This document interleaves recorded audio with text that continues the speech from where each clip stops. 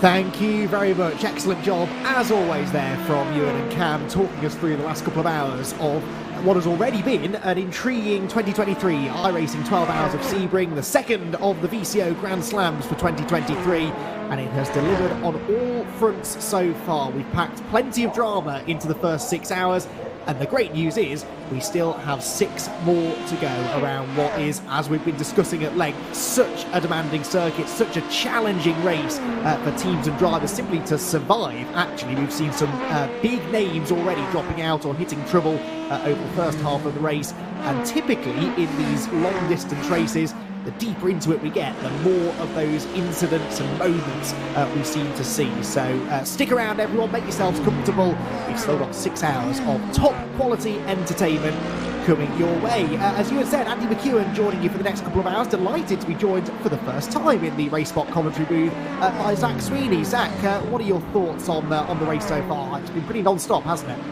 Yeah, well, in both the literal and the metaphorical sense, obviously, no safety cars or anything like that. There being green flag running from the start, but yeah, the strategic aspects, the Sebring aspect, I guess you could dub it, is really taken its toll on the race itself, for the teams, for the drivers, and for the narrative that is this race. Obviously, the first couple of hours was almost dominated by Max Verstappen in that sort of jostle between himself and Alex Dunn. That obviously dissipated. Max Verstappen had some issues, then obviously Alex Dunn ran into some issues on the pitch straight. Well, it just seems you don't really want to lead in GTD, but it seems the number 70 team Redline car is not doing too bad of a job. But yeah, it's just been Sebring, I guess, is the only way you can really put it. It's exactly what we've expected, Andy. It's interesting, isn't it, to see that attrition rate translating over into the sim as well, because when we enjoy the real-world races at Sebring, and what a fantastic Super Sebring weekend we enjoyed just 7 days ago, I suppose now, with the WEC and IMSA races both delivering on the action front as well. But what we always seem to talk about with those real-world races is the mechanical attrition around Sebring. That is something that you can sort of take out of the equation in sim racing. You know, you're not likely to, well, you can't really break a drive shaft or have a suspension let go over one of the bumps. But from a driver's perspective, Zach, this is still an incredibly challenging race. It is still a very bumpy track. It's still narrow. And most of all, it is still very, very difficult to deal with the lap classes, 3 different classes of car. And that really is where most of the talking points have stemmed from. Well, it's an endurance race for a reason, isn't it? I mean, it's the test of stamina, of endurance, and getting yourself to the end. And yeah, while you're not going to, your drive shaft suddenly going to blow up on you or whatever, you can still sort of, in essence, have the equivalent of a mechanical failure. You know, your pedal could come loose, or your steering wheel could have a disconnect, or whatever, or anything like that. So you still do carry that, the random element of just suddenly your race being over, and obviously you put a lot of trust in the other drivers to make sure they don't ram into you as well. So obviously there is some control taken out of your hands, but for sure the fact that you can feel fairly secure that you're not going to have some random issues like your engine blowing up is quite nice. It's quite comforting in some aspects, but for sure the way Sebring is, the composure of Sebring just makes it into such a way. The bumps is, as we've been saying for the last 6 hours non-stop, these prototypes, all 3 classes in all fairness, very sensitive to them, running quite low to the ground. Any sort of disruptions to that aero will definitely send it off haywire and really make the car a little bit unstable. So it is for sure something that these guys have had to look out for. And it's a busy circuit. It's tight. It's narrow. You can't really find many way throughs, and obviously it's proven to be the case, because it can so easily go wrong. All it takes is a bit of the GT traffic to go over a bump, get a little bit shaky, and then find themselves into the side of a P2 or a GTP. It can so easily happen, and that's the thing about this race so far, is some race-changing things can happen, in the span of half a second, literally in the snap of your fingers, and your race can be upside down. Quite right, and a race that is sort of plodding along quite nicely for a team can all of a sudden turn on its head quite literally, and that will be very much going through the minds of really all 3 of our leading teams, because all 3 classes are starting to settle down into a nice rhythm. We've just got into the next round of LMP2 pit stops, by the way. That was what you were seeing in pit lane there, the 199 Apex Racing team car giving up the race lead temporarily. Elvis Rankin, I believe, just jumping back into that car for the second time so far today. We also had Team PGZ Iberia, who would have moved into second place, making their way down the pit lane. There is Elvis Rankin making his way out the back of the circuit, 26 seconds behind Gordy Much, his teammate, but Gordy, we know, will very shortly owe us another pit stop, so that will cycle back through to a reasonably healthy lead for the 199 car. But yeah, all three classes being led pretty comfortably right now, but as we've seen, trouble can lurk around every single corner here at Sebring, and no one can relax. And actually, that sometimes is something that we see, isn't it, Zach? You get to the halfway point, still 6 hours to go. There is always the danger that a team can start to relax at this stage. They've seen their big rivals fall by the wayside or have significant delays. In some ways, having a 40-odd second lead right now, it's nice to have, but you've really got to be careful as a team that you drill that idea of keep focusing, keep that attacking mentality to every single driver that jumps into the car, because relaxing now could be a fatal mistake. 100%. You know, sometimes you're your own worst enemy in the sense that, you know, you start to relax, you start to get into a room, you start to get complacent is the word, is that, yeah, you know what, we've got a 40-second lead, we can chill, this is easy, you know, these guys got nothing on us, we've been dominating, and then you find yourself into the side of a GTD, or you find yourself off track spinning around, or you make a mistake in the pit stop or whatever. You have to make yourself 100% alert, as we see a battle for ninth. Race Clutch versus Effect Simulations, they're separated by about half a second or so, but for sure you've got to find something to keep yourself focused, you know, whether it be a target for this stint, you know, I'm going to save X amount of fuel, or I'm going to keep the tyres alive, or I'm going to try and close X amount of time to the car in front, or increase the gap X amount of time to the car behind. Something to keep your mind focused on the race at hand, so much so that you're not drifting off what you think you're going to have to eat when you finish in the race, because you can't do that. You will then sort of slip off and, well, and then you find yourself drifting off. But also on the flip side of that, Andy, you can't be too focused in the sense that you're constantly, you know, critiquing, you know what, I could have chopped off a bit more time here, or I could have done that, because then you're eating away at yourself,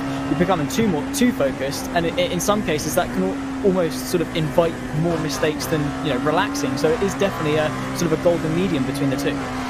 Quite right, and there is so much for the drivers to be thinking about right now. You touch there upon fuel mileage, and as we continue to watch this fight for ninth in LMP2, some nice digging has been done by our colleague Arjuna Kankapati, who has I think the largest contact book in sim racing, and he has been sending out a few probing messages, and he reckons that he's got a bit of an answer on a question that was being posed just before we jumped into the broadcast wheel about Urano, who of course are at the moment in a pretty dominant position within GTP. They did have a slightly short stint last time around. It was just a 20-lap stint for Dominic Hoffman. It was actually the second of two 20-lap stints that he's done, or that the car has done, over the last 60-70 laps or so, and we believe that they are already starting to back time the fuel mileage, essentially realising that they had a handful of laps to play with, and they decided to take their short stints now. How other teams will deal with that through the race is going to be fascinating to watch, and could well lead to some of these battles closing up as we move into the final few hours. Right now, that one ball with Andrew Dawson. The Effect Simulations car has closed in now on the Race Clutch entry just ahead. It may not be for a top 5 position with LMP2, but the competition is fierce, and as you duck and dive your way in and out of traffic, Zach, at any moment an opportunity could arise here for Dawson to make the move. And that's the thing, is, you know, keeping sharp, making sure you're ready for anything that can happen. You know, you've got to work your way through the traffic at such a speed that you can keep up with your opponent, but also, you know, be mindful of the fact that they could get caught up and then, you know, be ready to pounce. Whether the Race Clutch going a little bit too deep or something like that, you can then get the cut back. But it's just a case of lurking, waiting for your opportunities, analysing what your opponent's doing, because right now he's got 5 hours and 15 minutes left to make this move. He's not in, you know, any rush per se. He can take his time, he can see where he's quicker, he can see where he's got the advantage, and then obviously calculate the right way to go about things. And that's the thing sometimes at Sebring, is just waiting for that mistake, because again, as we say, a circuit as difficult as this, sometimes it's almost bound to happen. So if you can just wait it out and play the long game, chances are the position will just fall right into your hands. And so important to remain patient as well in a situation like this. You can see there the Marla BMW trying to make its way through. If you do catch a slower car through one of these more technical sections, you simply can't make the move on them, and actually being overtaken by the GTP car there has now potentially triggered the overtake to happen. Side by side they will run, and Andrew Dawson on the outside line into the hairpin at the end of the back straight. Can he go right round the outside? Or maybe scrabbling for traction, just manages to clear the number 87 car, and that was a brilliant move, all triggered actually by the number 87 being lapped by the GTP car heading through the end of the first sector, and that was just that little fumble really that Dawson was waiting for. 100%. Exactly what we were saying, waiting for that opportunity, using the traffic to your advantage. As soon as the race clutch even had a sort of even a speed bump in momentum, straight away they were on it, and you know, bold, committed on the brakes, brave as well. Great respect between the two of them, of course. Race clutch very easily could have been a little bit more aggressive, but fantastic job there from Andrew Dawson. Again, it's that thing, you've got to be confident, especially when you're going for moves like that, because you know, if you sort of 50-50 it way up and think, oh, do I go for it, do I not go for it, that's when dangers can arise. But he knew, he trusted his machinery underneath him, and he knew that he'd get himself up ahead. Now the thing is trying to, you know, show that he deserves to be in front, is to put the pace in and, well, try and extend the gap, of course. And what's the gap up in front? 55 seconds. So it seems that it's a bit of a long shot to anyone in front of him, saying that the Brabham Esports is into the pit lane, so that gap might close a little bit. But I think the main focus, obviously, for Effect Simulations is just try and grow the gap and see what they can dent in on those in front. Yeah, gaps in LMP2 a little bit in flux at the moment, because we are in the midst, as I said, of another pit cycle. The leaders, I think, have pretty much all made their way in. So Elvis Rankin now re-established as the LMP2 class leader, with a best part of a 22-second cushion at the moment over the Coffin Dancers in second. That's Lassie Urinen and Stanley Deslandes jumping into the 198. So that was a driver change for both of the Apex Racing team cars at the most recent of the pit stops. As far as your GTP runners are concerned, they're about halfway, well, just past halfway probably through this stint. Dominic Hoffman with 45-second advantage, and that gap really seemed to shoot up over the last couple of hours. Others behind sort of tripping over each other. The Williams Esports Chill Blast car had a couple of issues as well, but Murano all of a sudden just sort of propelling themselves out into a lead, and you often find that in the middle hours of a 12-hour race sack. There is almost always one team that just starts to light the afterburners. Maybe they were just holding back for the first few hours, maybe they've now really been able to jump into their strategy that they were always planning to run.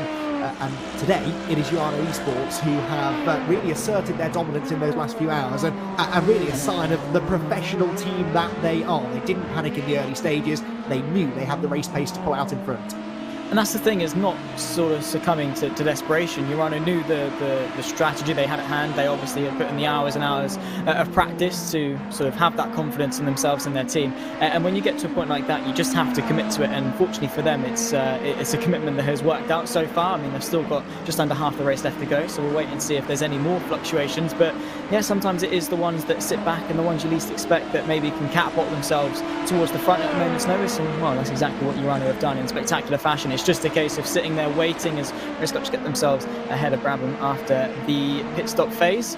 And well, so Effect Simulations as well there in the mix. So this fight for now 7th is, well, not going anywhere at all. But yeah, for sure, Dominic Hoffman and Urano over the race so far. They've just been sat there, the quiet horse, saving the fuel, hitting their marks, doing exactly what they need to do. So much so that as soon as an opportunity arose, they were there on the scene, ready to capitalise. But in terms of the strategic element of things, and obviously the race itself, you can never feel too secure. You can't say, oh yeah, Urano have pulled out a worldie in terms of strategy, they're going to run away and win this, because again, it can flow any other way at any other moment.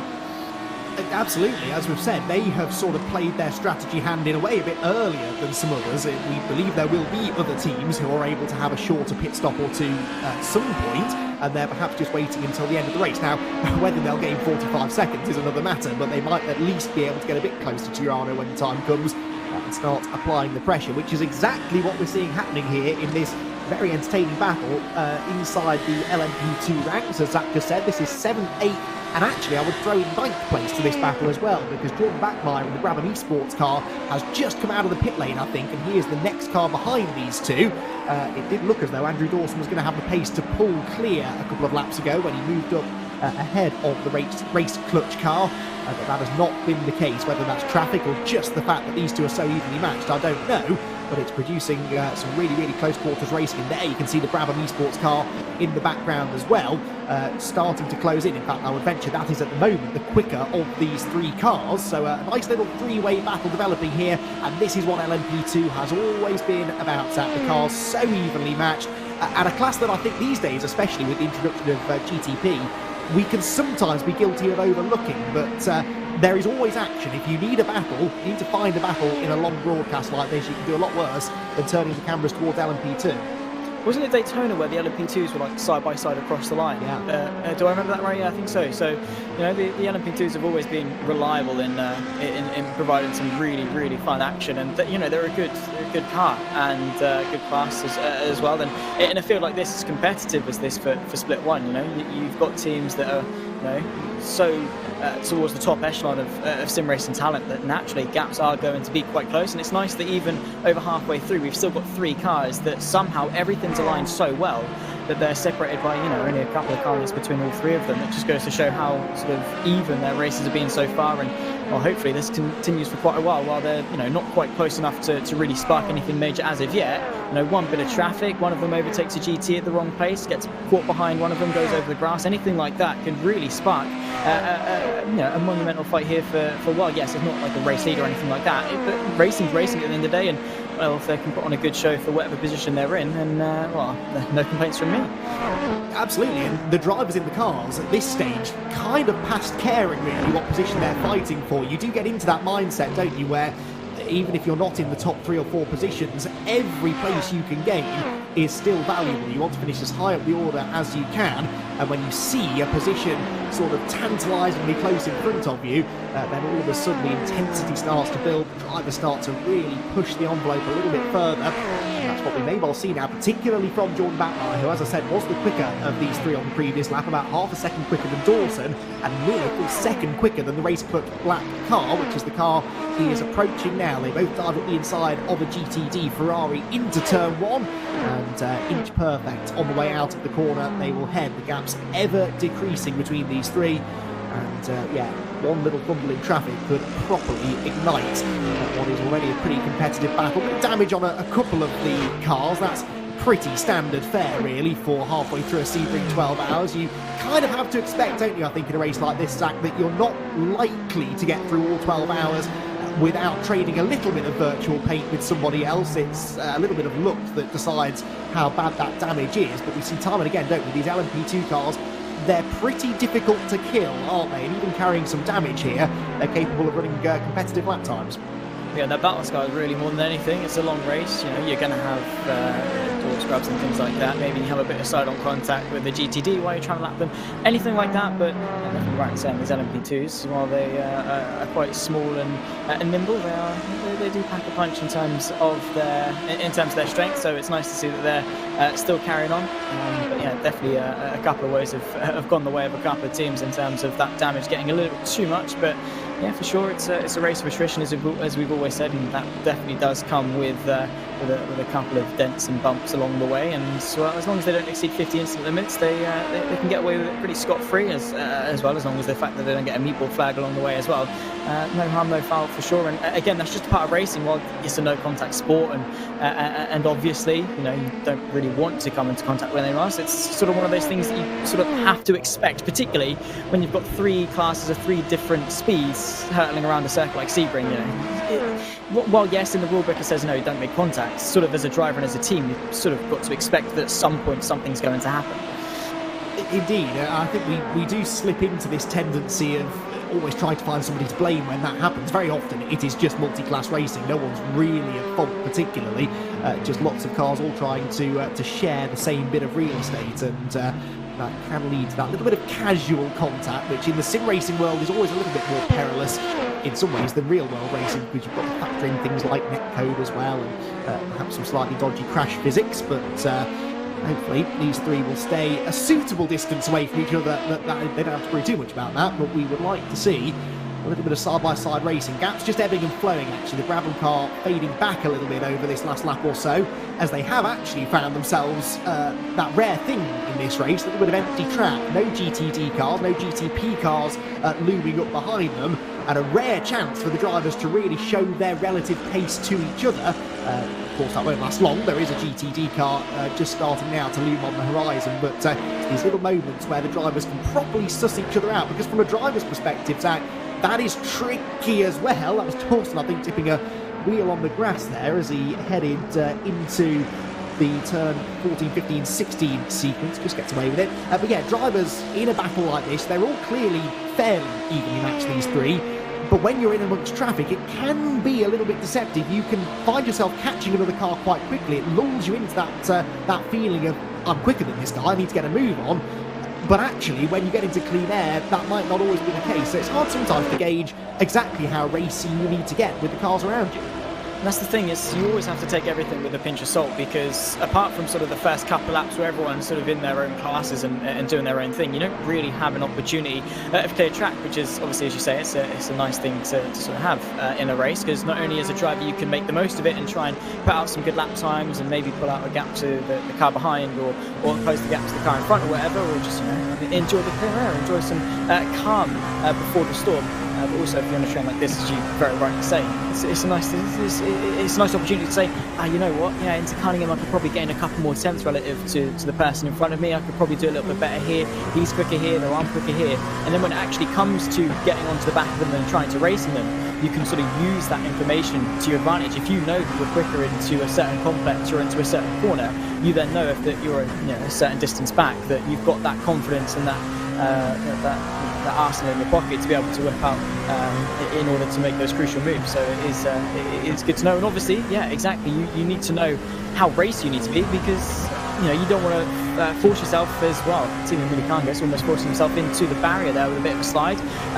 But you need to know, you don't want to get yourself into a pointless tussle where you're just trading positions for nothing, because that does no one any favours. In the long run, all you'll be doing is damaging each other's race. However, a bit of GT traffic maybe could go the advantage of race clutch, but I think Effect Simulation's just gotten away with it. Probably into that complex there. It's one of the worst places on the circuit as a prototype you'd want to catch the GTDs. Yeah, because it's very much single file through the first two parts of it. As we saw, you can launch one up the inside into Le Mans Corner itself, but that does rather compromise your exit, which I think is what we saw there. Andrew Dawson just losing a car length or so to Timu, who ride on board with now past the pit lane, out of which, by the way, has just ventured Dominic Hoffman. He's just been in for his latest pit stop, so we have temporarily had a lead change in GTP, with Chris Lullen moving the BMW M Team Redline car into first position by 6.6 seconds, so very nearly a full pit stop for the advantage for Urano Esports. They have slipped out in second place for the time being, but that of course will change fairly soon, because we would expect Lullen to also have to make his way down pit road in the relatively near future. And so that will redress itself, but for the time being, slightly cold tyres, full tank of fuel for Urano. They're slipping back a bit further, but as I said, we would expect to see Lullen in fact, any moment now. He's done 25 laps, we believe.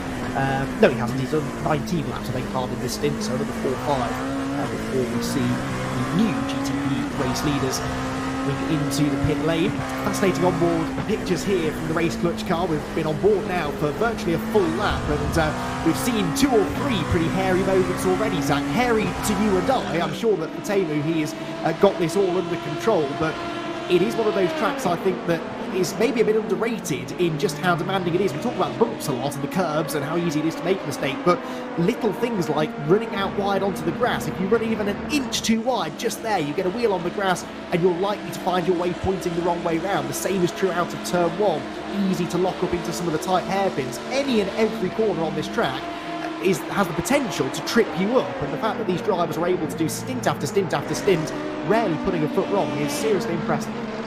Absolutely. I mean, yeah, the bumps are a thing of themselves, but the fact that this, the circuit's an oldie, so it's not got the extensive amount of tarmac runoffs like we see with modern day circuits. We'll see them through turn number 1 very wide going in, and then once you get to the apex and obviously onto the exit, it returns to sort of a normal level. So you're carrying all that speed through, and you can see there by the fact that for a good sort of 1-2 meters beyond the track, there's actually no grass, because people have just been running over it so much. You can just carry that little bit too much speed, run yourself a little bit wide, and obviously as racing drivers, you're going to try and take every inch of or every millisecond of time that you can get, every inch of track that you can get with your car. And yeah, for sure, all it takes is the smallest of mistakes, even into even something as simple as braking on the grass, moving yourself a little bit too far over, bringing one of your rear wheels onto the grass, and around you go. It is very easily done. So yeah, Sebring is an incredibly demanding circuit. A lot of braking zones as well, so the car itself is under load for a tremendous amount of the lap. The brakes don't really have a lot of time to actively cool down. You're almost always braking then going again, so yeah, it's almost asking for trouble in terms of acceleration and deceleration zones. So for sure, Team Kangas has got his work cut out for him. But I guess that sort of, and again, once again, RaceSpot's proven our point in terms of going a little bit haywire. But I'm sure he's calm and collected. We say that he's probably shaken in the fact that there's a lot of pressure on his shoulders in the cockpit of that car. We say, oh no, he's fine. He does it all the time. He's a professional. He knows how to control that car. Yeah, when you're in the cockpit, maybe it's a different story. But yeah, it's I guess in some aspects, it's your job as a driver to be consistent and be quick. At any circuit you go to, let alone Sebring, but for sure it's one of those aspects that you can sort of have a little bit of sympathy or empathy for as a viewer, to say, you know what, yeah, these drivers have got a bit of a tough time. As RaceSpot there, oh no, I thought they were just staying tight for the exit sunset, and I thought they were coming for a pit stop then. But yeah, it's a difficult circuit, let's put it that way. Is it a circuit you enjoy driving? No, because I was going to say, I'm going to give you an opportunity to give Sebring some love, because Ewan just let us know in no uncertain terms what he thinks of Sebring as a racetrack. I personally don't enjoy driving it either, but that's mainly because I'm not very good here, and the correlation between my pace at a track and my enjoyment of a track is pretty linear. But you find it a bit of a challenge as well, do you? Well, yeah, my only experience with Sebring really is in the Ferrari, and I don't get me wrong, I love the Ferrari. It's my favourite GT car. I say favourite. I've only driven the Ferrari and the Mercedes, but of the two, I prefer the Ferrari. But yeah, I don't know. I've just never been able to come to grips with Sebring. Maybe it's just because I'm bad. I don't know. Maybe that probably is the reason. But like you, my enjoyment and my speed definitely directly proportional. Yeah, if I'm quick, I'll enjoy it. If I enjoy it, I'm probably quick. Like I am with sort of Silverstone or Spa or anywhere like that. I enjoy driving those circuits, and you know, my pace isn't too bad relative to how bad I am as a driver. But yeah, I don't know. I just never really been able to get to grips with it. Maybe I don't know, the setup on the Ferrari wasn't too great, or I don't know, maybe I haven't put enough time into Sebring. But from what I've done, I just can't find myself like actually getting into a rhythm with things. It's one of those circuits that I just can't get consistent with. I can't hook up a lap time. It's just so tricky to actually drive. And yeah, I mean, I know the circuit, I know where to brake, I know where to get onto the power, but I just can't do it with any confidence. I know what to do, I just can't do it at Sebring. You mentioned the key word there, I think, which was rhythm. This really is a rhythm circuit, and of course that's a huge part of endurance racing as well. Drivers, when they're out there for a couple of hours at a time, perhaps longer, as we've seen from some drivers here today, you really do need to get into that rhythm. And I think that is the tricky thing with Sebring. And you hear drivers in the real world talking about this as well, because of the bumps. Yes, another mention of the bumps, and it won't be the last, I'm afraid. Take a shot every time. Yeah, it is so hard to get into that rhythm, because the car will react ever so slightly differently every time you go around a particularly bumpy corner. The final corner at Sunset Bend and turn 1 immediately springing to mind. And if you are, you know, half a foot, maybe less than that, offline, the car will react slightly differently, and that does make it really tricky to gain confidence actually in the car. And confidence is a huge thing, obviously, when it comes to driving quickly, particularly in these prototypes where you really are bouncing on the limit all the way around the track. The GTP cars, as has been well documented, not carrying the same sort of aerodynamic downforce as their predecessors. They're quite heavy as well, so whilst they don't react as much to the bumps, it can be trickier to gather the car back together if it does snap out from underneath you. Again, really increases our enjoyment and our respect when it comes to watching the drivers doing what they do. What you're watching right now, by the way, is a battle, in inverted commas, for second place in GTP. Of course, the number 1 Urano Esports car, which is in second place, has just pitted, whereas the third place Urano Esports Heineken Media car owes us a pit stop in the next couple of laps. But for the time being, Urano able to get their two cars pretty close together, and if they can get two cars on the podium at the end of this race, I'll wait until we start thinking about that, I suppose. But if they can do that, I think they would class that as a pretty successful day at the office through all of the early attrition. This team in particular seems to have, by and large, avoided the worst of the incidents. I do vaguely recall seeing the 192 car involved in a little skirmish earlier on, but I confess I couldn't tell you exactly what it was. They're still running in a podium place, though, and for the time being able to check in with their teammate. it's a nice photo opportunity, I guess, for Urano to whack on their Twitter. So like, yeah, no, 5.5 hours left to go. We got the boys in second and third in this race. But yeah, for sure, Urano are an interesting prospect in this race, particularly that number 1 machine who run a little bit different on their strategy. But running second and third, can't complain. Whether you are pit stop or not, you're at that high up the grid, and well, the fact you're still in this race for sure is something that I could do. So fair play to them. But yeah, they're continuing on doing the best they can, getting caught up behind the Arnage competition Ferrari, and there we go. There is the number 192 Urano, Jonas Woolmeyer into the pit lane. Chris Lullum as well into the pit lane from what was the race lead. So Dominic Hoffman back into the lead for the GTPs. Getting one in YouTube chat actually. Do I want Sebring repaved? And I've got a quick answer to that. No, I don't. My name is not Ewan O'Leary. My name is not Cameron Roger. And if you never see them on a RaceSpot broadcast ever again, don't be surprised. But yeah, Sebring, I don't know, it's very flat. There's not any major undulation or anything like that. It's not got any sort of, it's not got an Eau Rouge or a Radion or a Maggots and Beckett's or anything like that that adds character to it. If you repave it, it just becomes like a Scale Electrics track, I guess, sort of thing. Do you know what I mean? No, I could not agree more. The point at which you consider repaving it is when drivers are having to get out of the car after 10 laps because they physically can't take it anymore, and we're a long way away from that, I like to think. So, yeah, the fact that the drivers all rave about that, actually, they talk about the bumps a lot, but they don't really whinge and moan about it particularly. It's just that they enjoy the extra challenge that it brings. Sure, it's a bit uncomfortable, sure it makes it a little bit easier to make a mistake, but drivers love the old school circuits, and there are some modern Formula 1 type circuits out there that have their benefits. They have sequences of corners maybe that drivers enjoy, but there is just something special about coming to Sebring, and yeah, anybody who thinks that it's time to repave Sebring for the time being needs to perhaps reconsider that, I would say. Of course, over in America, in oval racing, repaving tracks is a big talking point at the moment, with some of the all-time classics being repaved and rather changing their character. So let's just leave Sebring alone for the time being, if that's all right with everybody. 10 seconds now then, the lead for Urano Esports. Williams Esports Chilblass now move into second position.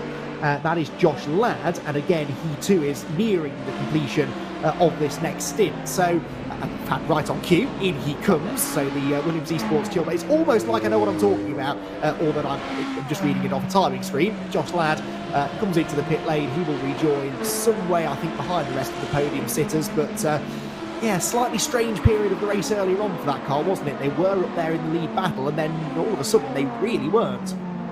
Yeah, that's the thing. I was tuned in for, well, I've been watching pretty much the race since the start up until I jumped in the commentary booth, and I was like, oh yeah, Josh Ladd's having a good race, leading the way. And I looked down at my phone, I go and get myself a drink, I come back, I'm like, hang on, what's happened?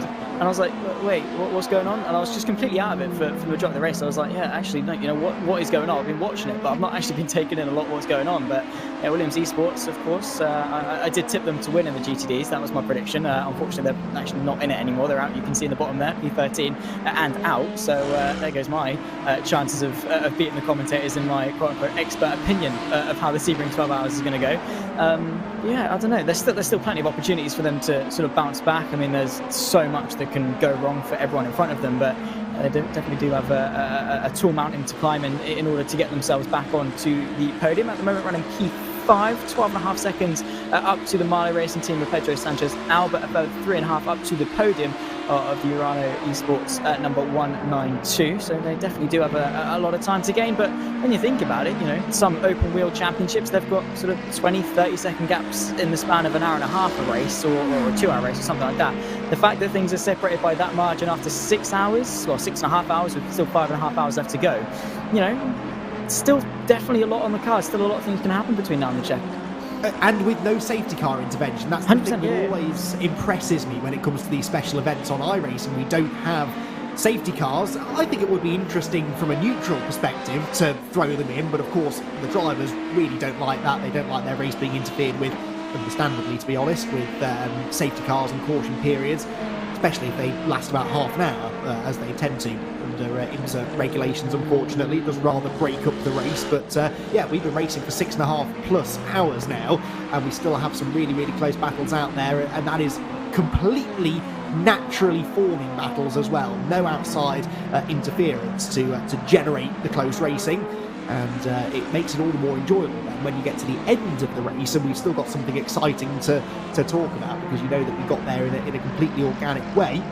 You're doing reasonably well in these predictions though, Zach. I know that you were saying in GTD you haven't had the best of day, but you said Apex were going to win in LMP2. I wouldn't bet against that right now. They are leading by 23.5 seconds. And you went for Redline in GTP. Well, they're second place. So you might well beat at least one member of the RaceSpot commentary team, and you might just be the person that you're sharing the commentary booth with at the moment, because my pick's a little bit further away from the mark. Although I will say I was one of the only ones that didn't cop out and just go for a generic team.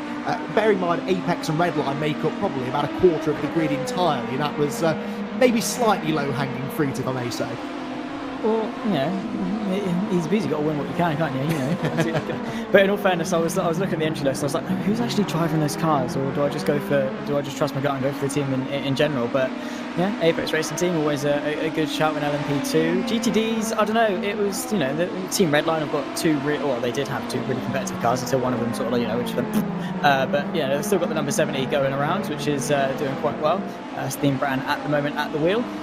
Gianni Vecchio did a really good job, I think, earlier on of taking that car from pole. But yeah, in the GTDs I went for Williams. I was like, you know what, yeah, let's go for it. I think it was me and Paul that went for Williams, if I do remember correctly. I haven't actually looked at the sheet properly, but I know it was me and one other person that went for Williams for GTDs, and I was quite happy with that. I was like, you know what, yeah, let's go for a bit of you know, it could happen. It's not sort of one of the high chances of 80% happening within a lap, but it's a good shout. And then obviously they retire, which is probably just my luck.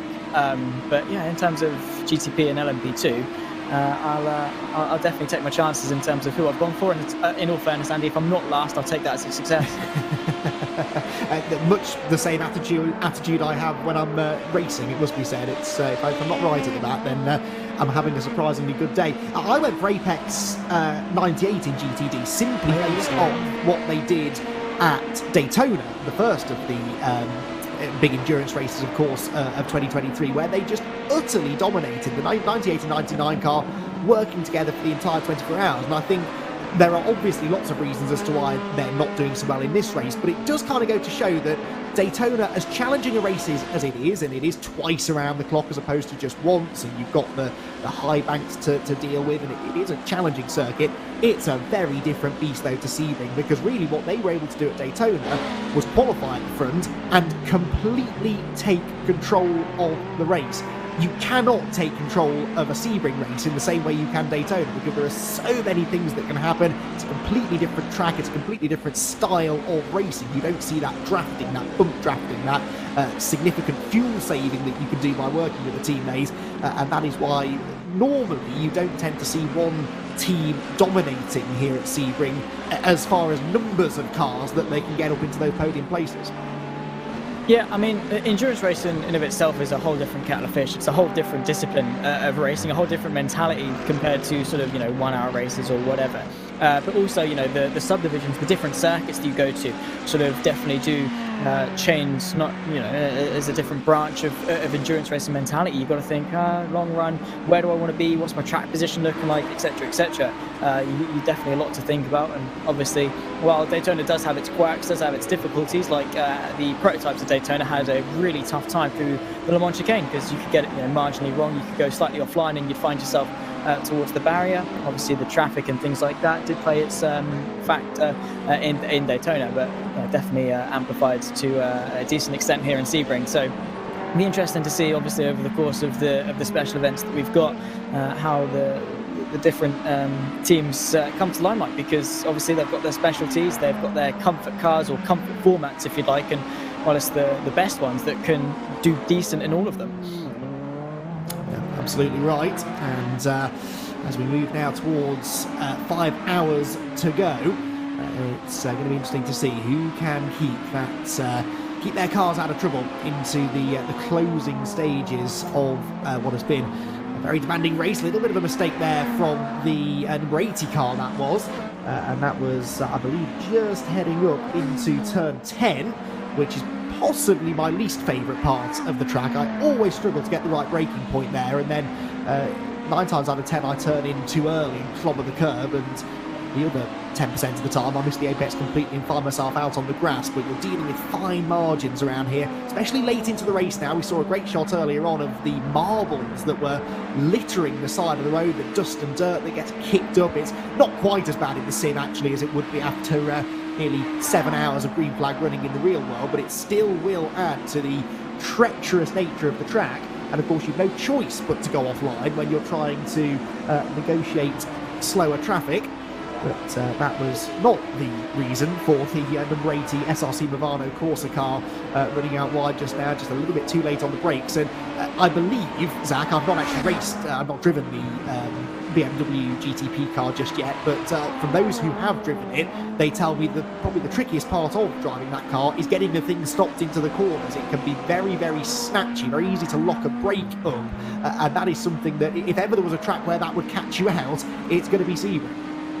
100%. When the sort of the first mainstream event for the BMWs came out for the VCO Podium Infinity, where they sort of changed late to the BMW, I think people struggled 100%. And it's a different car to get used to. Obviously, that's natural with any car that comes to the service, but yeah, definitely the BMW in of itself. I haven't driven it. I dare to even try. I tried the Mercedes W12, I think it is, and I was like, yeah, no, this got too much for me. Can't deal with it. Nope. So I'm going to stick with my nice the iRacing is my safety blanket in terms of the balance between downforce and power and things like that. But yeah, the BMW, I can definitely see why it's so sensitive. I mean, any aerodynamically capable car naturally is going to be a little bit sensitive, because any changes to that very marginal the margins that they've got in terms of their capacity to go quickly, and you could have a whole different car entirely, and definitely braking on the bumps, lifting the rear of the car up, disrupting the airflow or anything like that for the car can have some pretty drastic effects. So definitely a car that you've got to have in a really, really good window to really come to terms with, and it's definitely been a good divider in terms of the good and the great, particularly when the car first came out. Indeed so, and perhaps the Apex Racing Academy team have come a cropper of the tricky handling balance of the BMW GTP car, because they're into the pit lane, but they've just come out of the pit lane after a very lengthy service. They've dropped a couple of laps at least on their previous visit to the pit lane. They dropped to almost the very rear of the GTP class, and Owen Carroll is now bringing the 298 car back in, goes up on the jack, so this looks like more of a standard pit stop. You would guess, Zach, that if they had damage to repair, they'd have got it all done and sent it back on its way. The reason for coming back in eludes me slightly, unless they simply didn't put tyres on it when they came in the first place. We'll get to that in a moment. This might explain the reason for the long stop that they just had, going down into the hairpin. Owen Carroll, we believe, was at the wheel at the time, and makes his way up out of the hairpin, down towards the Fangio S's, and then into that really tricky braking zone at turn 10, where we just saw the SRC Movano car having some difficulties, and exactly as you were saying, Zach, a wheel on the grass turning in, slides out wide onto the grass, and strangely doesn't actually hit anything. So where the damage came from, I'm not yet sure. Maybe it's a case of they forgot to repair some damage from their previously long stop. I've been there before. I've been like, oh yeah, we've got some decent damage here, and then it gets sort of towards the end, then you go out and it's like, you know what, they actually haven't repaired the car fully. But yeah, I don't know, maybe I can't really have an answer for that. Obviously they immediately pulled out of the way for the red line car, but they didn't touch anything. They didn't look like they've had any major damage on the car. But for them to come back in and get back onto the jacks, I'll be honest, I haven't actually got an answer for you, Andy. That now does make more sense, though. I was not paying attention. That was, of course, the latest of their incidents. They must have had one earlier that led to the damage being sustained. So they sit back in the pit lane. They've clearly fueled up and tired up now, and I suspect that you're right. They're just trying to fully finish off the car, which looked pristine, actually. So that sometimes is the way. The car doesn't look from the exterior too badly damaged, but underneath all is not necessarily well, and this might explain things. Up the inside of an LMP2 car into Sunset Bend, and makes the move cleanly for the time being, runs out wide out of Sunset. This was about an hour ago, we're hearing, so it was quite a long process this has been for the Apex Racing Academy team. Through turn one, a little bit wide over the bumps. No, that looked neat and tidy. Could be any one of these corners, couldn't it? There we go, another wheel on the grass. And this time they are going to just make some contact with the tyre wall. So 2 incidents, very similar. That the first of them, we believe, and that now does explain where they picked up a bit of damage. The same mistake, just at different points in the circuit, really, and that comes to the twitchiness. It was definitely maybe a touch on the wheel on the grass, but that can happen, naturally, just by turning the steering wheel just a little bit, putting too much brake pressure onto the pedal. You can lock the rears, and the car literally will just spin. Well, sometimes it's good to get the rotation using the brake pedal. That's obviously a little bit too much. That's definitely just goes back to what we were saying about the BMW and it's quite temperamental in the sense that you get a little bit too out of touch and it might just spit you out very quickly. The 199, the Apex Racing team, who was leading the way pretty much from start to finish, Elvis Rankin now into the pit lane as well for yet another stop in the LMP2s. But yeah, I don't know, that's just going from bad to worse for the Apex Racing Academy car, which I don't know. I guess it is just Sebring things. It is what you've got to put it down to. Every car's had their woes, and that's how the cookie crumbles. Unfortunately, those mistakes can sort of add up, and oftentimes if you make one mistake, you sort of carry that mistake with you. It might turn into a bit of a negative feedback loop, or I guess a positive feedback loop that's negative in terms of your perspective. It's the sense that you make one spin, the tyres are a bit hot, you're a little bit frustrated, you then make another mistake and blah blah blah blah blah on that roll, and well, here we go, this is how the things are racking up. And look at us, mate, we're tied. This is neck and neck. This is for what is it, third to last place. There you go. You see, the action isn't always right at the front, although actually we do have quite a tight battle for by far the most important victory to come out of the iRacing Sebring 12 Hours this year.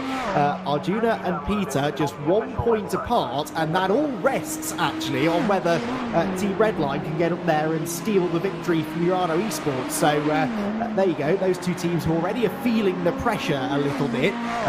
Which is going to throw a bit more pressure on their shoulders. I'm sure this will make the world of difference to how they approach the remaining 5.25 hours. So those two got it very right. And then in the middle, you've got Paul and Ewan, who are pretty similar as well. Cam's doing reasonably well. He's got Apex Racing team as leading in LMP2, which in fairness, most of the sensible members of the commentary team did. And then, yeah, as Zach says, us two languishing down the order ever so slightly. We have a podium apiece at the moment, though, Zach. I'll take that. Yeah, no, we're not doing too bad. It took me a second to actually realise how the points worked. So I was like, oh yeah, we're doing really well. We've got on junior and I was like, actually no, it's based on the lowest points. You want to get low points. And I got really excited. I was like, oh, 16, that's not too bad. And then I realised obviously how it worked. And I was like, oh, you know what? Actually, it's not great, is it?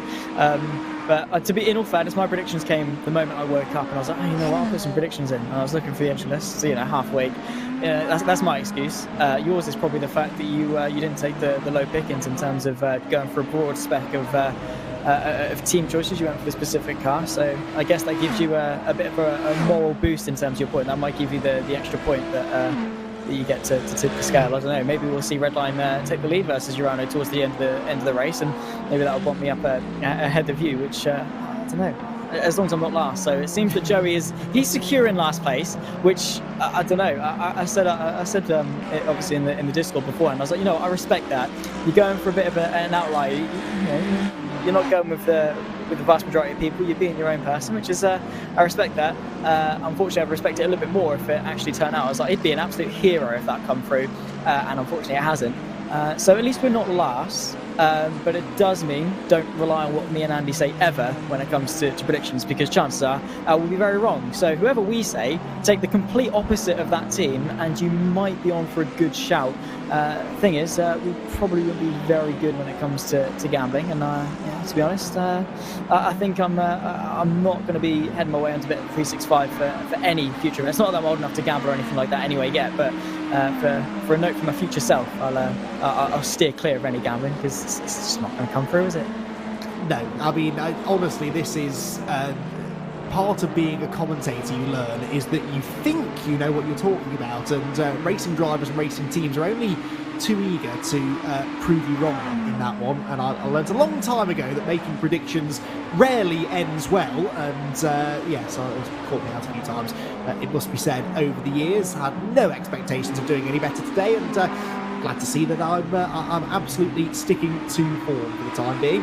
Following here, the Urano Esports car that continues to lead the way by 44, extra like 45 seconds now over BMW M Team Redline. In fairness, that gap hasn't actually gone out as much over the last hour as it did through the preceding 3 or 4 hours.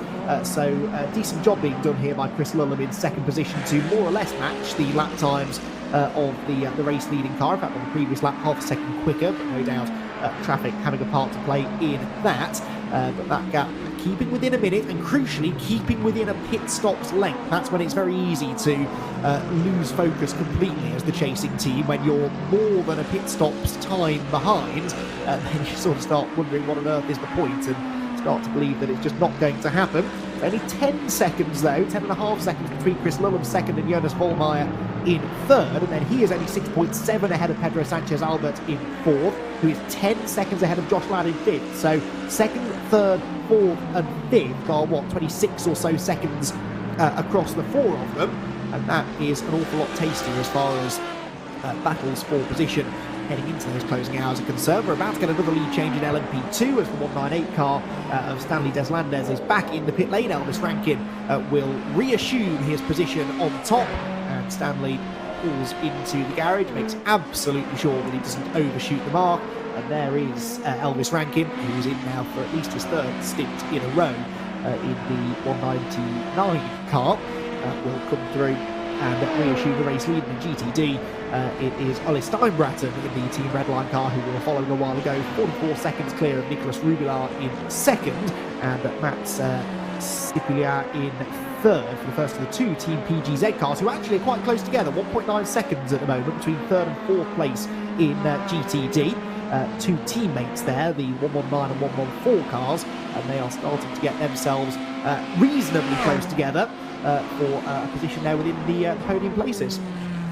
Yeah, so it's not the first time that we've seen the 2 cars within the team are quite close. We saw it a little bit earlier on with Urano, so we'll see how the sort of the quote-unquote battle pans out between the pair of them, because it is for a podium. Each team wants to be the better one. Your best benchmark is your teammate, of course. So if the leading one, the 119, wants to stay ahead, or if the 114 wants to try and get in front, I don't know. Are they going to be allowed to race? Is it going to be in the better interest of the team to sort of just jostle it out and swap places? I don't know. But when it comes to a podium, as a racing driver, you don't want to give that up. If you're fighting for, say, 7th or 8th or whatever, I get that. There's not much difference. It's not like you're fighting for a top 5 or a top 10 or a win or whatever. The difference between 7th and 8th is like, yeah, it's 1 extra place. I'm a racing driver. I don't really want to lose it, but it's whatever. But when you're fighting over 3rd and 4th, you sort of, you light a different fire in the cockpit, and you sort of fight with a bit more oomph, because it's a podium. You don't want to say you finished 4th. You say you want to finish like I finished on the podium for the Sebring 12 hours. So that's definitely going to be sort of something that maybe is going in the mind of Mati Sapalo at the moment. But Mr. he's also there. He's also got that same mindset. The problem is that they're teammates. So how do you combat that situation? It's a bit awkward to have that proposition ahead of you. Oh, podium, but you know what? I've got to get a little bit argy-bargy with my teammate to go and get it. Yeah, absolutely. And at this level, in the top split in particular, finishing 4th is not an option. All of these teams feel that if they execute well, they can get themselves onto the podium. Blimey, that was, I think, the race-leading GTP car, almost frightening the 119 Ferrari off the road completely through the first quarter. That is the 3rd placed Team PGZ car of Matti Sipila. And that was a bit of a heart-stopping moment that no doubt will cost him a few tenths at least to Jakub Machuski behind him, his teammate in the 114. And that caught my attention. Certainly will have caught the 3rd place driver's attention. But yes, to continue our point, at this level, all of the teams are aiming for the podium. If they're not on the podium by the end, and certainly if at this stage of the race with 5 hours to go you sort of realise there is no hope of getting onto the podium, then that is when you start to see some of these teams throw in the towel altogether. And actually reminds me of an interesting conversation that was had a number of hours ago, so apologies dear viewer if we're going over old ground here, but it's always nice to get other people's opinion on these things. Arjuna and Paul were chatting in the earlier hours of the race sack about this sort of endurance racing mentality, how in the lower splits it's often the case that you get more finishers because the teams who have bad days, have early trouble, fall 20-30 laps down, are far more likely in the lower splits to try and make it to the end of the race, whereas those in the higher splits, for whom anything other than a podium is seen as a failure, they tend to give up completely. What are your thoughts on that? Do you think that sort of sets a bad example maybe to other up-and-coming sim racers or sim racing teams, or do you kind of get why at this level they don't really want to waste the next 6 hours of their afternoon? Well, in the sense that, is this a fight for 8 as well? It is. It's Team Redline versus SRC Movano, of course. That's Team Redline getting themselves ahead and up into 8th place. Are there going to be any switch between the pair of them going into the next corner? I don't think so. So I think the Redline car is now ahead and should be able to hold that position while we waffle on about the lower splits. But yeah, I mean, I can see it, because obviously for the lower splits, you have to say this is like a novelty. It's like, oh, it's the Sebring 12 hours, it's an iRacing special event. Let's go and do it, lads. Let's go and have some fun. And for them, the biggest reward is getting to the checker flag. That is the, you know what, we finished the Sebring 12 hour. For them, it's not a case of, they haven't got quotas to meet. They haven't, got any pressure of a sim racing team on their shoulders. It's a case of, let's go and have some fun with some mates, see how we do. If we do terribly, then you know what, so what? We made it to checker flag. We completed an endurance race, a mammoth task like this, and that in some cases is winning in of itself. Whereas you get to sort of top split, Team Redline and how successful they are, or other teams, just for example, BS Competition, Apex Racing Team, whoever, they almost, as you say, they're here to win, they're here to do well. So for them, it's not great to have them running around towards the back. While it would be nice just for the sake of numbers and to have that that same mentality of getting to the checker flag is a win in of itself. For them, it's a case of no, if we don't get inside the top 5, if we don't get inside the top 3, if we don't win, then what's the point in turning up? We're competitive, we're full-time sim racers. We're here to do well. We have to do well, and obviously sometimes them not doing well is out of their control. Maybe they get hit by a disconnect or hardware failure, or they crash into another car, or they make mistakes all by themselves. There's always someone to blame. But yeah, for them, it's like, okay, well, this race is a bit of a write-off. Let's go and practice for the next one, because these teams are always trying to do something. Their calendar is so busy, so much so that there's no point wasting a day trundling towards the back 3 laps down on the pack, where you could just be focusing on your next event. So I think for that's obviously where the big split is the fact that for the lower splits, it's a novelty. It's something that doesn't come around too often, whereas for these guys towards the top end, it's just another race.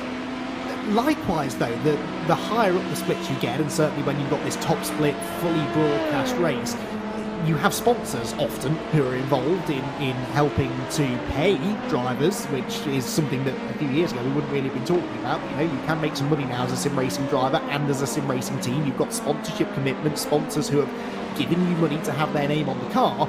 Those sponsors get exactly 0 minutes of TV time if you park the car in the virtual garage. Even if you are 20 laps down, if you're circulating, you're putting in some competitive lap times, there's always a chance that the cameras will pick you up for a few minutes. I'm sure that our producer, Connery Maddock, will agree with this. We try and cycle through everyone that's out on the track. We try and share the love between all of the cars out on circuit. So even if you just give your sponsors an extra bit of TV time, it might just be worth getting back out there. Plus, there's all of the emotional stuff, the emotional side of it, getting to the end, it's a big team effort. That may well be lost on them, but, just trying to keep the sponsors happy. Okay, they'd be happier if you were on the podium, but at least you're keeping your car circulating around the track, and we get to, as viewers, enjoy the sights and sounds of your particular car heading around the racetrack. One thing we might get to enjoy in the near future, I'm hoping, is a fight for a podium place within GTP, because a gap that has been coming down in this stint is between 3rd and 4th place. Urano Esports, Heineken Media and the Marlin Racing team. That gap was up at about 7 or 8 seconds last time I mentioned it, but Pedro Sanchez Albert is putting in some really good, consistent and crucially fast laps, and is bridging this gap to Wallmeyer. It sits at 5.2 seconds right now. They are both crucially on the same pit strategy as well. In fact, I think they both pitted on the same lap last time around, and this gap is certainly smaller now than it was the last time they came into the pit lane. So good stint this from Albert, and he'd like to end it within a couple of seconds or so of a podium place. definitely going to be a good target for him. Going back to what we were saying towards the start of our stint, is the sense that you've got to have something to keep you focused, not let your mind drift. And for Pedro Sanchez Albert, you know what? The thing I'm going to focus on is trying to crawl this team back up onto into podium contention and clawing away at that gap, seeing if he can, you know, say if it. I can't actually remember what it started as towards the back end of this stint. As this is the fight, is it between all three? Effect Simulations, Race Clutch, and Brabham. This is, you know, bumper to bumper stuff. You can see Race Clutch, the 87 machine, trying to pull out to the right hand side. This is down in towards Sunset Bend. He's got the inside line. Brabham Esports waiting there in the wings, trying to see if he can go and follow him through on the inside. Effect Simulations with the wider line, trying to use that outside momentum to hang on. So nothing that Daniel Hanover can do as of yet, but Race Clutch with a nice, easy, comfortable move up the inside to Sunset. However, it's far from over because Effect Simulations back on the counter-attack. This is proper racing, and Daniel Handover, who's jumped back into the Brabham Esports car now for the second time, is a man on a mission. He's been wheeling these two in pretty quickly over the last few laps. Looks to the inside as they make their way into the sharp left-hander at turn 3, but sensibly decides against that. They've all had a pit stop since we last saw them, these three cars as well, and they've actually come out even closer than they were. But it is Temo Milikangas back into the Race Clutch black car, who was actually the only one of these three cars not to conduct a driver change at the last pit stop. The other two both trying to get up to speed, and Handover is up the inside into the hairpin. Really, really bold move that. Couldn't quite get the power down on the exit though, and so Paul Busby, who has jumped into the 909 car, managing to keep him at bay for now. But this is a terrific scrap between these three as they make their way around the far end of the circuit. The 87 car, by the way, and actually the 909, both. These were the two cars, if you cast your minds back 7 hours, who spun before the race even started. So the red and black car and then the all black 909 car that we're following here, the start of their race really couldn't have gone a lot worse. They were both pointing the wrong way at Sunset Bend before they even reached the green flag, and now here they are fighting for positions well inside the top 10. Again, another example there of even if your day doesn't start very well, Zach, it's worth carrying on because there are good results to be had, and there's certainly some fun racing to be had. They always say that the race isn't won on the first lap. It's definitely almost always not ever lost on the first lap, particularly true when it comes to 12-hour races. You know, you've got loads of time. You've got the entire race yet to plan out. If you spun before the race even started, shrug it off. Who cares? You know, it's happened now. Get it out of your mind, focus on the race ahead, use it as motivation, if you will, to try and claw back and see what you can do still, despite the setback, and that's exactly what they've been able to do, and get themselves into, you know, a decent position inside the top 10, you know, still going, still doing better than other cars around them, and that's just down to pure consistency and pure determination to get themselves back into contention. So definitely not like other teams where, you know, something goes wrong and they alt F4 out of the race or anything like that. They've been able to keep going. Well, at the moment, we're kind of glad they did, in all fairness, because they're giving us a nice little three-way fight here for 7th, which, again, as I said earlier, sign me up. I'm not complaining with this at all. One of the Urano BMWs trying to follow him through. Dan Handover is going to try and use that to full effect into the inside of the hairpin. Gets thwarted, though, by the Effect Simulations car. Dan Handover, he's getting his elbows out. He wants that 8th place more than anything. He really does. That's twice now he's tried it at the hairpin in slightly different circumstances. Now he's close enough maybe to have a peek to the inside again, but these are all half looks, aren't they? He's not able to fully commit because, of course, the car's near identical in performance. He's not able to significantly outbrake the 909 car, and therefore is sort of stuck behind. In fact, dropped right back there. That really cost him some momentum, that second attempt to get through down into turn 10. And it means that as they come towards the completion of another lap, the gap between the two does go out slightly, just as the gap between Race Clutch and Effect Simulations has gone out as they've been doing battle.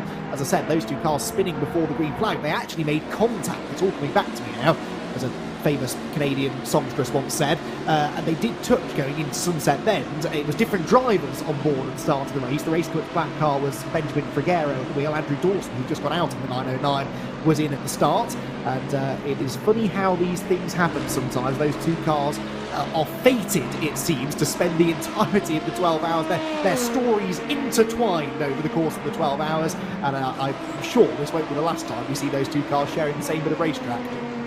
I hope not, because yeah, it's been a fantastic fight, and I'm really looking forward to seeing how it gets on. Obviously, the endurance expectation is that it might not, but one can hope. One can sort of hope and pray that things stay as they are, particularly as they get caught up behind. Is that the Altus Mercedes that could allow Effect Simulations to re-close the gap? Paul Busby at the wheel at the moment. He's caught the Altus car.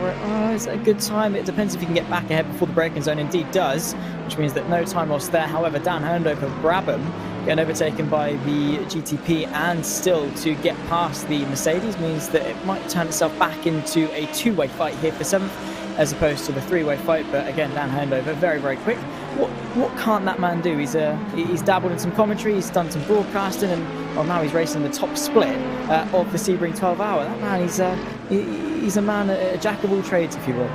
And he's an annoyingly nice person as well, and I say annoyingly nice because this is a great opportunity for me to wield some commentator's power and say some nasty things about Dan, because he's commentated on me in the past, actually, in an MX5 championship that I used to compete in, and I'm desperately racking my brains for anything not pleasant he said about me, because I can use that then as an excuse to tease him, but I actually can't think of anything he said. He's far too nice, and therefore I'm just going to have to say what a good job he's doing so far in this stint, although he has dropped back over the last couple of laps, had those couple of little stabs at getting up ahead of Paul Busby. Wasn't quite able to make it stick. I don't think the traffic has been particularly friendly to him either. But he might now be able to close back in again and light up. Well, actually not quite as close to the time wall there as he has been in the past, and gives it a slightly wider berth. They rocket past the pit lane, in which we find the number 1 car once again. Now, will we get another lead change? This is going to be the sign, isn't it, of well, actually, no, that's a short pit stop, was it, for the number 1 car? No, it's still in the pit lane, the graphic confusing me slightly. So yes, we have a driver change for number 1, Daniel Alves Lorenco, and every time that car comes into the pit lane, we'll get a good idea of whether they're gaining or being caught by the red line car, because remember, after the last round of pit stops, or after the last pit stop for the number 1 car, red line assumed the race lead by about 7 seconds. They've just gone back into the race lead again now, owing as a pit stop momentarily. It'll be interesting to see what that gap is. Out onto the track goes Lorenco, and well, it's probably going to settle somewhere around 8 or 9 seconds, so a small gain maybe over that stint for Redline.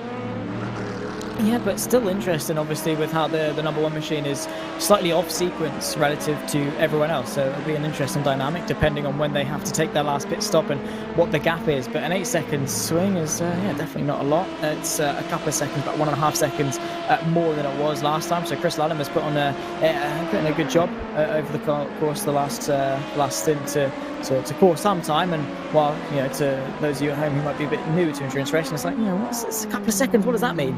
But sometimes you have races settled on a drag race to the line. A couple of seconds is massive, and every little helps when it comes to what you can eke out of the car performance, and obviously what you can eke out out of your stint time. If you can decrease it by any amount, then definitely going to be doing yourself some favours, and definitely does come down to the fact that Redline still see themselves in contention for this win. It is sort of a direct competition between themselves and Urano, so obviously they still have that motivation to try and go back, like what you were saying earlier, and in the sense that they're still within a pit stop window of the car in front. Not all is lost, and they still have the capability and, well, quite clearly still the desire to contend for that win. Yeah, absolutely, and okay, it was a couple of seconds gained. Actually, it's nearly 10 seconds the gap, so they gained around 3 seconds all told over that last stint, did the MWM team Redline. When they are 40 odd seconds back, that doesn't sound like a lot, but we still have another 7 pit stops maybe to go between now and the flag. 6 or 7 pit stops, so 6 or 7 stints. If they can gain 3, 4, 5 seconds every stint, then suddenly they're putting the pressure on the Urano Esports car. They might not be able to get right into their rear wing at the end of the race, but if they can get within 20 seconds going into that final couple of hours, then suddenly Urano have something to think about. They can't just coast it home, they have to keep on pushing, and so that's why it is important, even when you're that far back. We've got nearly 5 hours of this race to go yet. It is not too late to mount a bit of a comeback. And if you can get, as I said, within 20 seconds or so of Urano, well, that's one stumble in traffic. It's one off-track excursion because you get forced offline trying to get around a GTD car or something. and all of a sudden it's game on again. So as I said, we expect a pit stop very shortly for the Team Redline car, at which point Urano will assume once again a commanding lead, but interesting to see how that gap is ebbing and flowing as the various stints go on. Lasse Jurinen here in the Coffin Dancers car, second place in LMP2, as they have been for quite some time, and this gap has just been eking out slightly. It was around 23-24 seconds a lap ago between Apex Racing Team's number 199 and the Coffin Dancers number 5, and it's just creeping towards now the 30-second bracket. But they are only 1.7 ahead of Stanley Deslandes in the Apex Racing Team 198 car, so that car just in the background, chasing down the number 5 here for the runners-up spot. Yeah, obviously it seems the 199 is taking off just a little bit, which is fair play to him, can't knock him for that, but yeah, the other Apex car might be able to catapult themselves just in front, but obviously the 29-second gap, that could definitely be a chunk of that being taken a bite out of, because all it takes is 50 incident points, or I think it's 25 beyond that, to actually pick yourself up a drive-through, which around Sebring can very easily happen. They add up quite quickly, so don't count anything out despite how big or how small the gaps are. Here we go, Coffin Dancers running their way through turn number 1. I did think the Stanley Deslandes, actually no, they didn't get held up by the GTP because they're a quick class, obviously. So maybe Deslandes are going to be hoping that BS competition car manages to maybe hold up the Coffin Dancers car, maybe catch them at an awkward point that allows the 198 to close the gap just a little bit, use the traffic to good effect, because from what we can see, from the background and obviously the foreground of the circuit, they've got some relatively clean air, which it's not going to aid the 198 in closing the gap. While they might be slightly quicker or whatever, it's definitely not going to accelerate that movement to them closing up into the next corner. And well, there we go, fairly easy affair for the DPI, I was about to say the GTP, to find a way through. And yeah, it seems that no major shift between the two of them. It seems that a 1.8 second gap is the stagnation point, so Deslandes has got a bit of work to maybe catch that gap up, but again, 1.8 seconds, when you think about that, that's absolutely nothing. Yeah, just creeping up slightly on this lap. He was 2/10 slower than Urinen on the previous lap, easy for me to say. So it's just going slightly the wrong way at the moment for Apex Racing Team, but they're both on vaguely the same strategy. So this is a straight-up fight. The Coffin Dancers pitted about 4 laps earlier than Apex Racing Team last time around, so they're slightly separate on their strategies, but close enough that this is a genuine fight. Don't drive on the grass down the straights. That was so 2 years ago in sim racing. Keep it on the tarmac/concrete, because a lot safer that way. And let's see what the lap times are this time around. Yeah, it's just gone up towards 2 seconds now, so just starting to settle down ever so slightly. This is still one of the closer battles that we've got in the field for you for the time being. Certainly for any position of real meaning, there is that second place battle. Actually, I'll tell a lie, that second place battle in GTD, Luca Kita and Nicholas Rubilar, 0.8 of a second apart, and I'm going to guess that is what we're cutting to now. Yes, we are. The number 190 Mercedes-AMG Urano car just ahead of the Arnage competition Ferrari, and this gap, as I documented a while ago, has been starting to creep down, although Arnage apparently were in the pit lane not that long ago, so this is a battle we'll enjoy temporarily for second place in GTD, but we expect Mercedes in very shortly.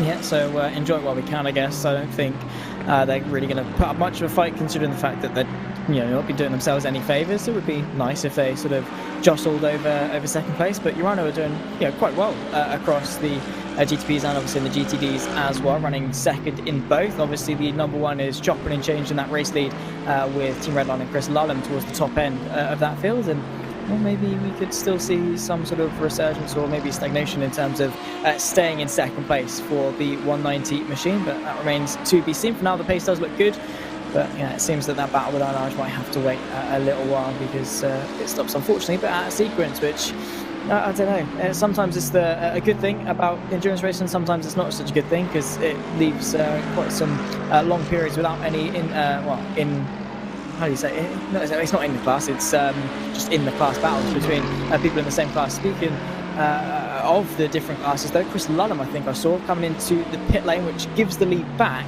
to that number 1 Urano GTP. So I don't know, they're just swapping it all over the place. They're off sequence with each other, which I don't know, it's going to make for a very interesting final hour of this race when we come to it.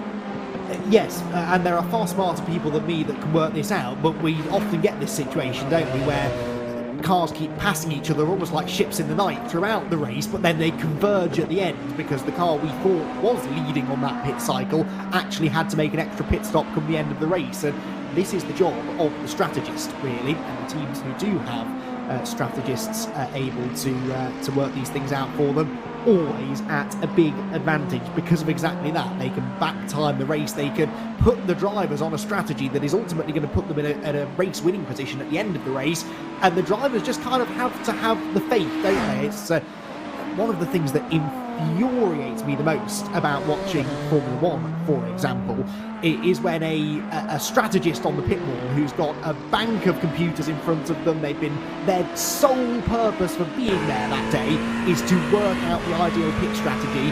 They radio into the driver to tell them what they're doing, and the driver argues back, and the driver is not in a position to do that because they are driving the car. That is their job. The strategist is in a much better position to be doing all of the complicated mathematics, and they really earn every single penny of their salaries when they're doing it. It does frustrate me when the drivers start asking back because, Zach, I know I can't work out a strategy whilst I'm trying to drive a racing car. I realise that the likes of Lewis Hamilton and Max Verstappen are a little bit better than me, but still, there are people out there for whom their sole job is to work out the strategy. They probably know what they're doing. Yeah, I can get behind that. With obviously they've got copious amounts of data right in front of them saying this is what this person's on at this time, this is what this person's doing. They've got the experience to see the strategy and make correlations back to past experiences or whatever, and they can say, you know what, actually, yeah, this might be the better option. But also, I can sort of see the flip side of it in the sense that the data doesn't always say exactly what's going on. Sometimes the theory and the practical side of things are, a little bit different to each other, and the driver's got the feel of the car, can say, you know what, actually, these tires can go a couple of extra laps longer, or you know what, I need to pit, we need to change the strategy, or something like that. I can see both sides of it, but for sure, yeah, the strategists are there for a reason. They're not there just to make up the numbers and have a cool title and have a cool salary. They are definitely there to still do a job. And I think the strategies, I remember watching a video, I don't know if it was by Mercedes or Williams, it might be someone else actually, I can't quite remember, but they always said that some of the strategies are actually planned sort of like at the start of the season with a vague idea, and then obviously when they get to the race itself, they refine it a little bit. So there's definitely a lot of thought that goes into the strategies. It's because, funny enough, it's quite an important factor of the race. You can be as quick as you like, but if you fumble the pit stops, if you lose 20 odd seconds by having to make an extra stop or whatever, sometimes speed can't quite compensate a lot of the time for some poor strategy. Sometimes you can outdrive it and just drive faster than everyone else and make up that time, but when you get to the pinnacle, there's not that big of a difference between everyone else, and the difference sometimes is won or lost in the pit lane. Our producer, Connery Maddock, does raise a very valid point, though. Connery says that what if your team is Ferrari? Well, yes, in that case, question. I don't want to say anything. Would be my advice there. Thankfully, the Ferrari teams that we have, and there are many of them actually in the GTD class here today, I'm sure are dealing with their own strategy, and therefore I have every faith that they'll be able to get to the end of the race in the position they would like to be in. GTP pit stops completed now then, so it cycles back out to a 45-second advantage for Daniel Alves Lorenco, who cycles back through to the race lead now for Urano Esports, with Chris Lullum staying on board the second place car. There is Alves Lorenco coming through the top end of the circuit. That's Tower Corner, I believe. Yes, it was that he was sliding his way out of. So 45 seconds is the lead margin. It's then a further 16 and a half back between Chris Lullum second and Jonas Vollmeyer in third place. So Urano Esports, Heineken Media, if they're going to get a 1-2 finish here for Urano, they've got a bit of work to do still, and I'm not convinced they've seen the last of Pedro Sanchez Albert, because the Marla Racing Team car, after the last set of pit stops, only 3.3 seconds back from them. So third to fourth in GTP is still pretty tasty. In LMP2, it's a 30-second cushion enjoyed by Elvis Rankin for the Apex Racing Team's 199 car over the Coffin Dancers. and in fact a near mirror image of what we're seeing in GTP, because it's then 3.7 seconds separating Apex Racing Team from a 1-2 finish as Stanley Deslandes is chasing down Lassie Urinen for second in LMP2, and then within GTD at the moment 38-39 seconds in the lead for Alestan Bratton in the Team Redline car. Luca Kita second, 3 seconds clear still of Nicholas Rivelar, but remember we are awaiting a pit stop still for Kita in the second place of the Mercedes. Meanwhile, Daniel Handover still hasn't found a way up into 8th position, but he has at least closed back in again now, Zach, and is on the prowl.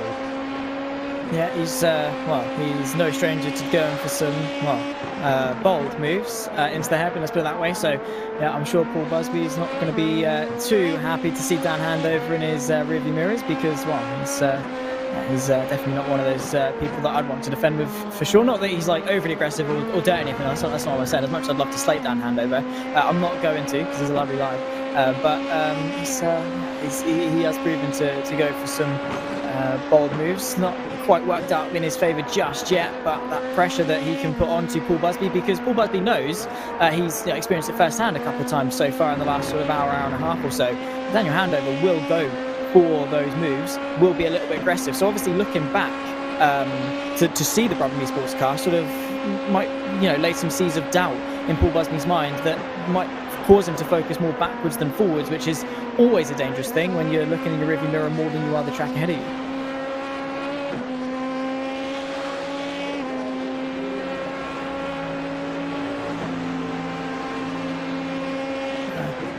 Is always a dangerous thing, because you've got to be careful, of things in front of you, and if that pressure is building into the front of your vision. And obviously, looking into the rearview mirror, that's where mistakes can start to creep in, and you have them doubts. You start to put the pressure on you. You start shaking. You might be looking backwards into the braking zone, thinking, "Is he going to go for the move? Is he not going to go for the move?" And then obviously,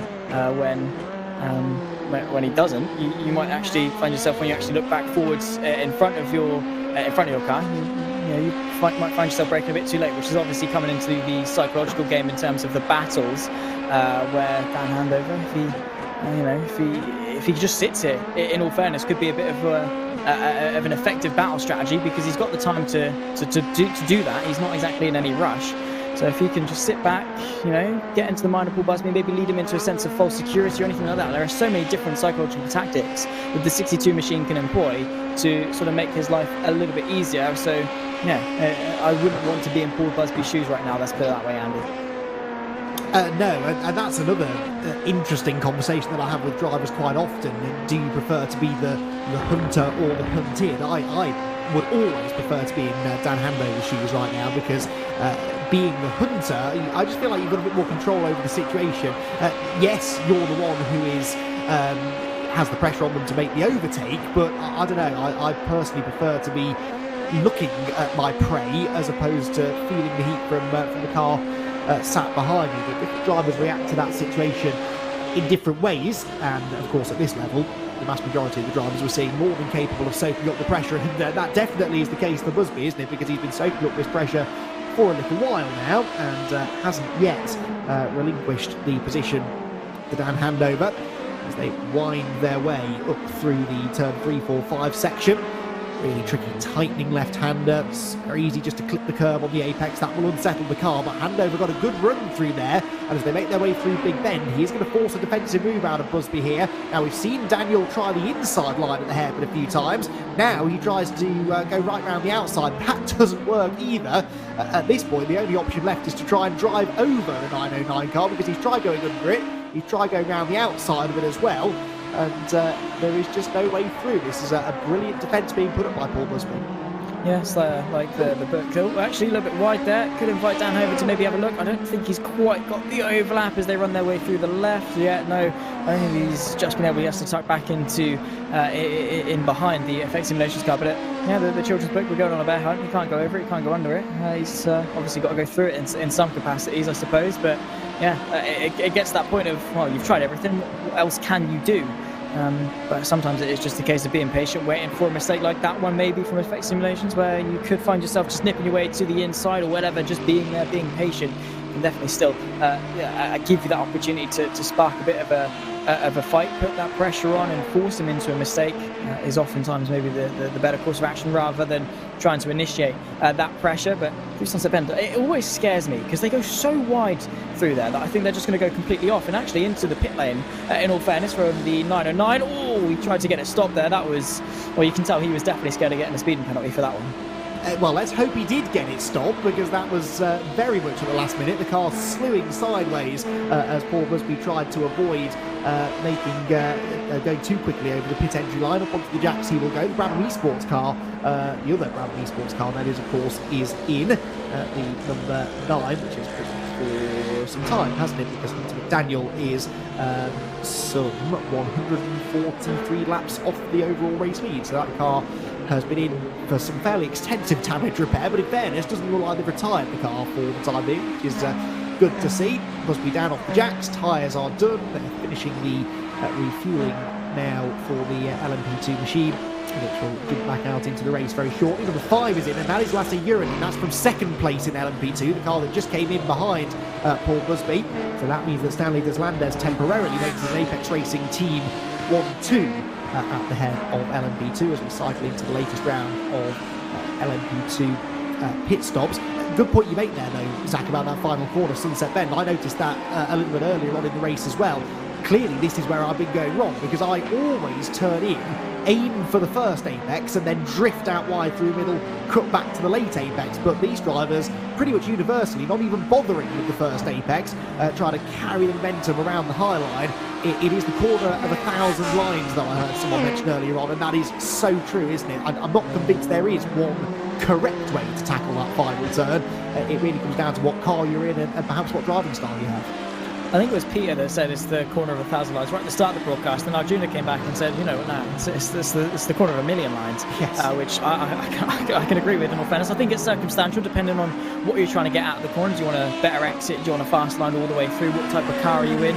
Is it, aerodynamically capable enough to carry that speed through? Do you need to force a bit of a more of a V-line shape where you carry the speed in, cut back and try and get a good exit? There are so many different ways to go through it, and it really is circumstantial. Because once again, the 199 Apex Racing Team, Elvis ranking back into the pit lane once more, but Sunset Bend is just so tricky. I mean, I've not really done copious amounts of laps around Sebring, but I can't remember ever going through it and thinking, you know what, that was a good line. Because then I go on to the next lap and I go through it and I'm like, oh, that was 4 tenths quicker than the lap I just done. And then I go for it again. I'm like, you know what, I'm now second off going through one corner. So what is going on here?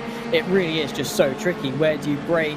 How hard do you turn? How much speed do you carry through it? It really is a very difficult one, because there's not a huge amount of reference points. And the fact that it is just such a long corner opens the kind of wormed up a little bit more, in the sense that how do you work your way through it? But obviously these guys know a lot more than we do, and even then sometimes they don't really know what the best line through it is throughout the duration of the race. So in all fairness, I think the fundamental line is it's just a very tricky corner, not helped of course by the bumps, but just the geometry of it naturally as a corner would, at any circuit, no matter the bumps, would probably make it quite difficult in of itself. But in Sunset Bend, I think it's one of those corners that does make Sebring special. It's not one that you can offer you really see anywhere else in racing. So yeah, definitely it's a special one, and for sure adds to the challenge that is Sebring. It probably is Sebring's answer to an Eau Rouge or a Parabolic. It is the iconic corner around Sebring. For all this talk of how it's all about the bumps, that's what makes this place iconic. I guess Sunset Bend is the key corner, the one that most drivers find the most challenging, and that myriad of different lines that can be used makes actually side-by-side combat pretty difficult through there as well. It's difficult to run wheel-to-wheel with people, or to run close to other people through there, because everybody turns in at a slightly different point. Everyone carries slightly different speed through the apex of the corner. You commit to your line thinking that there's going to be a gap on the inside for you to go for, and then suddenly the car in front turns in earlier than you expect. Very nearly lost a TCR championship on iRacing a year or so ago through that exact thing. So I know from painful experience how difficult it can be to go side by side with people through Sunset Bend. Hoping we'll see some side-by-side action in this podium fight in GTP. I keep teeing it up. The gap's come down by another second since I last mentioned it. It's a good run through traffic for Pedro Sanchez Albert. We actually saw him going past the LMP2 battles that we were following there, the effect simulation car, a moment or two ago, looked as though if he was losing time in traffic, and he's had a better run through than Jonas Vollmeyer, and it's now under 3 seconds here as the Mahler Racing team car hones in on that red and black machine, the Urano Esports Heineken Media car running in third position. There is possibly no better feeling as a driver, especially an endurance racing driver, Zach, than the feeling that Pedro Sanchez Albert will be experiencing now. He's closing, he's catching, he can see the car ahead. It's getting bigger and bigger in his front view. And the lap times, the timing screen, the delta, everything's in your favour. And I find that, certainly for myself, psychologically, that makes me drive even better. When I can see that I'm gaining, I know I'm doing all the right things. And any sort of hint of over-driving starts to disappear. You know you're doing what you need to, and it is such a satisfying feeling. Yeah, it's similar to sort of a feeling you get with runners high or whatever, where you just, everything's going right, you're in sync with the car, you're doing so well, and it's just a case of, yeah, you know what, I've got this. I am on top of the world right now, as we see Valentin Boni for Undercut Racing now out of the pit lane, running 7th place at the moment in LMP2. But yeah, for Pedro Sanchez Albert, it's just going to be a case of everything's going right. I'm hitting the apex, I'm in such a good rhythm with the car, the setup is working, the tyres are in good condition. I am driving like my absolute best right now, and that is a really good feeling to have. And it's only going to get exponentially larger the closer that he gets to that Urano car in front of him, because it's just that confidence boost. It's like, yeah, I'm closing, I'm doing great, I might be able to claw the team onto the podium, which obviously for him as a driver is going to get him a lot of brownie points back at base for Mahler Racing team to put them in that position to maybe be in contention for the podium. So for sure, Albert is having a really good stint in terms of his pace overall, which is probably one of the best things that you can boast for as a driver. And it's not oftentimes that everything goes right for you when it comes to motor racing, because it's just one of those sports that never really does. Always something there to trip you up or get in your way or to frustrate you. But as it stands, for sort of the last stint or so for Mahler Racing, everything's just been in sync. And we don't want to sort of say anything too early, because it can very quickly all turn on its head. But Pedro Sanchez Albert, at least for now, he's needless to say, he's doing a pretty good job. He is indeed, and we'll keep monitoring that gap as we get closer and closer now to the final third, would you believe, of this 2023 iRacing 12 Hours of Sebring, the second of the VCO Grand Slams. Thank you everyone for tuning in. Hope you're enjoying the show. Keep the comments coming in on the YouTube chat. If you've been making predictions as to who you think is going to come out on top in the 3 classes, then let us know. See if you see how you stack up against us. You'll likely be doing better than your current commentary duo. And I'm not particularly looking forward to the last couple of hours, to be perfectly honest, of this race. If Arjuna Kakapati continues to score so well in the commentator predictions, that's going to be an unbearable final 2 hours, which is when I'll next be in the commentary box to bring this race home. Under darkness as well, of course, because you can see that the light is starting to fade now here at Sebring. And, well, let's hope there's plenty of racing action going on in those final 2 hours, because that'll give Arjuna something else to talk about other than how well he predicted what really is a fairly unpredictable race. This is one of the hardest of the endurance races to make any sort of predictions about, because as we saw in the first 4 or 5 hours in particular, trouble lies in wait around any corner. We saw so much action. Lead changing coming here in LMP2. This was the expected pit stop from Stanley Deslandes in the 198 car. Looks like he's staying on board for another stint, and his teammate Elvis Rankin, who's also been in for the entirety of the last couple of hours, goes back through into the lead of LMP2. The question is, what is the gap going to be between Deslandes and Lassie Urinen in the Coffin Dancers car, because they were reasonably close together, weren't they, with Coffin Dancers slightly ahead, I seem to remember, before they last pitted. So in the next 30 seconds or so, Zach, we should get our answer. Yeah, it's a race against time, of course, and well, the 198 is going to be hoping that they can get their foot to the floor, get that pillar disengaged and get back onto the racing circuit. I think he's rejoined just in behind. The gap is growing, 2.8, 3.2, 3.6, it's growing now above 4 seconds between the pair of them.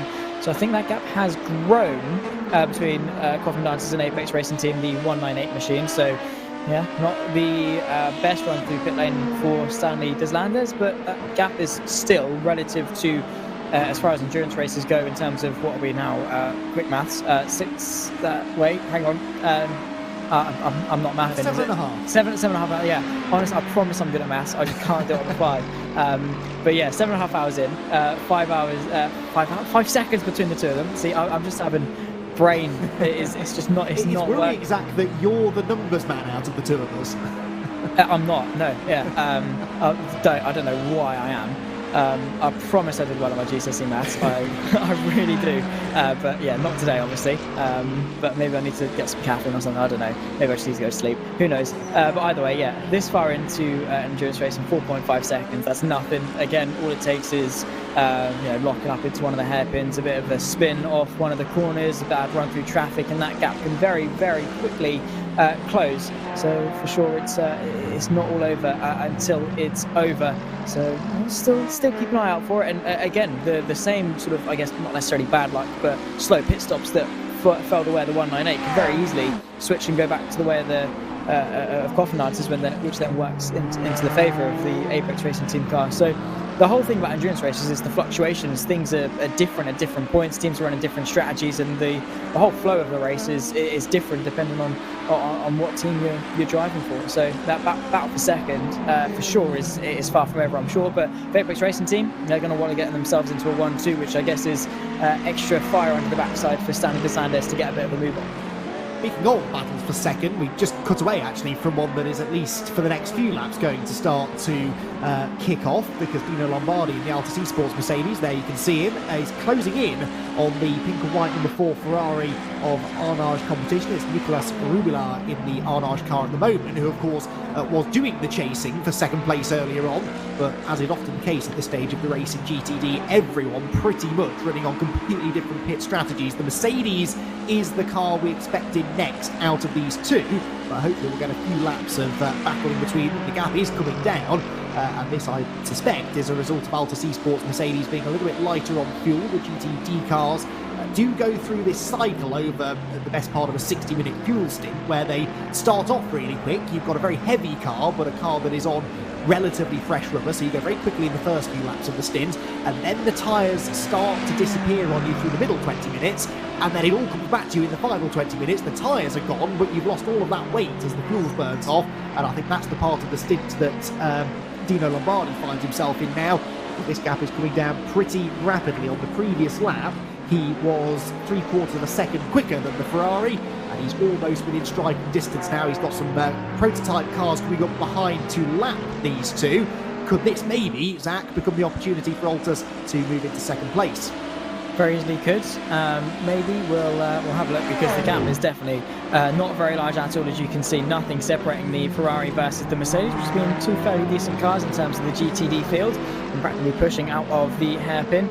Dino Lombardi is going to try his best to negotiate a way through, but yeah, you're right in saying about the strategy is that some cases the GTDs, and actually this might be able to spark a move for Altus. I don't think any movement actually as they go into the next right-hander, but yeah, in often cases it's quicker to double stint a set of tyres. You might be thinking no, because surely if you can get away with it, it might be better to take the tyres, but obviously for whatever reason, sometimes the second stint on a worn set of tyres is actually quicker than your previous first stint, only by about a second or two. It depends on obviously how lucky you get with traffic and things, but on a clear track it can often sometimes be the fact that the second stint on a set of tyres is actually a little bit quicker. Whether that's changed now with the new updates to the GT classes on iRacing, I don't know, but that's to the best of my knowledge. So I'm sure the tyre strategy in that regard is an interesting one indeed, but well, there's no pit strategy at play for now, because the fight for second really is raging on. Altus Esports doing a really good job up there in third place. Arnage Competition as well, a big name in sim racing, so for these guys it's definitely going to be a nice result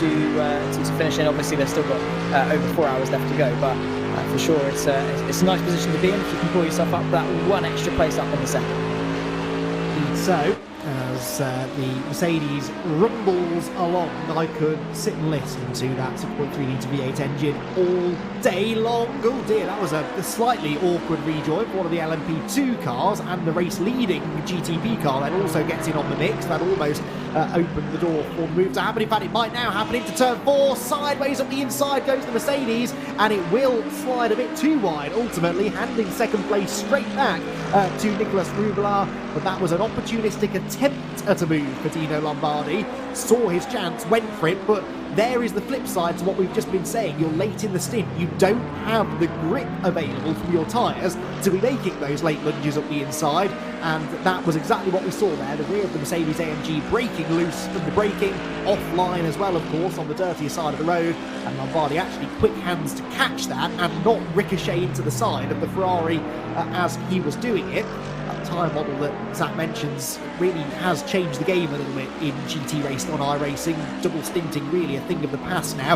That and the fact that you can change tyres and refuel at the same time means that there's not as much of a time save to be had through keeping the tyres on either. You do occasionally see it, the last stint of the race, we may see a stint and a half maybe out of a set of tyres. If your final stint works out at being a shorter stint, then you may see them try it in the cooler conditions as well, of course. Tyre management becomes a little bit easier, but if you're putting a full tank of fuel in the car, it makes perfect sense to stick some new tyres on it, because as we saw there from Dino Lombardi, the grip is at a premium at the best of times here at Sebring, and if you're going to try and make an overtake, you really need the car to stick to the ground a little bit more than that Mercedes is doing. Yeah, it all comes down to obviously trusting and having confidence in your machinery. It's the fundamental of any overtaking and any sort of part in sim racing is actually that battle comes to a bit of an anticlimactic end as Alta C Sports Dino Lombardi into the pit lane. Maybe trying to go for an undercut or whatever up onto the jack. So obviously a normal routine for them. This is quite far off the hour mark, so I'm not actually entirely sure as to why they're coming in, but maybe trying to go for some clear air, get out underneath the Arnage car, put some laps in and get the jump that way. I don't know, either way, we'll wait and see how that dynamic shifts over the coming moments, but definitely would have been a good battle to see. But again, that's sort of the disappointment that comes. You get yourself really excited for a battle that might be coming, and oh wait, no, actually people are coming into the pit lane, which sort of diffuses the fight, which is a little bit disappointing, but I'm sure the battles are going to converge in the future. Following on with the number 20 BMW M Team Red Line, running second place at the moment. That gap with Urano hovering over about 40 seconds, which is pretty much exactly how it's been for the entire sort of trade-off in pit stops between the two of them. It's really stagnated around that 40-second mark. There's not really much that either team can do to grow or shrink that gap. Interesting point there about Dino Lombardi. That was an early stop, well spotted. That was, I think, about 5 laps early, because that car is capable of doing 30 lap stints. That's what it was doing, or 28, 29 laps, I think is about its average through the race, and that one was a 25, 6 lap stint, I think, roughly. So, that was a little earlier than expected. It did look as though the car was going quickly, but as we saw when he tried to make that move, he didn't really have the grip underneath it, and he probably felt he was getting held up by the Arnage competition Ferrari, and so decided to pit early. But now, as Zach quite rightly says, it puts them on a slightly awkward strategy. The GTD cars can go pretty much bang on 1 hour per stint, and there are 4 hours 20 minutes left when this car came out of the pit lane last, so they're going to have to either stretch the fuel a lap each time, probably more than that actually, or they're going to be making a splash and dash at the end of the race. We'll wait to see how that one plays out. Stick a pin in that, wait another 4 hours, and we might get an answer as to exactly what their strategy game is. But for the time being, that means that second place slightly more securely now lies with Arnage competition, and the two Team PGZ Ferraris once again find themselves within a couple of seconds of each other. Matti Sipler and Jakub Bajewski, there they are, the yellow and black Ferraris coming towards us. They are now 3rd and 4th respectively, and that gap, Zach, really hasn't changed much since we first mentioned them an hour and a half or so ago. It's always been between 2 or 3 seconds, with the slight advantage lying with the 119.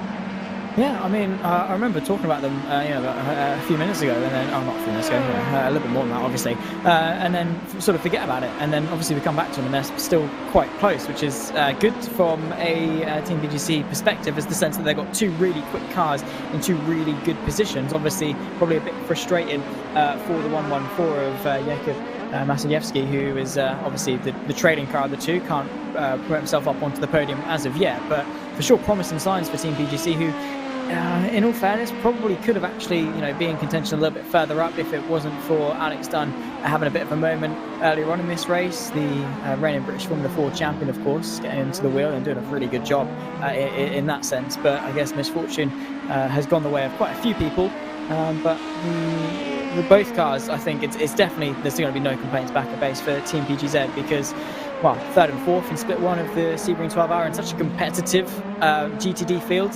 You know, there's a lot to write home about that one. If they can keep it in formation between now and the checker flag, still a long way to go. There's about a third of the race left, so with 4 hours and 17 minutes left to go. So it's not a done deal just yet, but definitely promising signs that if they can keep it up, they're definitely going to be reaping the rewards come the checker flag.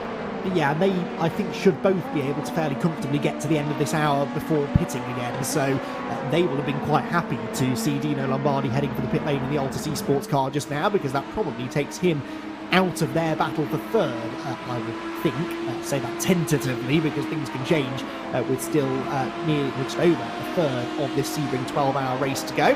Down towards Sunset Bend goes the 124 car there. Just had a lap put on it by one of the red line cars. This is Marco Nunez running fourth at the moment in LMP2, sort of in no man's land really, 37 seconds or so behind third place, nearly a full minute clear of Will Redford in the Apex Racing Academy car. Got to give Will a shout out, Civic Cup driver here in the UK.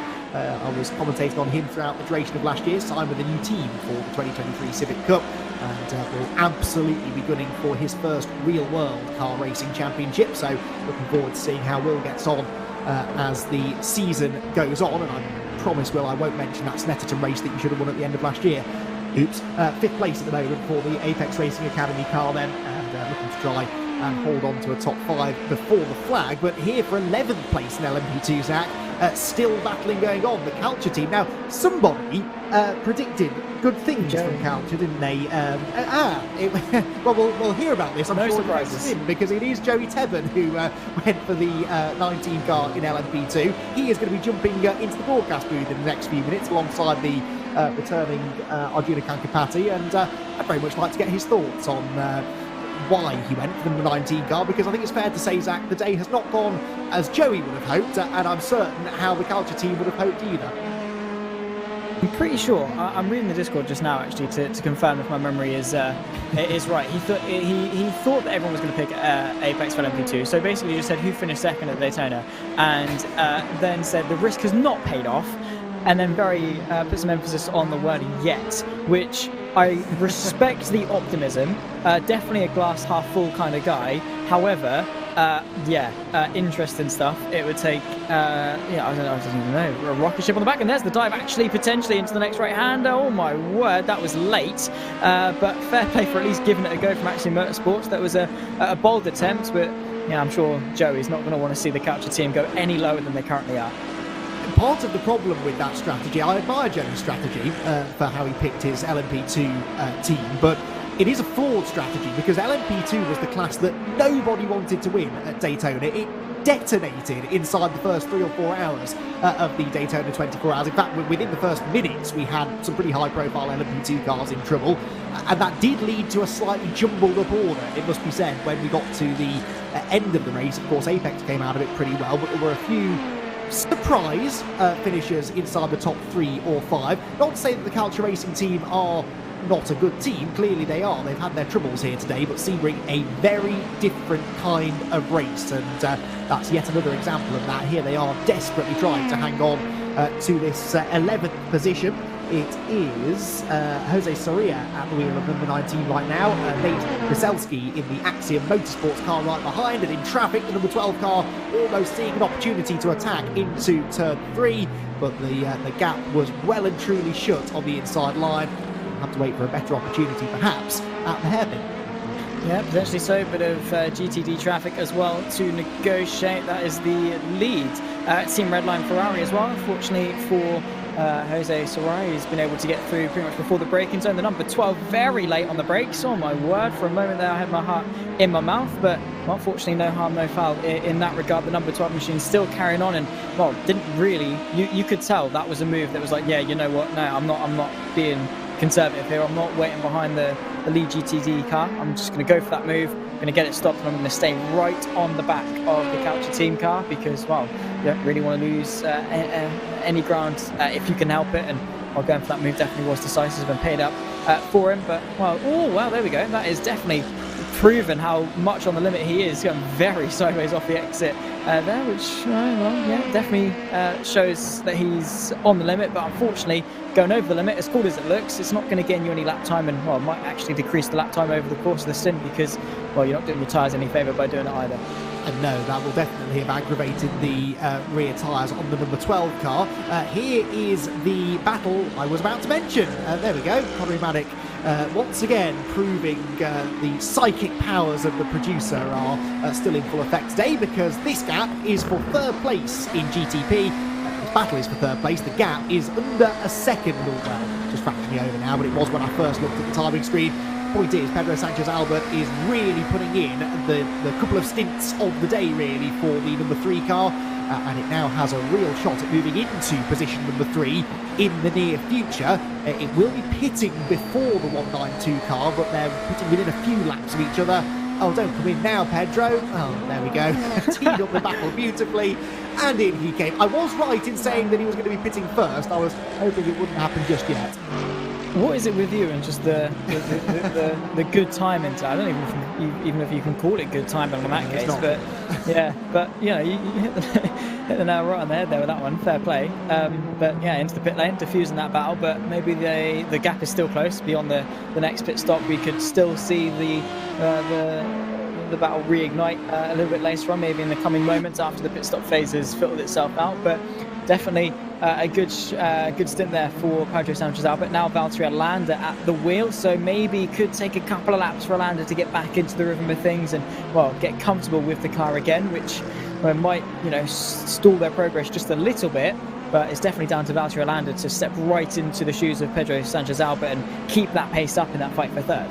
Yeah, that is really tricky, isn't it, when a driver jumps into a car, especially when it is in the heat of battle and has to try and get immediately down to the sort of pace that the previous driver in that car was. And actually, for Valtteri, it's even more difficult because he's rejoining the track in a battle with a car that is 40-odd seconds up the road from him. They are battling for position, but because they're on slightly different pit sequences, he can't actually see his opposition. He's no one to gauge himself off. He has got lovely empty track, but sometimes it's good to be able to see the driver that you're fighting with, particularly in those early laps of your stint. Gets you straight up to the correct speed. Pit stop as well for the leading Urano Esports car, so that is Daniel Alves Lourenco staying on board, I think, and rejoining, well, again, further behind the red line car than he was before. It was 9-10 seconds the gap, and that is now creeping up towards 13. It might even be 14 seconds by the time the Urano car gets up to speed. So we are consistently here, Zach, seeing the BMW M Team red line car taking about 3 seconds per stint out of Urano Esports. That alone won't be enough, but at least they've not given up yet. I mean, 3 seconds is 3 seconds at the end of the day. If they can keep that up, if they can maybe gain a little bit more, maybe get into the heads of Urano, who are like, you know what, boys, we're not actually that quick. And then obviously that could have a knock on their confidence, knock on their pace, destroy their morale, play their psychological game, I suppose, wear them down slowly but surely. Maybe that could play into the hands of Redline, but with how much they've won and how well they're doing across all platforms and all competitions, you have to say they definitely do have somewhat of an idea as to what they're doing, but the same too can be said for Urano. So I think it's definitely going to be a battle between the two titans of sim racing, and again, sign me up, because I'm looking forward to seeing how this one concludes. We're between the pair of them at the moment. Redline have got the pace, but have Urano got the upper hand in terms of strategy? That is definitely one that we're going to have to wait and see as it comes. We're following on, of course, with all the battles that are coming our way, which, you know, we've had plenty of, in all fairness. And well, again, no complaints from me. I've been loving the amount of action that we've had around Sebring, because we thought it'd be, well, it has been chaotic, in all fairness, but you know, it's not been, you know, everyone been taking each other out. There's not been a crazy number of spins and crashes or anything like that. For the most part, it's been the right kind of excitement, which, in all fairness, I really was not expecting for Sebring. We even said ourselves yesterday, we were like, let's hope half the grid haven't blown themselves up by the time we get into the booth. And unfortunately, we still got the majority of people running, which, you know, happy days. Yeah, I mean, driving standards for me have been better than Daytona, actually. We saw a lot of carnage at Daytona, particularly in the first 6 hours or so, and I put a lot of that down to the fact that the BMW GTP car, the BMW M Hybrid V8, was a new car. It was the first properly competitive outing on iRacing for the BMW. teams and drivers just hadn't got the mileage in it. Of course, they'd done lots of practice, they were quick, they were capable, they knew how to drive the thing, but they didn't know how it was going to interact with the other classes. It was one of the big talking points of Daytona. How will the new GTP car interact with the LMP2s? The LMP2s have been used to being the fastest cars on the track for the last handful of years in these multi-class IMSA races. Now all of a sudden they weren't. They were sandwiched in between the GTP and the GTD. How much carnage would that create? And the answer was plenty at Daytona. But with every race like this that we do, with every special event endurance race on iRacing that we do with these classes, the teams and drivers who are regularly competing at the very top in the top split, they will learn. They will learn how to interact with each other. They'll learn where the best places are to try and get past the slower cars, what the slower cars can do to make life easier for themselves and the quicker car as well. And that, I think, is exactly what we're seeing here with a very, very much improved set of driving standards. Now, Zach, interesting, I think, here.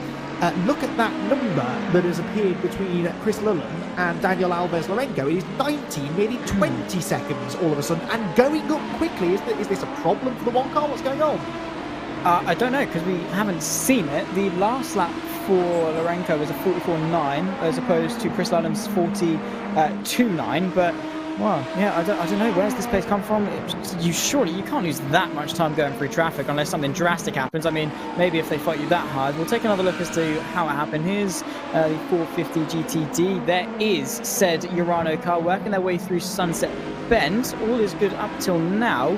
This is where we rejoin them over the bump. That's, again, all natural. They're still good, still good, still good. What is going on? I don't know. I don't have an answer. Oh, that was close from the Apex Racing Academy car, kicking up some sparks to the rear wing. Looked awesome. Again in towards turn 3, down to the inside, trying to work their way past the 197. Is this where it all comes undone? No, fine. I don't know what's happened. Yeah, because Alves Lorenco was in the car for the last stint, so it's not just that he's getting up to speed. This is his second part of a double stint. Things are stabilising now, but all of a sudden, I made the point that he came out about 13 seconds behind Chris Lullen. Now it's nearly 20. And look, Redline had been gaining 3 seconds every 20-odd laps, and suddenly they gained 2 seconds in 1 lap. Does this explain it maybe? Down at Tower Bend, out past the Altus Esports Mercedes, which chops in behind. From that angle, I thought that was going to end in some contact. The Urano Esports #1 car, which we expect to cycle back into the lead right now, actually, because Chris Lullen has just pitted. There we go, slide. Oh, and a half spin, in fact. That'll do it. That'll cost you some time. Then chops across in front of the Altus Mercedes, which almost gets back into him on cold-ish tyres. That BMW M Hybrid can be a particular handful, and that actually could have been a lot worse. Looking a bit like Tony Hawk there as he rides his way over the curbs, in all fairness. So, quick hands, fair play to Lorenco for not making that a lot worse than it was. A little bit too quick to rejoin. Whether he had the control in the car to judge how quickly he wanted to rejoin is another thing entirely. But yeah, that very easily could have ended very badly for the #1 machine. But fortunately, they only lost a few seconds. But in a fight like as competitive it is with Redline, a few seconds could be very, very costly. There goes Diego Pinto for BMW M Team Redline. Direct fight, of course, with the #1 machine. And well, it just goes to show, well, I guess we'll find out in a few hours' time with hindsight how costly that mistake truly is. But you have to say, in Lewis Blade's best terms, that's not suboptimal. It was, definitely. But as I said, that car could easily have ended up going around completely. And if there were other cars on the scene a couple of seconds earlier, they could have piled into the situation as well. As it is, they're still going. Hopefully haven't damaged the tyres too much, of course. That's something else to consider. If you really do slide those tyres early in the stint, then that can come back to bite you in the second half of it. So we'll monitor his lap times with interest. He's back into the race lead now by just under 4 seconds from his teammate Jonas Vollmeyer, who owes us a pit stop. So too does Josh Ladd in 3rd position for Williams Esports Chill Blast. So Diego Pinto in the #1 car will then reassume 2nd place. He is 36 seconds off the race lead. It was about 44 seconds at this point in the previous stint, so that gap has definitely come down. We have at least now had our answer as to precisely what caused the majority of that time loss. We are nearly 2/3 of the way through the 2023 iRacing 12 Hours of Sebring, the 2nd VCO Grand Slam of 2023. and I've just got a feeling that these final 4 hours are going to be well worth sticking around for, because we have got still storylines to play out, podium position battles that are still raging on, and that little mistake there, well, quite a big moment actually for our overall race leader, proves that even with a healthy advantage, Urano Esports cannot afford to make any further slip-ups. Let's run you through then what the front of each class looks like before we head into the next hour. Urano Esports at the moment holding the 1-2 in the GTP class, but the second place number 192 car will be pitting very shortly. In actual fact, second place eventually will belong once again to the number 20 BMW M Team Redline car of Diogo Pinto, with the Marla Racing team, of course. They're fighting for the third place step on the podium with the 192 Urano Esports Heineken Media car. That's really the battle between 192 and 3. Once 192 makes its next pit stop, that will be for third place in the class. In LMP2, Elvis Rankin continues to lead healthily for the 199 car. They are in the middle of a stint at the moment, approaching the next round of pit stops. So a 31.6 second lead for the 199 is a genuine lead right now over number 5 Coffin Dancers car of Lassie Urinen, with 198 of Stanley Deslandes third, and still within 10 seconds of second place. That's another gap worth monitoring. Meanwhile, Team Redline continue to dominate in GTD. It's not necessarily the Redline car we expected to be doing the domination in GTD today, but Ole Steinbraten is driving a brilliant race at the moment. The best part of 45 seconds his advantage over Nicolas Rugelaar in the Arnage competition car in second. And then that battle between teammates, 2 seconds separating Matti Sipula and Jakub Machewski, the two Team PGZ cars, with Altus Esports, based upon when other people are pitting, occasionally jumping into the podium fray as well. Well, just like that, Zach, our first 2 hours sharing the broadcast booth have come to a far too premature end. Your final thoughts on what's been a fairly interesting couple of hours there. Strategy is now really starting to play out.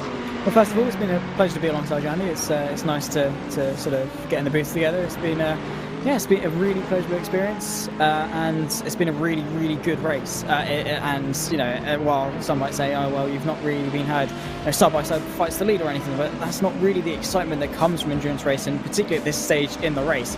You really do make the most of the strategic aspects, the mental aspects, and obviously any little prop-ups of battles that you can get. But in all fairness, Andy, I've really, really enjoyed it, and looking forward to going on to the broadcast and watching the rest of this 4 hours, because I'll be honest, they're looking pretty spicy.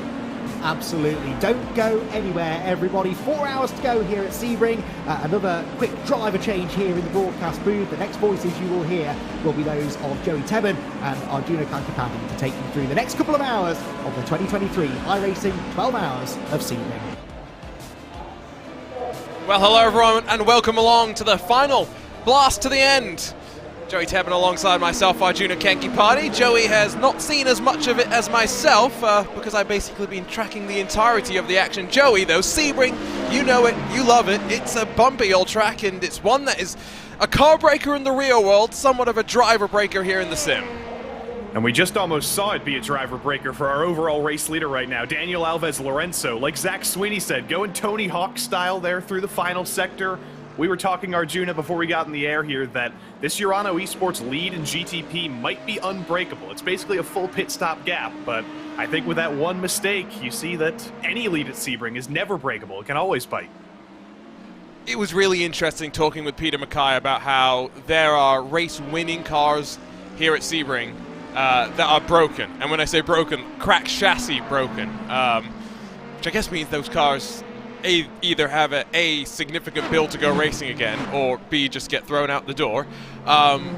It's where a lot of the GTP cars, especially Porsche in particular, came to test their 963 entry. And it's, of course, where we did not, fortunately, see too much chaos for cars in the most recent 12 hours of Sebring just a week ago. George Simmons jumping in to say, can someone fix Timing 71's lap history page, please? It's making me sad. It's great that we've got most of that stuff working, but there are always a little bit of quirks here and there. A lot of the times just based on how iRacing formats the data versus how Timing 71 typically expects it, and so maybe there's some mishmash going on over there.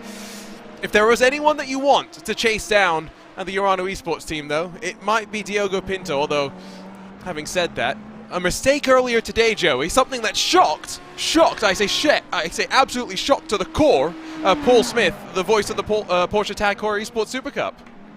I'm gonna say shocked a couple more times here because it was very, very shocking. We're gonna keep saying shocked all night, but like I said, Sebring does not discriminate. There is no driver who can escape mistakes at Sebring, whether it's the drivers for Team Redline, whether it's Urano Esports, whether it's some of the leading drivers in GTD. Everybody's run into a little bit of trouble, a little bit less trouble than at Daytona, which has kind of screwed over some of my pre-race picks, but still, there's been a lot of drama in these first 8 hours. I feel like it's appropriate that maybe then we talk very quickly about our predictions, because I do want to apologize to Gianni Vecchio. I'll apologize to you maybe later on. I don't really want to apologize to you, but I already got hurt enough by the acid tongues of Andy McEwen and Zach Sweeney. They spent a good 5 minutes dissing my picks. I mean, it's bad enough that I'm already losing. To be fair, they were some pretty horrendous picks, if we're being totally honest. So just a reminder, last night before I went to bed, I decided, you know what, I'm going to shock all the commentators by saying throw your predictions up and into the air. This is how it works out. We'll take... Commentators were offered a blank slate in that they didn't have to pick a particular team, driver, anything. They could just, car entry, they could just say the team name and we'd go from there. We pick the best placed car of that team in the class, and then the lowest number of cumulative points across the classes would win. Joey decided he'd be specific though. Williams Esports Chill Blast, the Culture team, and the Apex 98. Now, as of the last time this was updated, Joey, I guess you're doing the best job of losing. I guess there's that. Yes, if this was basketball, I'd be in great shape right now, but I was not told that we could just go wide. We could cast our net to a team that has about 14,000 entries. Okay, you had to do it before bed as well, didn't you? I did do it before bed, and I was just thinking, you know what? Everybody's going to go for the Apex Racing team. Everybody's going to go for one specific car is what I thought. I didn't think a lot of people would cop out like that. So I said, you know what? The Culture team did so well at Daytona. It was a chaotic race. It was jumbled up a little bit, but I love this team because it's not necessarily an established team that's running one driver lineup. You can see that in the team name, it's Culture Team X, or however you pronounce the second part. Jasim, Razine, haven't heard of that team before, and it's just kind of a mishmash of lots of drivers doing this for fun, making their own team. It's not quite working out as well as it did at Daytona. They're 2 laps down right now, but I'm always a fan of some of these teams that have a little bit more fun and are a little bit less strict with their driver lineups, like the second place runners right now, the Coffin Dancers. True, yes. Well, right now they're not second because they've literally just come down to pit lane, but net second place, 100% right. Jose Soria behind the wheel of that Spain car, and for those that have recognized that livery, it's from the VCO Cup of Nations that, of course, Williams Esports put on for a couple of years. One of the liveries designed by iLiveries, and I like that they're just reusing that design. It's simple, it works. It's easy to pick out on the screen, not going to confuse it with anybody else. It's easy. Well, imagine having to pick out 4 different LMP2 cars in the same race, though. That was difficult. That would be more difficult, but luckily we've got them all homogenized into one vehicle, and next time we'll have some more differentiation. Yep, here comes your leader in the LMP2 class. It's the young Elvis Rankin, who slots into his pit stall in the Apex Racing Team facility. He's going to take a breather. And actually, Michele Costantini is going to jump into that car. Did tell me, Michele, that he was having some technical issues, so I hope he's got them all resolved in time to go racing, because that car has dominated the race so far. Yeah. Elvis has left the building. Nice. You're going to get a lot more of those in, aren't you? Yeah, saw that movie a couple of weeks ago. I've been waiting to break that one out. I think I said that at Daytona. I don't remember though, but there's a lot of Elvis opportunities. Gianni Vecchio for Redline, currently waiting. His pit crew's having a spirited conversation back there. They are Italian after all, so that's understandable, and he'll be back out there soon. Speaking of Redline, as Costantini is going to roll, the dedication of Max Verstappen to iRacing. He went to the lengths of making sure his actual helmet was submitted to the broadcast. Some real or virtual only drivers can't even do that. But true. You gotta follow Max Verstappen's advice, people. He's got, how many helmets does he run in a year? I guess less than before because of the FIA regulations. You can't run as many helmets as you could want, but Yeah, there's still some drivers in some of the series we broadcast here on RaceSpotTV who don't quite give us the helmets we need. So I'm calling you out right now. Be more like Max Verstappen. Exactly. Here's Ivan Perez, who gets in place of Jose Soria to that. Excuse me, now I'm getting myself confused. Ivan Perez into the PGZ Iberia car. This is what happens when you jump back into a race and you're just trying to figure out where everyone is on the timing screen once again. 50 cars started. We're down to 36 still running, which is pretty healthy given the traditional level of attrition that we have here in Sebring. Biela Racing Team Euronics, who had an issue right at the start of the race, and indeed have had a couple of issues since then as well, are going to potentially salvage a spot inside of the top 10 if anyone else has an issue in GTD. PGZ car rolls its way back out onto track, is going to emerge still in the fourth position because Apex Racing Academy and Will Redford diving down onto pit lane. I mean, I got some abuse from Ewan O'Leary and Cam Roger when I wasn't around to defend myself, but Joey Tebbin, the sacrilege that Ewan O'Leary and Cam were both throwing out there that potentially parts of Sebring need to be repaved. Disgraceful. No. Yeah, disgraceful. No, I got nothing else to say. Is no. Like, I guess, supposedly, theoretically, if you were to repave the entirety of Sebring, make it a little bit flatter, decrease some of the bumps, you could open it to more opportunities. You could open it up to the possibility of having an IndyCar race here, because with the current state of Sebring, you can't really do that. Cars would come home with cracked chassis, and that'd be a big old money sink there. But no, it works fine. It's an old airfield. All the character comes in the bumps. Right. Don't repave it. Don't do it. I know. And hopefully they are, well, it's not that late yet in the UK because the clocks change over tonight. Hopefully they're not going to start blasting me in my Discord DMs. I've no doubt that it will get busy there eventually. So, still 34 seconds at the front. Let's not forget there is also a 3-lap delta in terms of the laps that they've been able to stretch it out.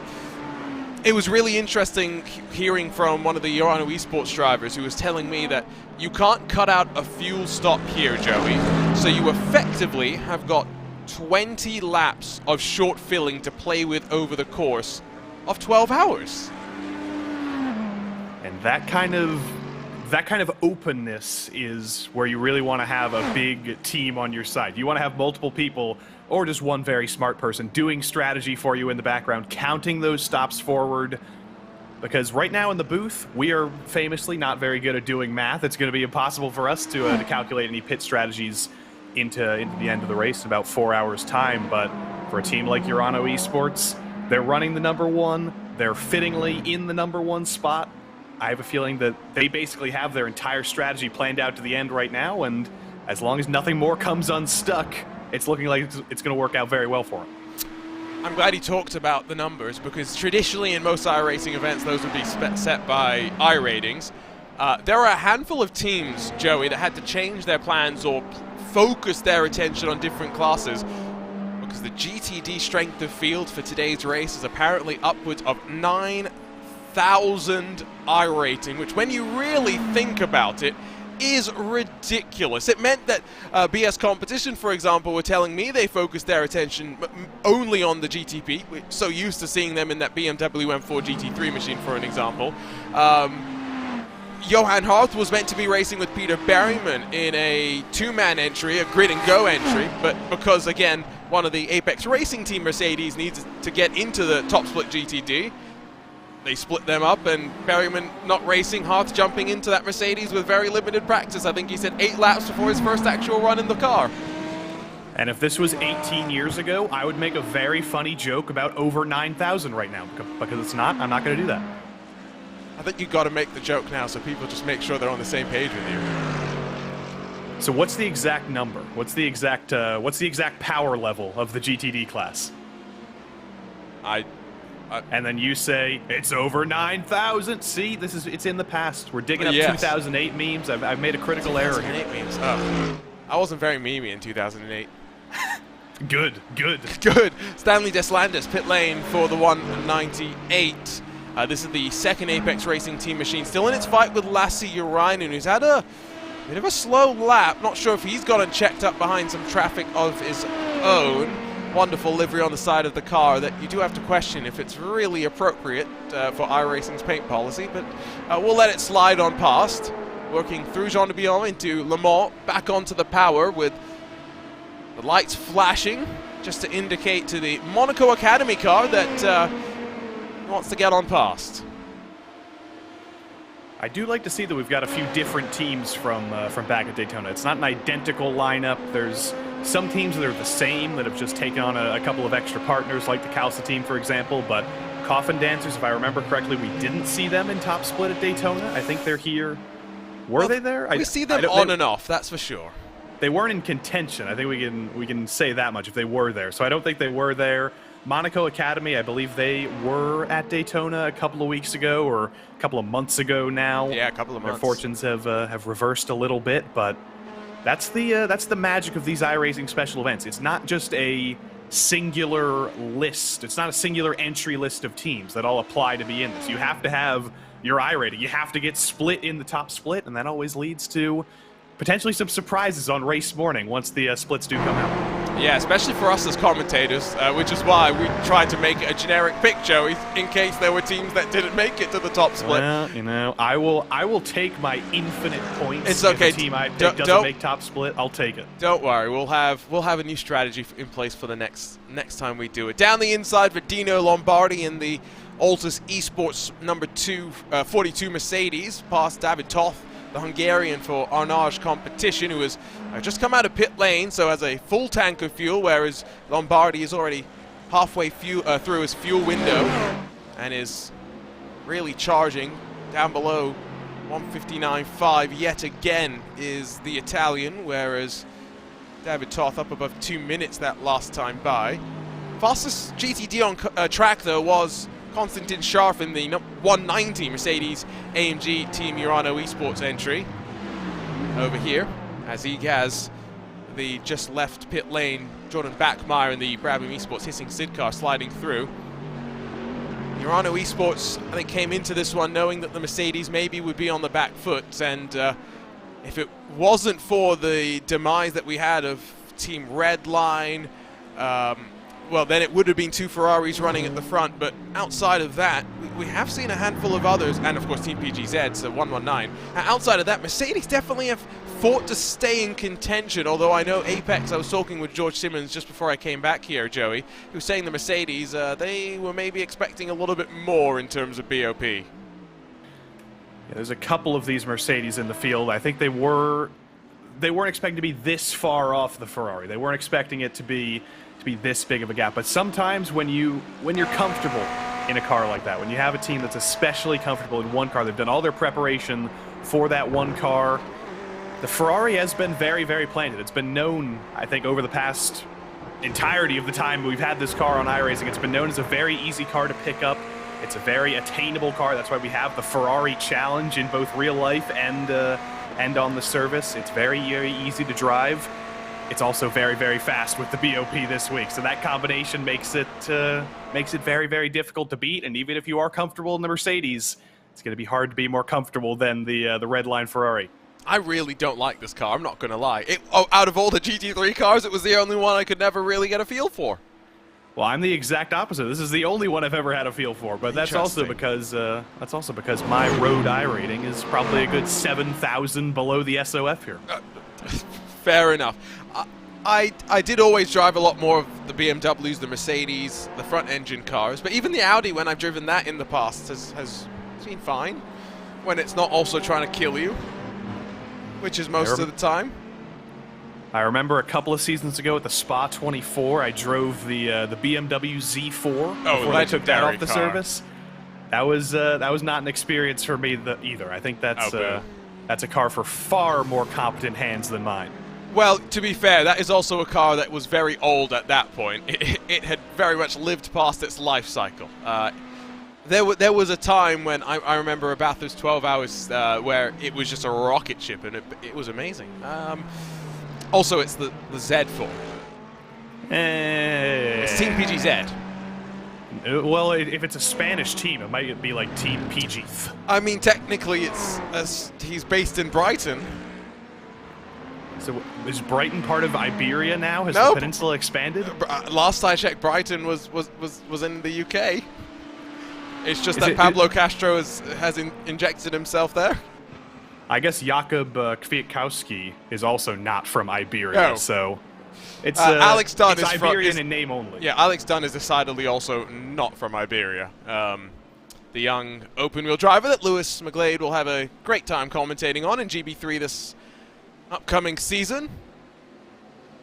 Cooper Webster, I think, is also GB3 or GB4 for Cooper Webster, the Oracle Red Bull Racing esports driver who, of course, competes in the Porsche Tag Heuer Esports Super Cup as well. But it's nice to see those opportunities for some of these drivers that continue to apply their craft at the top level. No real change in the gap at the front between Urano and Redline in GTP, and of course Costantini. If there was a technical issue, he's put it aside pretty easily. So I tell you what, let's head over to hashtag iRacing Sebring 12. It's been about 4 and a bit hours since we last did this. So what's changed?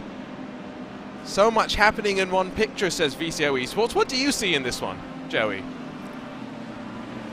I'm a big fan of that that very, very blurry man on the left. I'm trying to get some perspective here. If he's that tall, he's got some very, very long legs next to that porta potty. And then we have the truck behind. I think that's Mac from Cars. I think Lightning McQueen might be inside there. And then there's some kind of motor vehicle in front. I think it's made by some company, BWM, LMHD, something like that. Then we've got, of course, SRN Motorsports. We saw one of their tweets earlier on today. This is another update, over 7.5 hours into the race, and they run first in class in their split. That's a team that, again, we've seen plenty of here in RaceSpotTV's recent history. Oh, lovely. Green and gold is a great color combination, especially when it's got a Brabham name alongside it. There's a couple of more pictures attached to that one on VCO's social media, and as always, head on over to that account to stay up to date with everything else. Gianni Vecchio. Okay, to be fair to me, I made this graphic last night, not really thinking about when we were going to show it on the broadcast. So yes, I apologize, Gianni, but I know it doesn't make much sense when you read it without any explanation. Well, Johnny, highest points means you're winning, and we don't have to tell him anything otherwise. We don't have to tell him anything otherwise. That's not how it works. That's not how it works. Inside 5 hours to go, says Mark Gammett. The sun is starting its, not decent, but descent. And the band of others, 95, is now sitting P7. I think they said they had a technical power outage earlier on, so that's always good to see.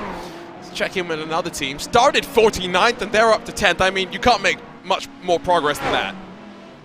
That's the magic of Sebring. Survive the opening laps, survive the chaos, and you'll be guaranteed a pretty solid result. That's endurance racing for you for once. It's been 6 hours for them if it's the halfway point, and just keep picking it up. Give it 6 more hours, maybe you'll be in the lead. Alpine, sorry.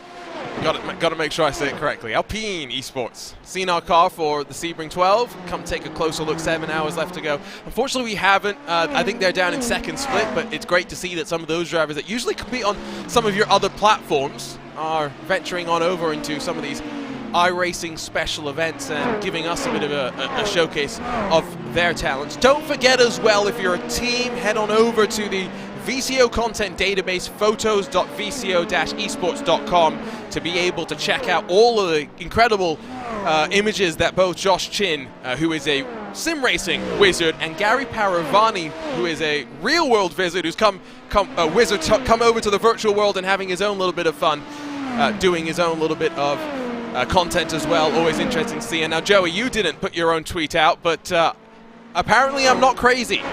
You tell me. I did see Jason Brophy responded to that, kind of arguing with that claim. I think I might be more in the Brophy camp here, but I'm gonna have to get a photo of this setup here. I have far fewer screens than you are, Juna. This is always I hope you do. Yeah, this is always a point of shame for me. I've only got my 2 screens plus my phone up here, while you've got the whole NASA mission control over there, every light you can imagine, the cameras. So what I always have to remind people is, if I'm just commentating, I can do it with just one monitor. I did it when I was in Singapore. But I'm also producing the broadcast, which means I need a lot more. It means I also need 2 iRacings, which means my brain goes hurt.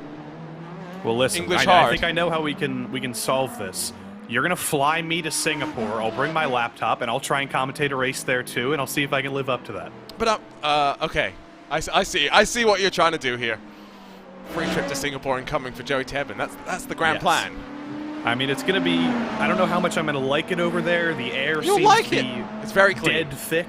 It's very clean. thick air, food. I can't spit my gum on the street, but other than that... It's affordable food, that's for sure. Singaporean noodles? Sounds good to me. Yeah, you can go and eat at a Michelin star hawker center for like 10 Singapore bucks. It's great. A Michelin star what? Hawker says it's the same as like it's kind of like the same, I guess, if you go to a mall in America and they've got like a bunch of restaurants.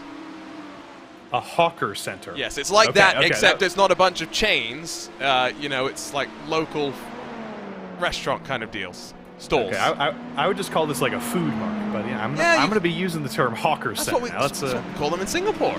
Yeah, that's a good term. I like that. It's gonna be stuck in my head all day. Man, good memories. We used to, you know how when you get to high school, you get to go out for lunch? So that's what we... Whole class over to the hawker center? Yeah, so sweet. Bosh. It's fun. It's what we used to do. Anyway, 3 hours, 36 minutes to go. Sun continues to set itself down. No real change in terms of any of these gaps at the front. Gordy Much back in the Apex Racing Team 198 machine. Last year, Ryan sits in front in the number 5 Coffin Dancers machine. Was that 3 wide behind? I think that was. I think we saw 2 instances of 3 wide there because we've reached... all right, this is just LMP2, LMP2, GTD, but we saw a little bit earlier with some GTP, LMP2, and GTD traffic reaching each other at the worst possible moment, end up going 3 wide. But this is, I believe, a battle for... I think this is just lap traffic, yeah. Yeah, that's Monaco Academy, who are many, many laps down. I believe they're the last running LMP2 team, but that's why you stay out there. You might not be the last running LMP2 team for long. Who was that we saw in the tweet? 49th to 10th? There's still 3.5 hours left. Lots of things can change. There's still a top 10 on the board, potentially. Hey, 49th to 10th to 5th, maybe. I'm just saying. I'm rooting for that person now. I'm just hoping we see an update at some point. Saw in a YouTube chat, good to see many Norwegian drivers in top split. Anders Meyer, Glenn Key, Ollie Steinbratten, and Jarl Tyen. Yeah, we've got an international flair very much going on. Yeah. Tends to be the case in most of our sim racing competitions at this point. Jeg snakker ikke norsk. That means I don't speak Norwegian. Okay, so it's a little bit of a paradox. Yeah, I was going to say, it sounded like you spoke something. What languages do you speak, Joey? English. Okay. So you are like me. That's the problem with America. We don't do language education very good here. You talk to any of these drivers in the field, whether they're from any European country, anywhere around the world, they're all able to speak English. They can do interviews with us in English, but if I go over to a Finnish broadcaster, a Portuguese broadcaster, I can give you food words, maybe, if I've read your Wikipedia articles, and then I'm dead out of luck. Well, I mean, I did 8 years of French. I don't speak much French, unfortunately. I'm not great with languages, it turns out. Anders Myers is complimenting your Norwegian, Joey. Well, you know, freshman year of high school, I did like 2 weeks of Norwegian on Duolingo, and then I gave up. But I still remember smørbrød is a sandwich. It's an ad for Duolingo, if I've ever heard one. Kvinne is a woman, and then man is man, which is very easy. Okay. Apple is Apple, also very easy. Right. And then there's a Norwegian talk show called I kveld med Ylvis, and that's all I got. Say that last one again. I kveld med Ylvis. Now that sounds like the Norwegian version of Top Gear. Tonight with Ylvis. Those are the guys who made the Fox. What does the Fox say? Oh my God, that is fantastic. Oh, now you got stuck in my head again. Joey, why did you do that to me? I'm very, very happy. You got hawker centers in my head. I got hawker centers on the mind. You're going to be going ring, ding, ding, ding, ding, ding, ding, ding all night. We don't have the license to sing that, unfortunately. At least I hope not. Because otherwise, I think we're going to both sing and break into song. That's not the only great song out of, what are they called again? Norway? No. Ylvis? Yeah, Stonehenge. Yeah. Stonehenge. Stonehenge. That's good. There's a bunch. They got a song called Intolerant about being lactose intolerant. There's a song called Yogurt, which I probably can't sing on the broadcast. It's pretty good stuff. But Vince Cussy in the chat says, speak some French. Oh, no. You're being put on the spot now. The only French that I remember off the top of my head is not broadcastable. At least not on this channel. I remember from McLaren 2, Je suis très délicieux, which means I am very delicious. Oh, whatever. You know how sad I was when they cancelled Tuned? Yeah, we got one season of it, then there was the historical season. There's a little bit of rallycross there from our old friends at the Monaco Academy. I was just complimenting them on their drive forward through the field, and it almost just came to an end. Yep, that just cutting the limits, going over the limits for a sec. Kevin Branson has also complimented your Norwegian, so that's good. Ted Lowendick jumps into the chat to say hi, which is always great to see. Now, as the sun sets here at Sebring, it's one of those tracks that does not have any night lighting whatsoever. I always find this interesting about Daytona, Joey, that they turn the lighting at that facility down to 20% of its maximum capacity, but at least based on all the video and the shots that I've seen, doesn't really look like it's that dark. It's never that dark at Daytona. We always realize that when sometimes in leagues they schedule races at night accidentally, and they have to do a whole arrangement where you have to restart the session and re-invite everybody because it's at night, nobody can see anything. But if you're at Daytona, you can race cars without lights there. You can race open wheel cars at the Daytona road course at night. They don't have lights. There's enough light in the track. You don't have to worry about it. So maybe it's a little bit extreme. Maybe we're using a little bit too many lumens there, but I don't know. It's better than racing Sebring at night in an open wheel car. Oh, you say that, but some of the most fun that we've had in the small i5G community races is when we turned off the lights. In that we went and raced at night at Lime Rock Park. We were all in Dallara IR18s.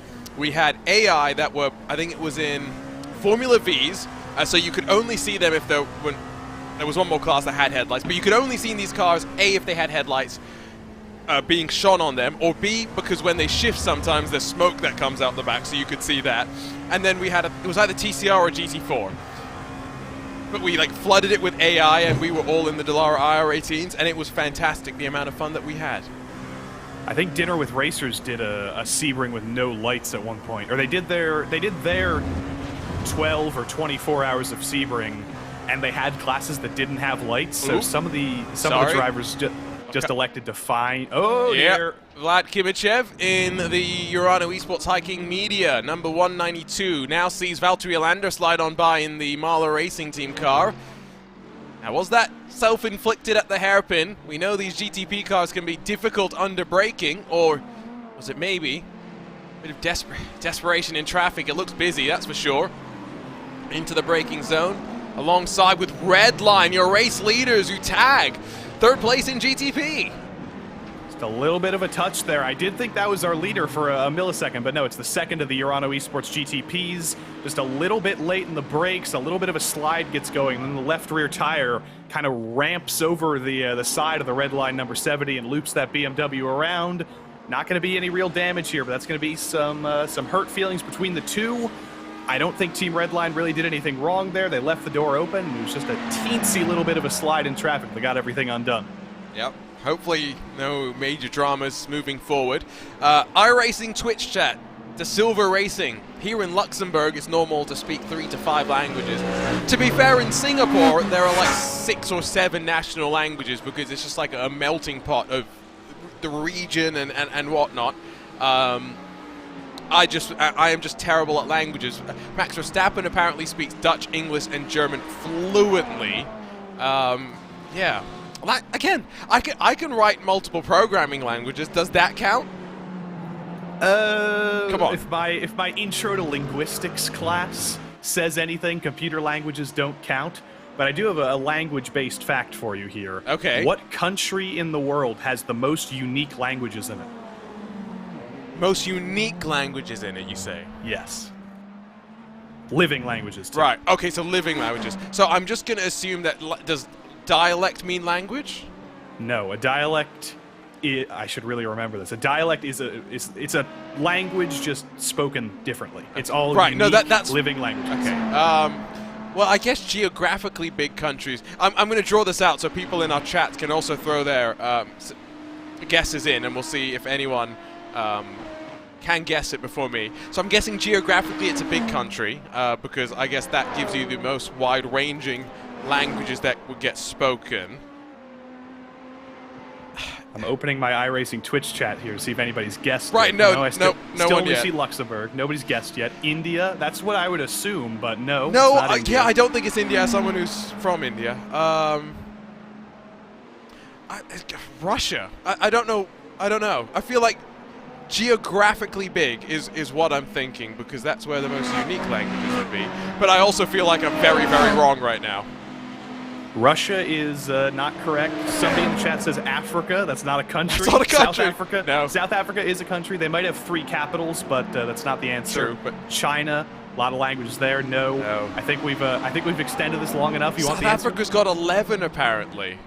Well, Papua New Guinea has 839. What? Papua New Guinea has 839 living languages. Okay, what's the definition of living here? Sorry.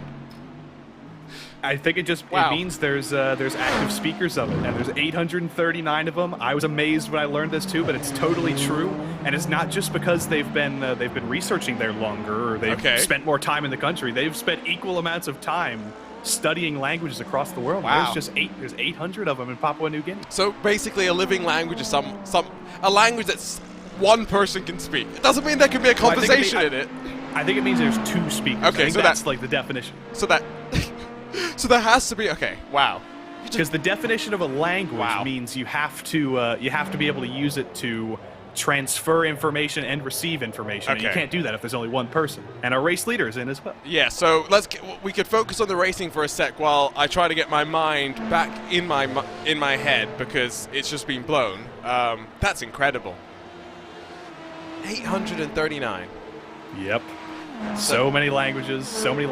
Daniel Alves Lorenzo, who I'm going to take my chance to dunk on Andy McEwen. Okay. Lorenzo Bonder, our resident Portuguese speaker, tells us that it is Lorenzo. It's a soft C. It's not Lorenco. And poor old Andy McEwen, he's not listening to old Lorenzo. He was hitting us with the Lorencos. But you say that. I apparently tried saying it like Lorenzo, but then I forget in what Discord it was. Apparently someone said that he still was making fun of my pronunciation. So I feel very self-conscious about it right now. We're going to have to talk about it with him post-race so that he can clear it up for us, because he gets one opportunity.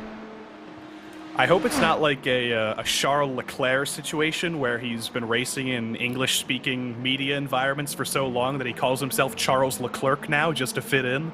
I need the real pronunciation. Gotcha. So 31.9 seconds in the stop there, which is right around on cue. It's not really much difference. Remember, in all 3 of the classes, you can change tires and take fuel at the same time.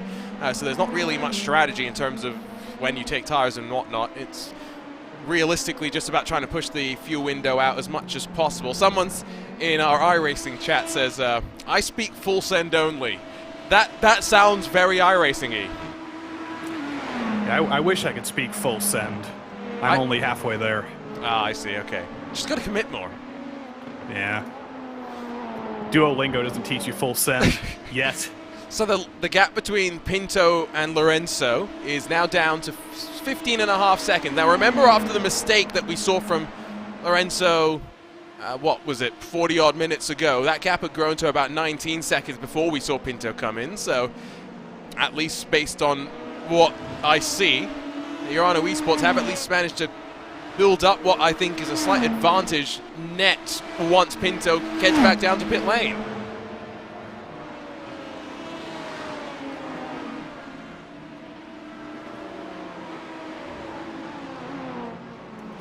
I was distracted there for a moment. I was wondering. Reading the chat. Forest 4A is very, very happy he got a shout out there. I was just digging through the chat there. Confused me. I was like, what? We've hit a rock wall here.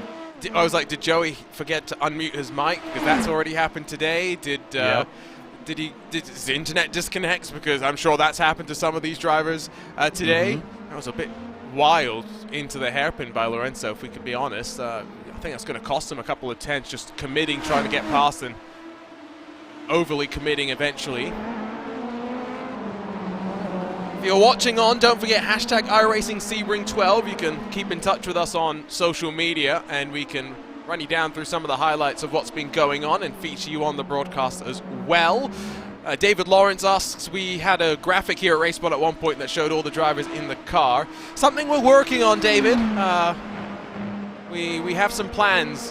One thing that we were hoping for was iRacing would be able to, especially with this new registration system, give us that information automatically, but unfortunately we don't have it yet. But don't worry, hopefully for the next of our VCO Grand Slams it will be on our agendas. That's Konstantin Scharf in what was the best place of the Urano Esports Mercedes entries, that now finds his way back onto track, losing about 20 seconds when all things are said and done.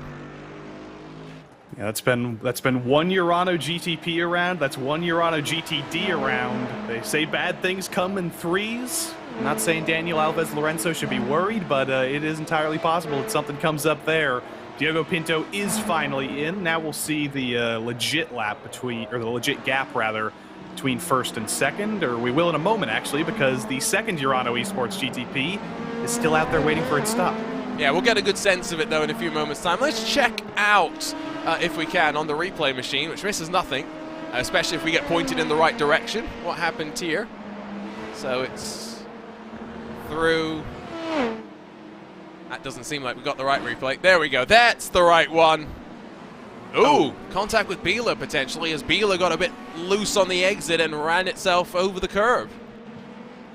That's a very, very tough corner to come off of turn 5 there, especially when somebody's to your outside. There's not much more room that could have been left there necessarily. The number 450 was riding the curb there, but just a little bit of contact. Front-engined Mercedes does like to pendulum around when you make a little bit of contact like that.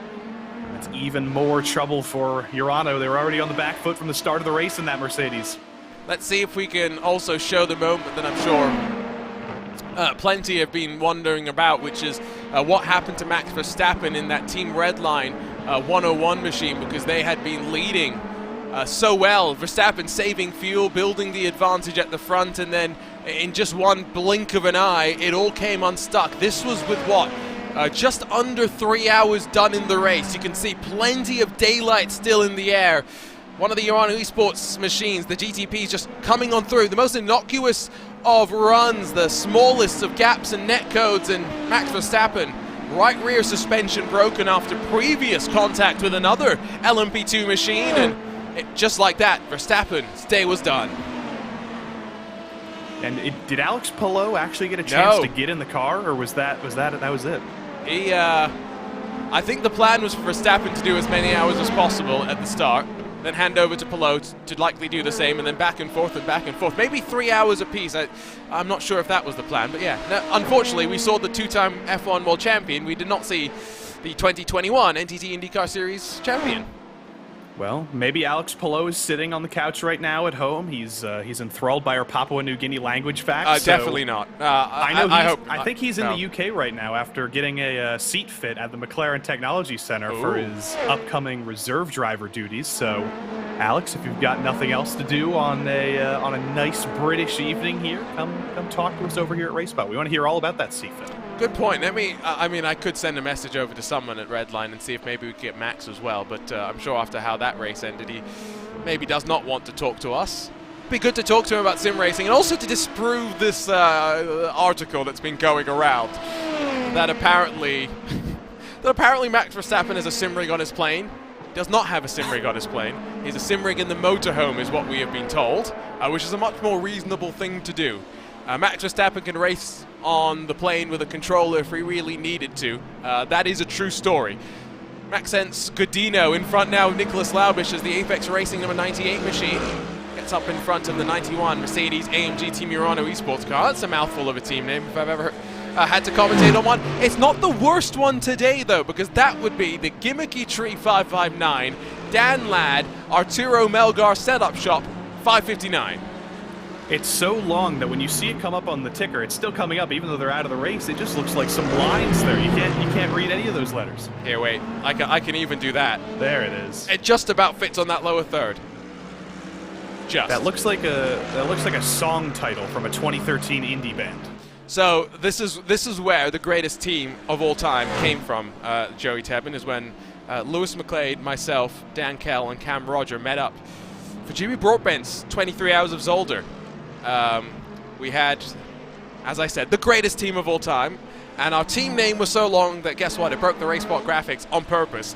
It was the Aurora Artifact FTF Calamity something powered by RaceSpot. And it was so long that it legitimately did not fit on the lower third. So long you can't even remember it. I wonder if there's like a character that you can put in your team name that just crashes iRacing as a whole. I feel like that might be a thing. There used to be those characters that you could send to somebody's phone and it would shut it down entirely. So hopefully nobody has that idea. Hopefully we haven't renamed this team name. The Aurora Artifact Calamity FTF powered by RaceSpot. No, so I did get it right. I should have been more confident. I expected it to be longer. I expected more syllables. Well, I think the thing is we wanted to be able to say it ourselves, you know? Because we wanted to be, you know, a NASCAR driver in an interview.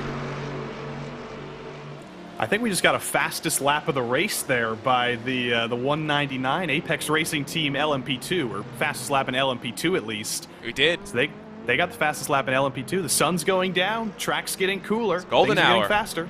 Yeah, this is that time where everyone actually wants to be in the car. Check out the weather conditions on the bottom right corner of your screen. Remember at one point, it was up at 45 degrees Celsius. It's 27. The wind's calming down, albeit slightly. There's not much cloud cover to speak of as well. It's almost perfect conditions to go racing. And that's 80 degrees Fahrenheit for those of you who... metric is superior. Unfortunately, I live in a country where metric has not caught on, and also I don't remember my metric conversions from Chemistry 1, so I can't do it in my head. Gotcha. But fine people at Google tell me it's 80 degrees Fahrenheit, which is a pretty good track temp if you ask me. It's going to get cooler, it's going to get even better, but at a place that's already so punishing with the bumps, you don't want to deal with a hot track as well.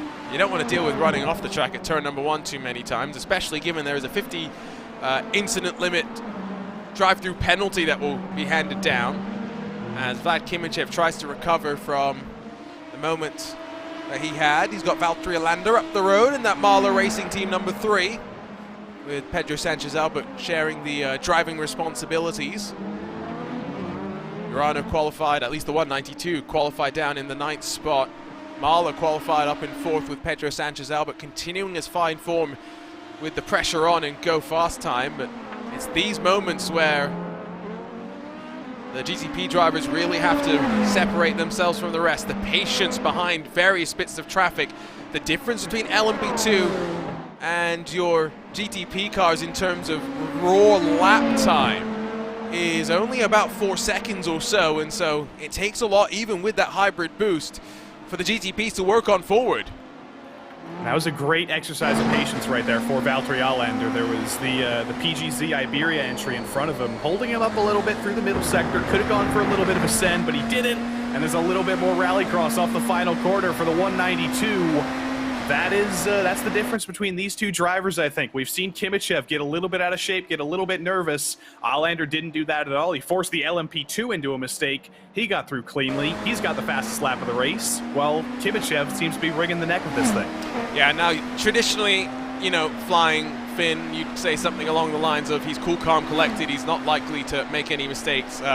Unfortunately, as much as that traditionally is true when it comes to Valtteri Alander, the problem then becomes when he does not have such a cool head on his shoulders. Deja vu back to ISO WC Long Beach, when he had already basically wrapped up the championship at that point and then decided to cause all sorts of chaos at the hairpin. Although, having said that, it is the hairpin at Long Beach. Well, you know, he's breaking stereotypes. Good for him. Good for him, yes. He does not break stereotypes when it comes to some of the interviews that we get from him, but at least you'll smile once in a while. Yeah, Finnish people, they're very conservative with their words, but the ones they use, they always pack a punch. I like that. Ooh, stealing that at some point. The 199 of Costantini back down onto pit lane and up on the jacks once again. 4 fresh boots, full tank of fuel, and the Italian looks set to rumble back out onto track. It will leave once again the Apex Racing Team 198 car with Gordy Much at the wheel to take back the race lead, and we're not likely to see him in for probably 4+ laps or so, and so much continues to extend just that little bit further. Kimichev now has some clean air.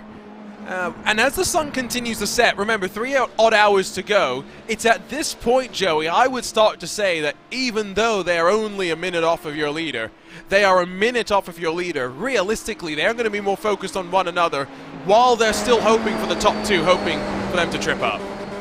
Yeah, you're at that point of the race where that's the only thing you can hope for. The drivers in front of you tripping up, or hoping that the leader, rather, with a 37-second lead, trips up. You're not bringing that gap down on pace. You don't have a magical bullet in the chamber who's magically going to be able to drive that gap down. You need mistakes. You need trouble for the race leaders, for the second-placed number 20 for Redline. You need that to happen. If they have a clean race to the end, those are going to be your first and second-place finishers, most likely, but they still have 3 more hours. We've seen both of them get into hairy situations. You'll probably see at least one mistake from both of those entries to the end of the race, but it's just it's critically maximizing that mistake is as small as possible. I know what you mean. Costantini is back out onto track, but I tell you what, the great thing about some of these Apex Racing Team drivers is they'll show us their faces while they sit there and wait, and so that is not going to be Michele Costantini. Instead, that's Elvis Rankin, who will be watching on, and a little bit nervously as well. I was always a nervous watcher, Joey, when I was not in the car. So much to the point where some of my friends watched my Twitch streams when I was not in the car and said, "You look absolutely miserable."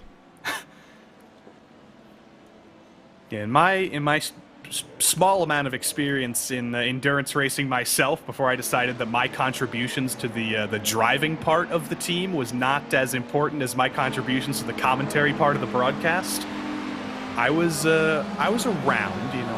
I was there to talk to drivers if they wanted me to. I was there to shut up if they wanted me to.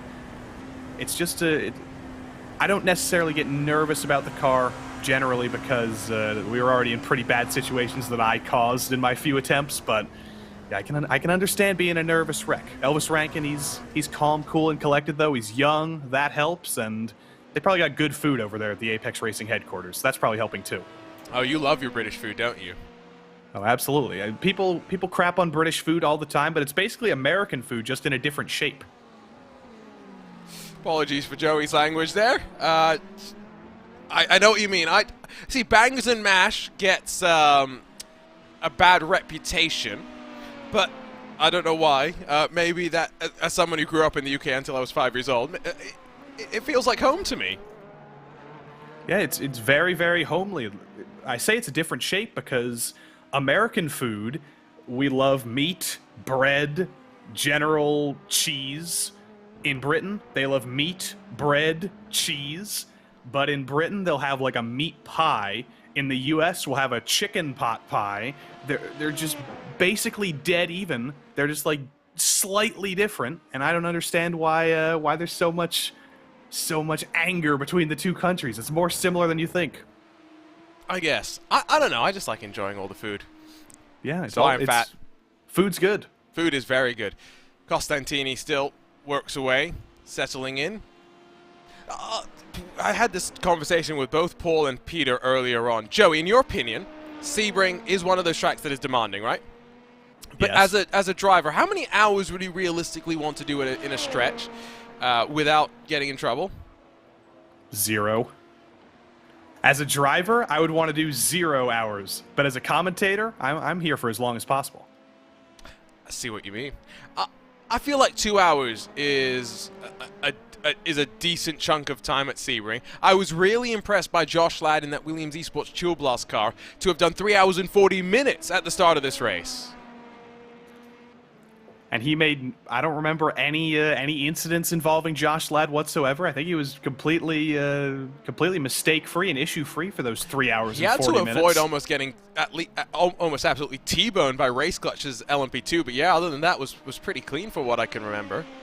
Yeah, to be able to do that for almost 4 hours it's a whole nother level. It's the highest level of sim racing at Sebring, and even at that highest level, you still see people making mistakes, which makes it all that more impressive when you see these titanic stints and eventually these guys just find a rhythm, and they don't make any more mistakes. We just saw Constantini almost getting out of the rhythm there, clipping the grass, or clipping the dirt, rather, and it can all come unstuck.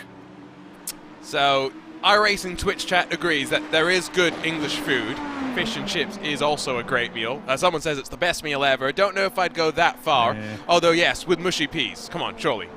I do like mushy peas. I don't like fish. That's the problem. Okay. And I hate to say that with the Twitch username stopped making sense. I can't lose the good graces of the only Talking Heads fan in the chat right now. But you're gonna get another Talking Heads reference in, because you got your first one in on Tuesday, didn't you?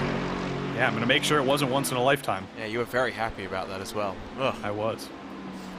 198 into pit lane for the LMP2 car in the Apex Racing Team camp, and that should see Gordy Much staying in as far as I am aware.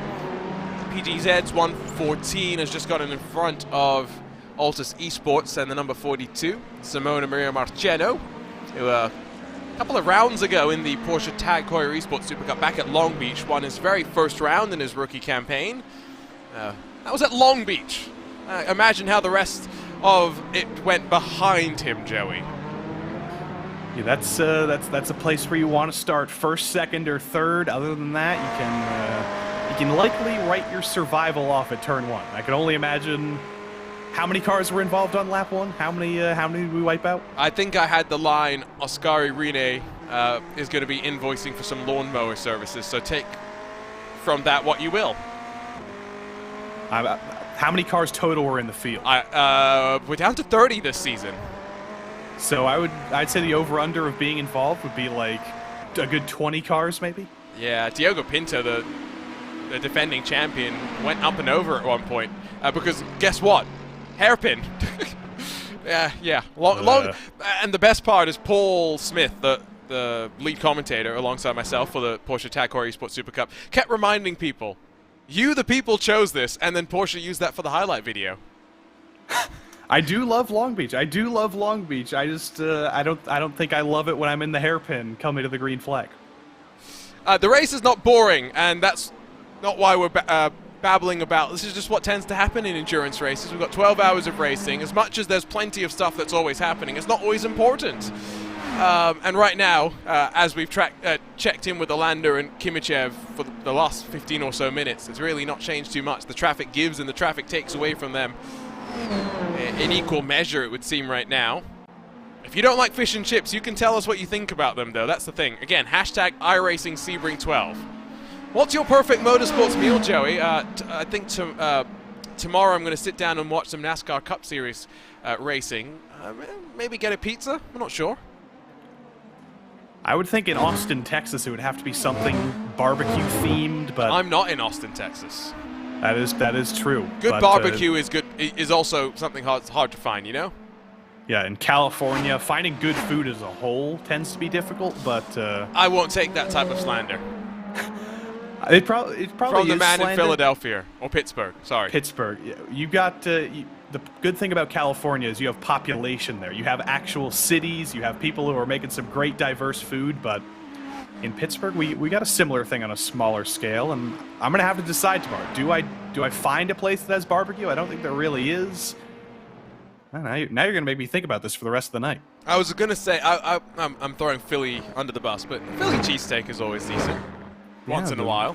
The food of the Philadelphia, New York, of the Trenton people? metropolitan area, Italian immigrants. That's where all the best Italian American food comes from. Ooh. It's hard to beat that. Okay, sorry. But, We'll focus on the race for a second, because Gordy Much has cycled out in front of the Coffin Dasters number 5. So Ate Kalpinen now going on the offense to try and get back the second step on the podium.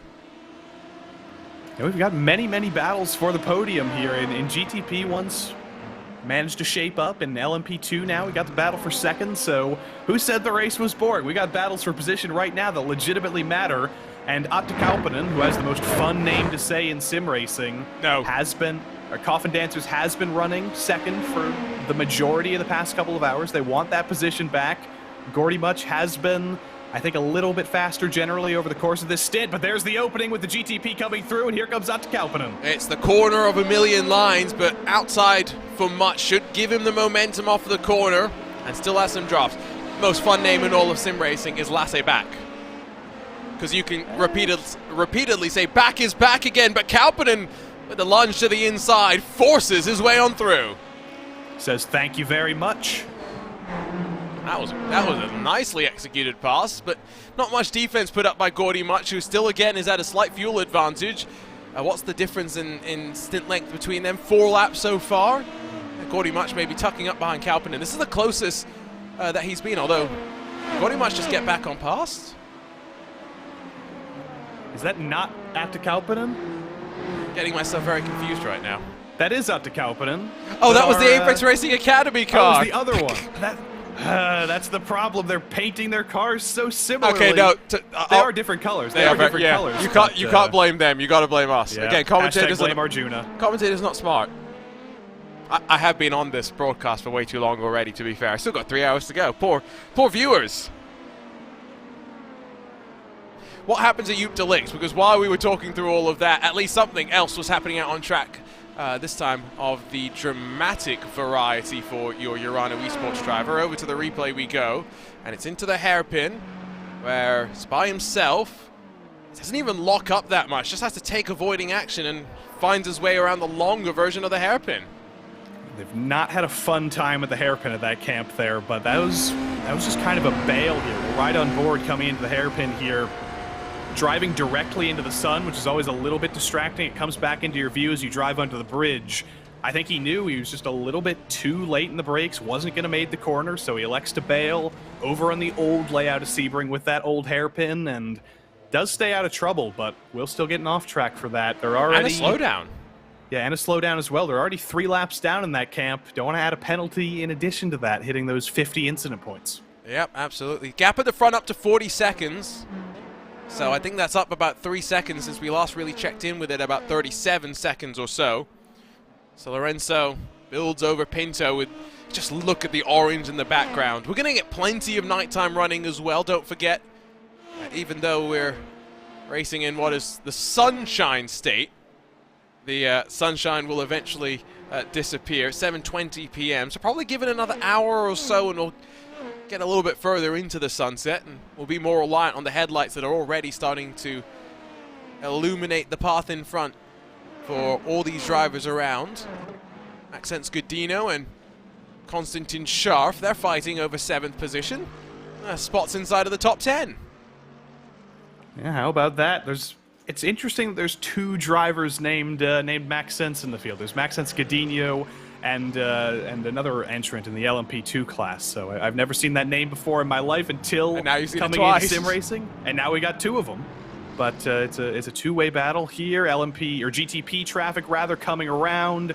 Urano has had a troubled day in GTD, which might just be a good thing for this number 8 Apex Racing team entry, which I believe was my pick for the win in this class. I think it was. I think I may have cursed them by doing that.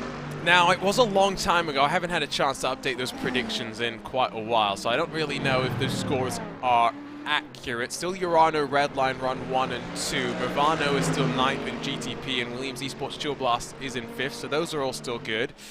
Well, now 198 has jumped up into 2nd spot in LMP2, so that's a spot to a point towards Andy McEwen. That's going to break the tie with Zach Sweeney. Culture team are running 11th, so Joey, you unfortunately don't get any bonus points. Then Apex Racing's number 98 is still running in the 8th position. Urano's best placed car is 7th, which actually means those that pick Urano now lose a point. So you and basically what I'm saying is what we had is not accurate anymore, but it's still between me and Peter. I think there's insider trading here. You were the one who put this together, and you're winning at your own game. I'm very, very suspicious, but this Calza team... I put my guesses in first, so there is true. There is no gamesmanship here other than the fact that I'm always wrong, and for once, somehow I'm 100% right. I wouldn't be that bad if it wasn't for the Calza team. They're really holding me down here. Williams Chill Blast, Andy was commiserating with me on that. Ewan really took a large L there with SRC Movano. Yeah. It's not been a good run of things for SRC Movado. They were out early here a couple of days ago, and Ivor competition at Motegi, they were out early after being one of the fastest entrants. It's just been a bad luck streak for them. I do think everyone has basically been digging into you for your choices here today, but you're right. I left you with very little time to get it done, because I also recognize there would be very little time for you to get it done when you woke up before the broadcast. The plan is to have everyone get involved next time, and hopefully that will be a lot of fun. These two still duking it out into Cunningham. They went side by side for a moment, but the Apex Racing team car tucks back underneath. It's always nice as well that you can differentiate the GTDs just by their headlight color, yellow versus white. If I remember correctly, LMP2 is also yellow though, so maybe it's not the easiest. I think they're slightly differently shaped though, so it's you can see a little bit of the shapes of the headlights in the traffic at night. Here's the headlight. No, they are white. Oh, they're white. Sorry, white. that's what I meant. They're the same as the GTDs, GTPs. That's what I meant to say. Yes. They're a little bit less bright though. They're a little bit less bright. But again, if you're just looking for the color, again, remember, we have it easy in the sim in that we get the relative box, right? The F3 that tells us exactly where everyone is. In the real world, some cars have the camera that will kind of help you pick out where the car is. It's not going to tell you who it is and exactly how fast it's going to come up on you. Yeah, you've got to break out your like absorption spectra, like how they differentiate the compositions of stars. But here's two stars side by side down the front straight. Apex on the outside, Urano on the inside into turn one. It's a great place to do a switchback. You see very wide coming into turn one for the number 98. Switches it back, tries to get a run, but there's a big block out of Urano. I like what you did there. Two stars fighting. Going to be status quo remaining for the time being, but as these two fight, they do bring in Nicholas Laubish from behind, who has got a big undercut over the Apex Racing team car that starts to build, who is onto the 28th lap of his stint, 22 laps for Scharf in the Urano car that now jinks to the inside. 19 laps so far for Laubish in 9th position in class. No changes into the hairpin. The dirt on the side of the car as well. Plenty of marbles. Saw plenty of the viewers in the YouTube chat mentioning that earlier on as well, that have really thrown themselves all over the lines. Not really too much of a concern, fortunately, for drivers, at least at this point in time. After not having battles within a second for quite a while, suddenly we've got 3 of them. And suddenly we see the actual goodness of Sebring as a racetrack. It is a very, very good racetrack. You can have some great opportunities for passes here. Some people disagree, and I don't know how that's possible. This is a great track for racing, and if it wasn't so bumpy, we would see a lot more series here year after year, putting on great races. And we've got a great race for second here in LMP2 again. Apex versus Coffin Dancers, the pass that we thought happened before. It might just actually happen now. Yeah, that's my bad. It is. PGZ's 119, Alex Dunn brings that Ferrari after it led early doors, well, after Verstappen's issue, and then had its own little moment with traffic. Dunn back onto pit lane, still trying to fight for a top 5. Now for Kauppinen, I wonder if he'll ride behind for a little bit and just play the fuel number game for a little bit. Maybe try and get himself a little bit closer to that Apex Racing team car. At least logically to me that would be the wisest, but Kauppinen was always able to extend the margin back to much. It was never really closer than 2 seconds until this most recent cycle. And now Gordy Much has the mirrors filled. And now we see the answer to Arjuna's question. Will Atte Kauppinen go for the move? He's in the draft, coming down the back straight here. Big block to the inside for Gordy Much. Kauppinen's going to try and go to the outside, actually. I don't think there's any fuel saving here. It's a little bit of a bobble to the inside from Much, though. Clears off the nose of Atte Kauppinen. Very, very close quarters here. There's some GTP traffic as well. It's going to spice this up. Atte can't go all the way to the right of the track because of that. Into turn one now, still thinking about the outside. He's got to slot back in line, though. Try and go for a switchback, on but he's the grass. Getting blocked into the grass. Yeah, you could tell he wants it, and Gordy Much isn't going to fight that one. Remember that Much defended maybe a little bit too aggressively at Daytona in the early stages, and all the rumble and tumble that was LMP2. He's the one that slipped up and fell back. It was hard for that machine that he was in, the Dallara LMP2, to fight one forward, but Gordy's a racer and seems to want to fight. Back to the outside. Never a corner that you're going to get the switch back from initially, but maybe Cunningham, difficult braking zone, The Apex Racing Academy car is not for position. I can't imagine there's going to be a repass here unless there's a mistake from Kalpin. He's so much stronger than these two drivers right now. He's passed both Apex Racing LMP2s. He's already pulling away just a little bit, and Gordy Much may have one more chance down the back straight if he wants to go for a very aggressive move, but at that point, he's honestly just holding himself up. He might just be best off just trying to chase down out to Kalpinen like a little bit of a rabbit and just maybe save the littlest amount of draft he can if he can stick with him.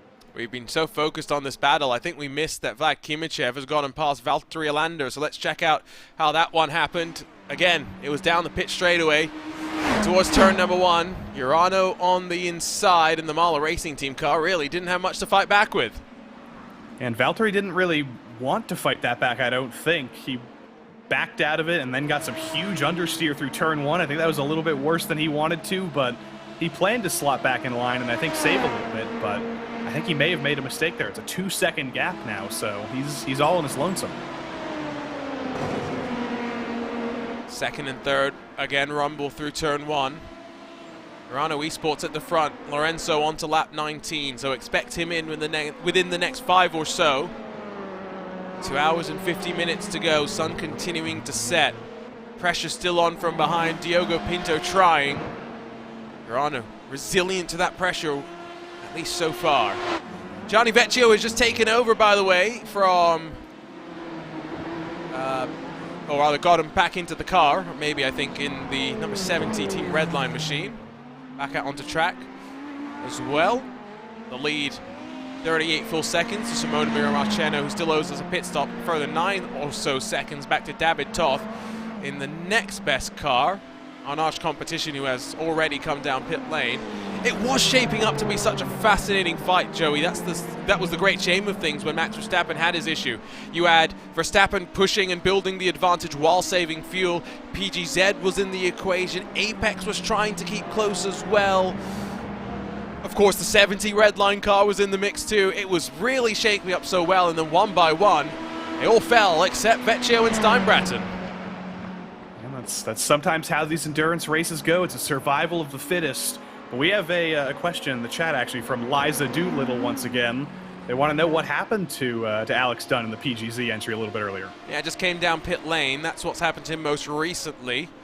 At 119, of course, was being driven by Matti Sipola when things had kicked off through the final corner. To be fair, Sipola maybe does have to take his fair share of responsibility for what ended up happening. Maybe could have left a little bit more room of his own if we're being honest. That final corner, you can see how it just juts back in, and you had a car trying to sweep around the outside.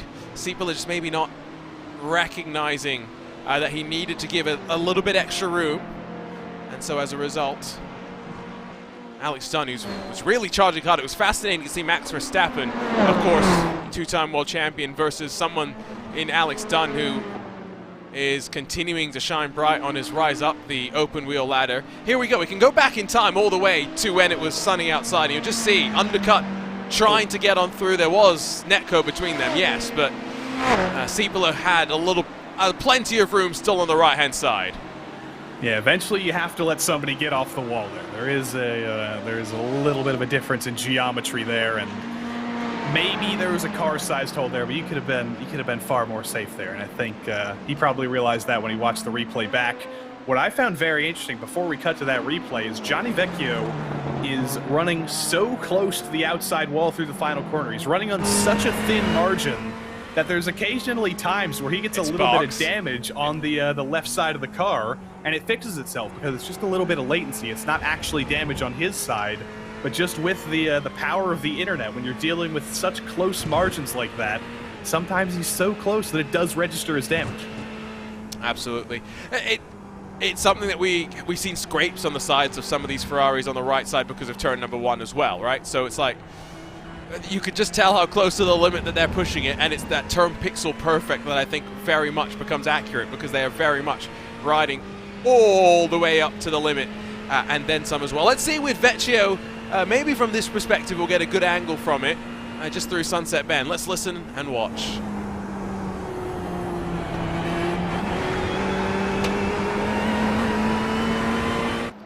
too tight this time by, but you get the sense that he's really setting up the corner and coming in as tight as possible. It's, again, a corner of a million lines, only a couple of them actually being fast. I think in reality there, he didn't extend it all the way out to the wall because he had a little bit of LMP2 traffic behind him, was just trying to be a little bit conservative, making sure everything worked out there. But I also like to believe that he just didn't do it just because we mentioned it on the broadcast and he didn't want to show that off anymore. Poor Gianni, man. I mean, what a rotten start to 2023 he's had. Started off by breaking his tailbone. Still tried to compete in the first round of the Porsche Tag Heuer Esports Super Cup. Went not that great for him on track. Also, I don't think he felt that comfortable in the rig, and so elected not to compete in round 2 of the series. Got back in the car for round 3, and it was back to the crashing ways, unfortunately for him. And then most recently, just before the couple of races that we've had over the past couple of weeks, has been having technical issues, has built a number of PCs. I think he's had 3 or 4 PCs at one point. None of them fixed the issue, went back to the original build that he had. And then we saw the pedals actually disconnect in the BMW M-Sim Cup last weekend. So he just can't seem to buy luck, unfortunately. We talked about that with him on the broadcast for the Porsche Super Cup, Esports Super Cup. Things are going. We call that the cartoon anvil sometimes, but I don't want to jinx it. Right. It's looking like this is a pretty good run so I was far. trying this not could to be the say end of it. it, but I'm not gonna say anything. Do you believe until, in the commentator's curse? When it comes down to technological stuff like that, I think I do believe in the commentator's curse, but he's got just under 3 hours, and I won't say anything until then. Exactly. That's what I was trying to say. I'm really hoping that things go well. Knock on wood. Pit stop's underway again for GTP as Alander cycles his way on through. Will it be Pedro Sanchez Albert in with 2 hours and 46 minutes to go? My suspicion would be leave this the driver in for one more stint and then swap them over for the final 2-hour blast to the checkered, although Sanchez Albert disproves me right on the spot. Yep, and Valtteri Alander is going to be a very, very unhappy boy because his fastest lap's been taken away. Daniel Alves Lorenzo has just beaten him to that record. It's still getting colder, though. We're still going to get faster and faster laps, but that is just a real marker there of our race leader right now being pretty untouchable. Our race leader just ran the fastest lap of the race. That is not what you want to see when you're running second. It is pretty terrifying. That gap has grown out to 43.5 seconds. So another 3.5. With Lorenzo due down to pit lane. If not this time by, probably the next time by. Has very much been a stalwart effort from a car that struggled in qualifying outside of the top 10.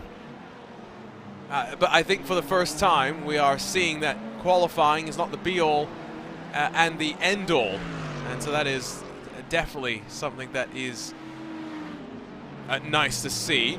Now, when we see Lorenzo in, it will be Pinto in probably 2 laps after that, don't forget. And so, one by one, we will start to cycle through the pit stops. Joey Tebbin picked the Culture team to come out on top. Joey, is this the commentator's curse? Oh no! Why are you showing me? He recovered it. Just a little bit of understeer, a little bit of off-roading. Could have been far, far worse. I don't think that was the commentator's curse. I think that was just that may have just been the commentator making a bad decision.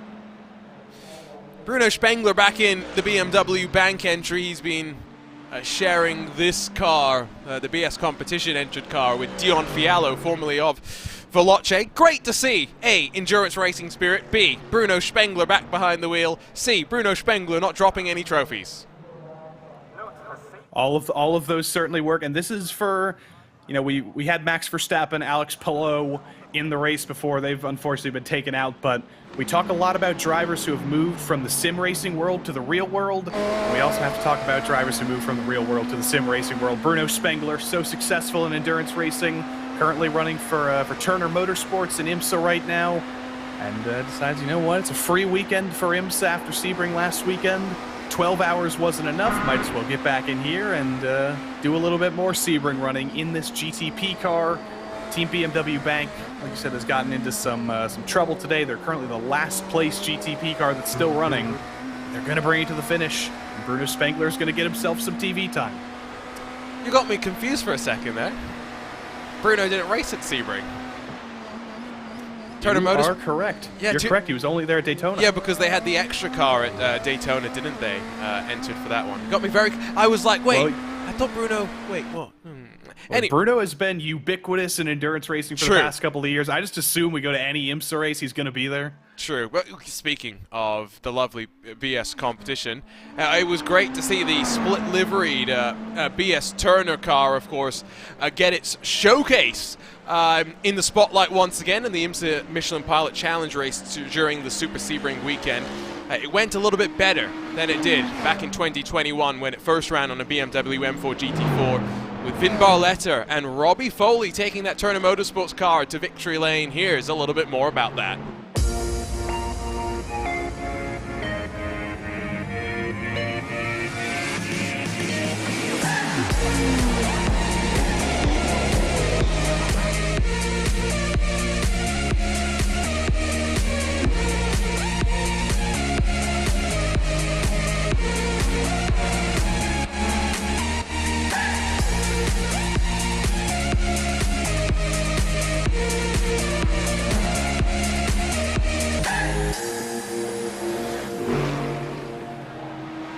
Great to see as well that Florian Hasper, Yannick, Phil Denez, Rainer Talvar, Ryan Barneveld all on site to celebrate as well, with Robbie Foley, someone that after having a horrific accident in high school playing football, broke his leg, turned to motorsports through iRacing initially, and has now gone on to become a BMW factory driver, Joey. It is incredible. I can't say enough good things about Robbie Foley. I don't think anybody can. You put him in any car, well, most of the time it'll be a BMW, but you put him in any BMW in any class, he's going to find a way to win. That's just the Robbie Foley way, and it is it's incredible. And even greater things, I can guarantee, are coming for him. He's still young. I don't know his exact age, but he's not 30 yet, is he? No, surely not. Oh, he's younger than me, that's for sure, hopefully. 26 years old. Yes. So yeah, he's got a good 30 years left him in IMSA. Well, there were two people that, of course, had to design that livery to go on the car. One half of it, a Turner Motorsports livery. One half of it, a BS competition livery. Plenty of people know about iLiveries and One, who designed the BS competition side of things, but plenty of people in the real world know all about Andy Blackmore, that has been doing Turner Motorsports designs for many, many years. My name's Andy Blackmore and I'm a livery designer, originally from the UK, now living in Canada. So I started designing liveries in the 1990s, and I started with Turner in 2012. So I've designed all of Turner's liveries since then. We came up with the idea of splitting a real car 50-50, so we were bringing the virtual livery into the real world. So this project was unusual because we were literally reverse engineering the design. So I took the iRacing livery, the iRacing skin that Rondi had created, and then we had to turn that into basically a wrap file that the installers could then wrap the car with. So we were actually doing this a bit back to front, which was quite unique and challenging. So the original 2021 livery was a huge fan favourite, both in the real world, but also on iRacing and even other platforms. So I'm particularly looking forward to seeing the new car in person in Sebring later this week.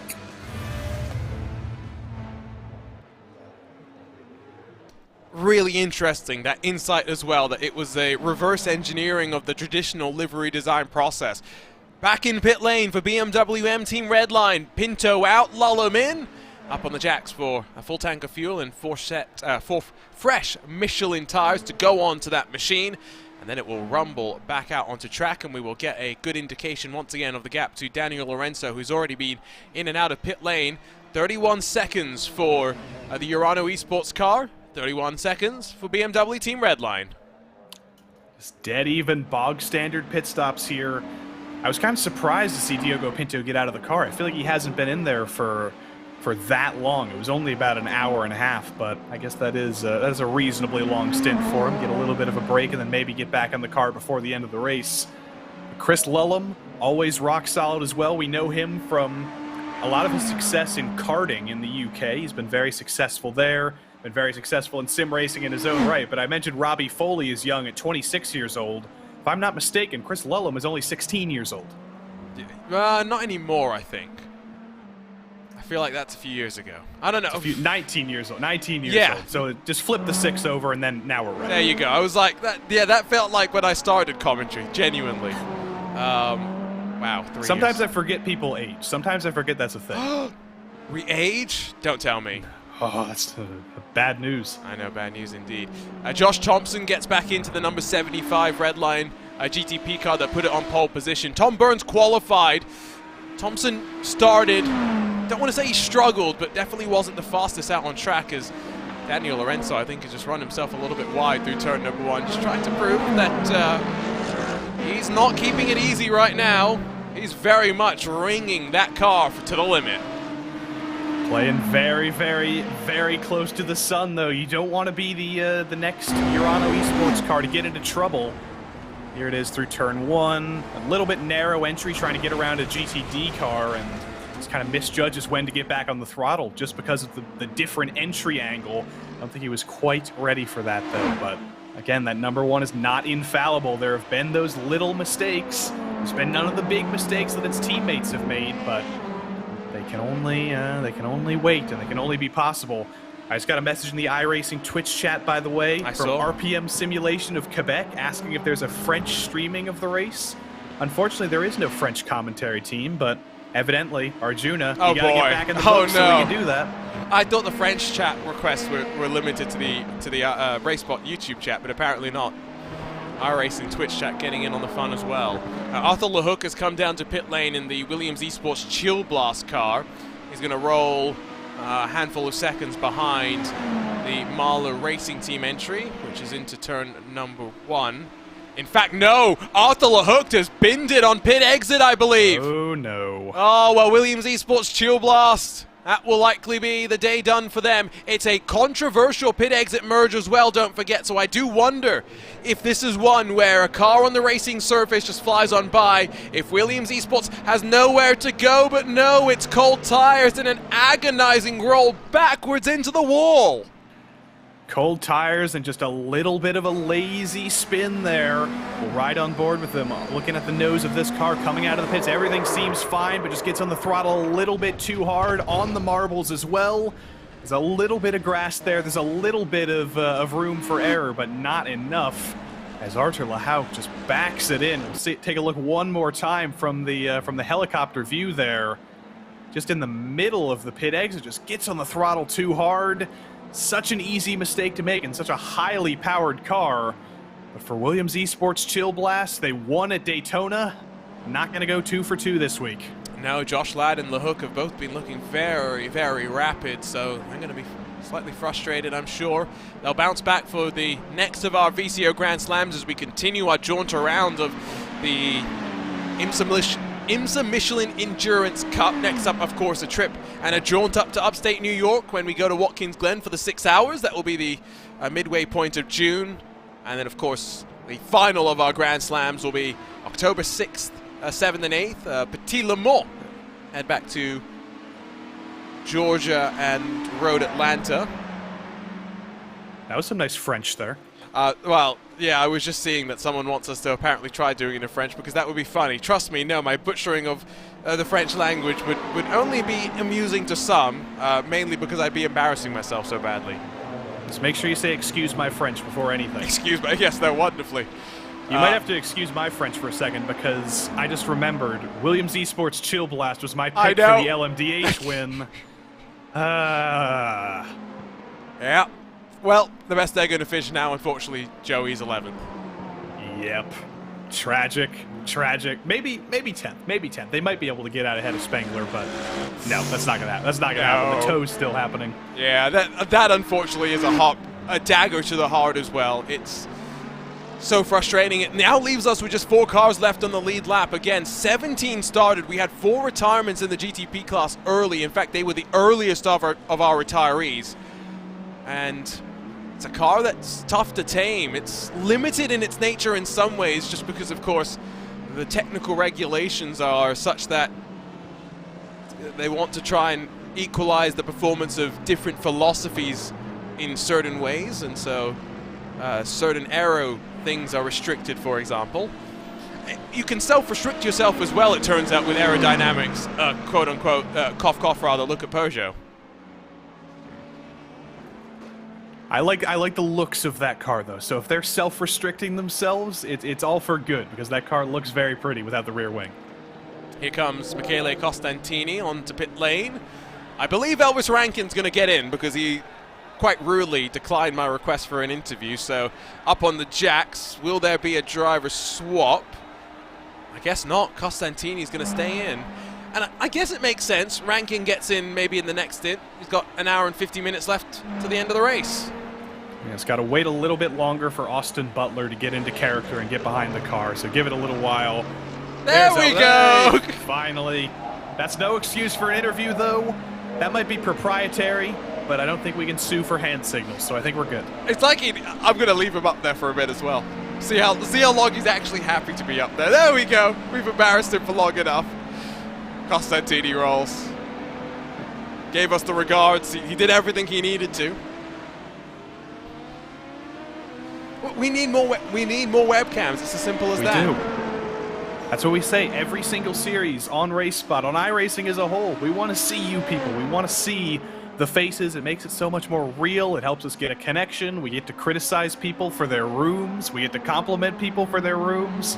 It is so much fun seeing also better their face than our face.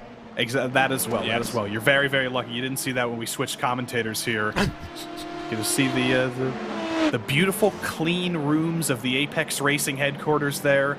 It is. It's hard to beat the Apex Racing headquarters. There's many that try, but I'm always happy to see them on the Zoom. I don't know. I feel like I'm trying to think what other headquarters we still have. Altus, unfortunately, their house no longer really is a thing as such. Coanda's got their facility, slightly different. And they've got a new resident at the facility as well. Hugo Luis is going to be there a little bit more as of now. Yeah, they've got it. I haven't been to Corby, that's the problem. So I haven't been to Coanda either. So I'm just waiting for them to invite me, and hopefully for the UK government to let me in. That's the most important thing.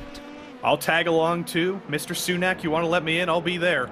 But something I really want to see that we've never seen before, or that I've never seen before on iRacing, is I want to see somebody with a rig outside. We always see people in there, inside, wherever it is. Is Jimmy's shed not good enough for you? That's not outside. That's within the confines of a room, at least, even if it is a shed. I want outdoors, in the elements.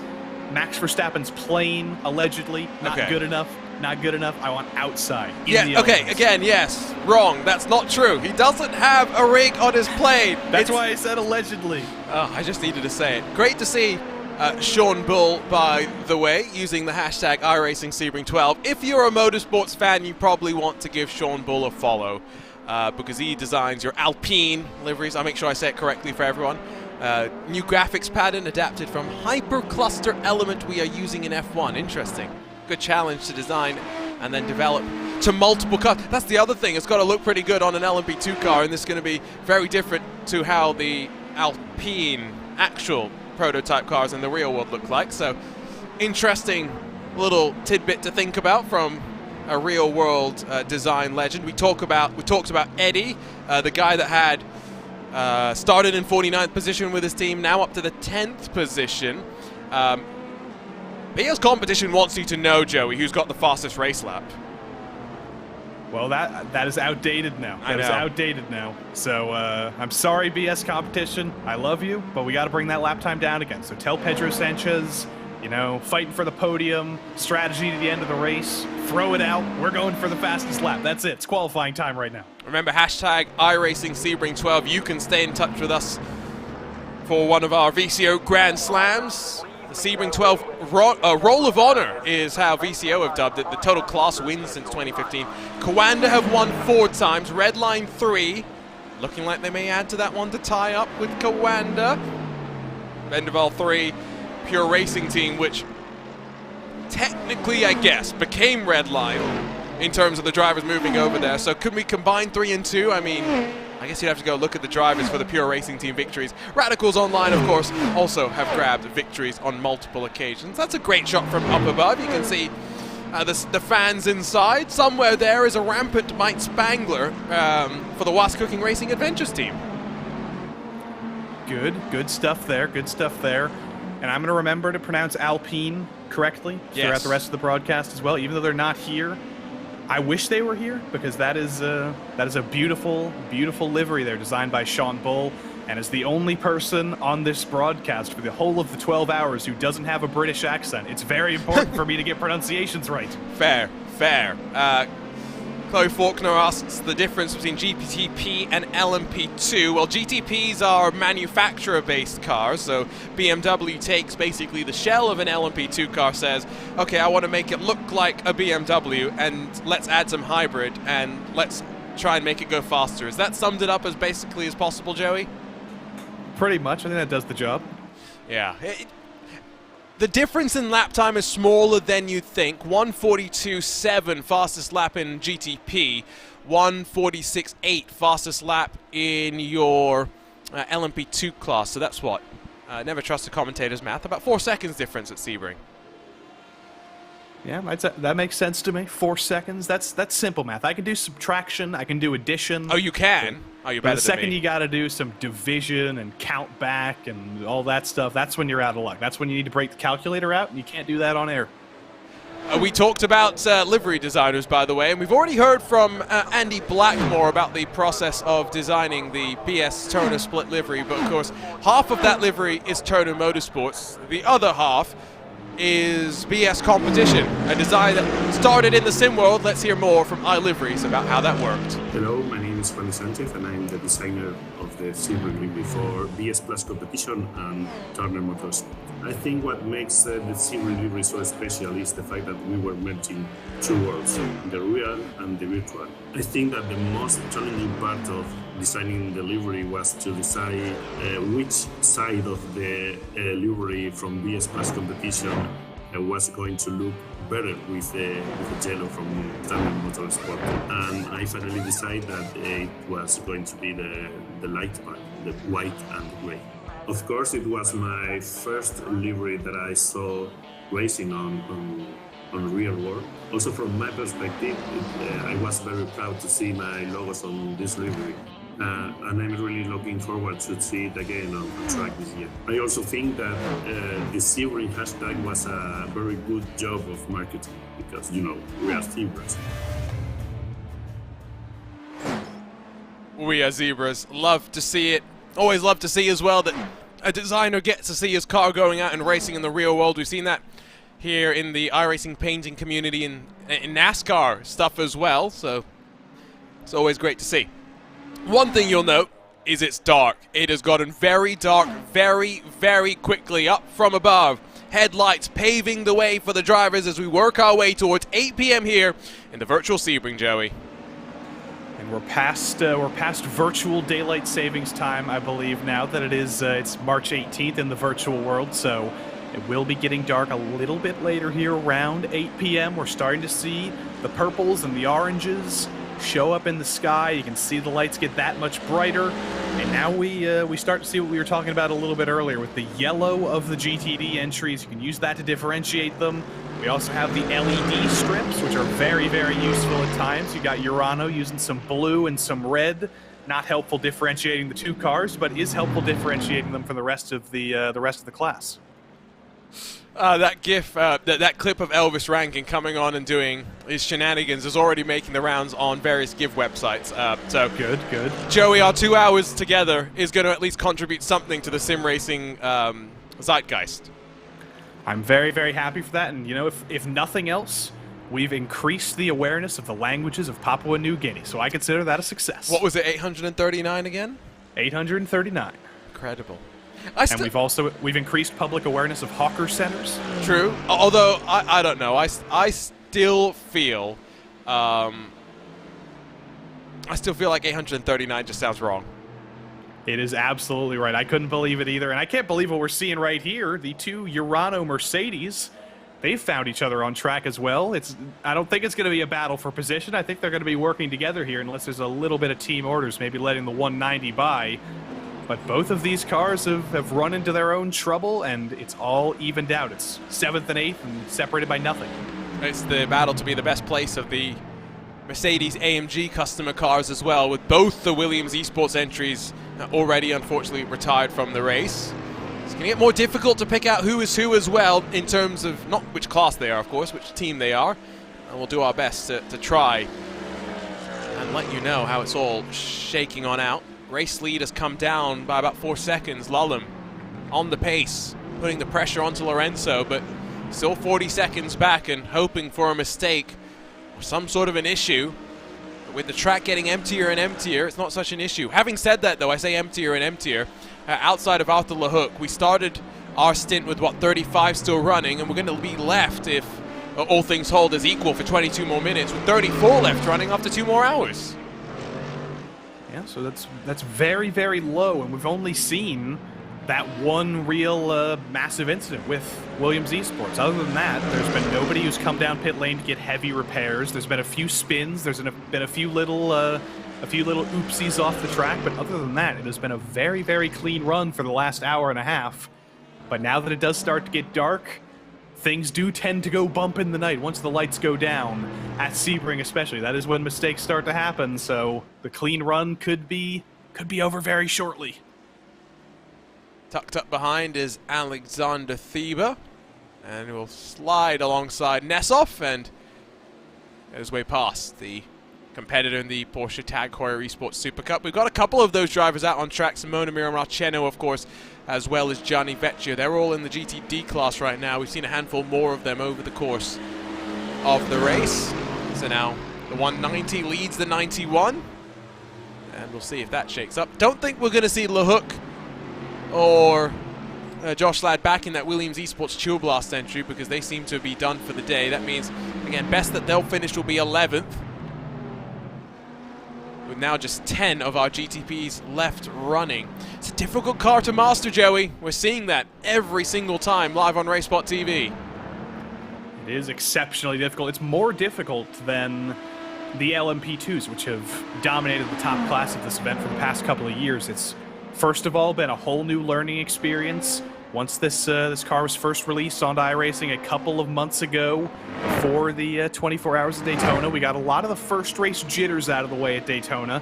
A lot of teams did a lot of learning about the quirks and the interesting bits about this car, but it is still very new. This is still only the second big event, or the second big endurance event, rather, that this car has been run in. So there's still things to learn about it. There's still the braking quirks. There's still suspension stuff you need to figure out. Urano Esports, though, up here in the lead, they've only been extending. They've only been getting more and more comfortable. How I need to go and remind myself of who won in the BMW M-Sim Cup last week on Sunday, when, of course, we did have a bit of a preview as to the action in this GTP class and somewhat in the GTD, although that, of course, every driver, it being a BMW sanctioned competition, was in an M4 GT3, so it was kind of hard to figure out some of the trends. It was Urano that came out on top for the second consecutive round, but it was Kimichev and Wallmeyer again. Hoffman and Lorenzo finished third in that race, with Eduardo Leo and Fraser Williamson for SRC Movano coming in second. And so maybe for Ewan O'Leary, who had picked SRC Movano, maybe not the craziest of ideas to have that. But yeah, Kimichev, Wallmeyer, back-to-back victories in the M-Sim Cup. They seem to have definitely figured out something. Williams are the other one that we've seen, for example, at Daytona. Rockets during the race, and then, of course, the controversy before the race. They were still quick with or without that. Yeah, and that's a critical error I made. I probably should have taken into consideration the BMW M-Sim Cup results at this very track instead of making my predictions so heavily on Daytona. But when we come back for Watkins Glen, I might go for the Calsa team anyway, because I'm still not regretting that pick in LMP2, and I'm not regretting Williams Esports Chill Blast either. I think it was wrong, but I'm not regretting. I think you're up to 31 combined points right now, Joey, and remember... Oh boy. Yeah, lower is good. Don't even bring up the graphic anymore. It hurts too much. Yeah, I'm going to have to update that at some point, aren't I? I'm not looking forward to having to do that while commentating on this all as well. 2 hours and 20 minutes to go. We'll say goodbye to you in 18 minutes, Joe. I'm not looking forward to that, as much as I am looking forward to saying hello to Andy McEwen. Have you been going easy on me today? You've been going light on the puns. There haven't been that many opportunities. There haven't been that many that have opened up. I think I said thank you very much at one point when Gordy Much let his teammate through, and that got no response. So I'm so offended by that. But I say that all the time, so it's not that special. Yeah, that's true. That is true. That's a very easy one to go for. That's the problem. Yes, exactly.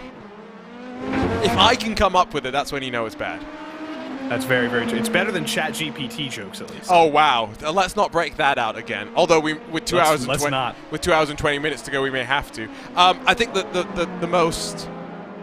the best contribution I've had to this broadcast is the fact that I just reminded everyone what I've dubbed the classes. GTP is not Grand Touring prototype.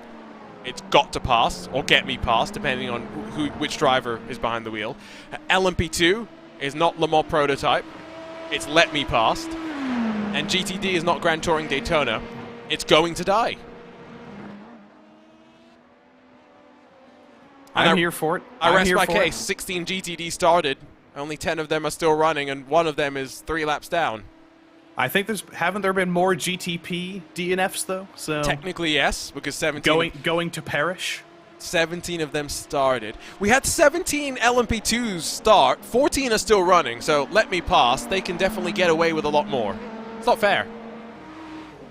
And Andy McEwen is getting ready here in 17 minutes' time. He's had a nice break for about an hour and 45 minutes. I don't know what he's been up to at 10 o'clock p.m. Has he gone for a late British dinner? Are we about to bring the British food chat back? Oof. Yeah, it's a mystery. We'll talk about mushy peas again. I think the one thing that I'm hoping for is that Andy has not seen what's happened to Williams Esports Chill Blast, because he was tied with Zach Sweeney at one point.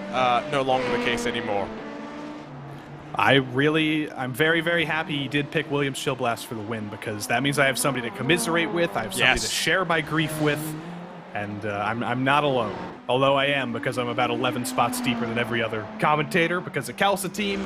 But again, I'm sticking by my choice. I'm happy with it. Hey, at least there's one point that both you and Andy have just gained, because the number 98 Apex Racing Team car has got it in front of Urano's number 91 as Nessoff. How about that? Seemingly sliding backwards, although he is also on the most fuel of the 3 cars that have been fighting for 7th for the last 30-odd minutes or so. So expect them. I think he pitted. I think he just made a stop, because he was right behind. He's 10 laps into his stint, is Nessoff. 17 for Godino.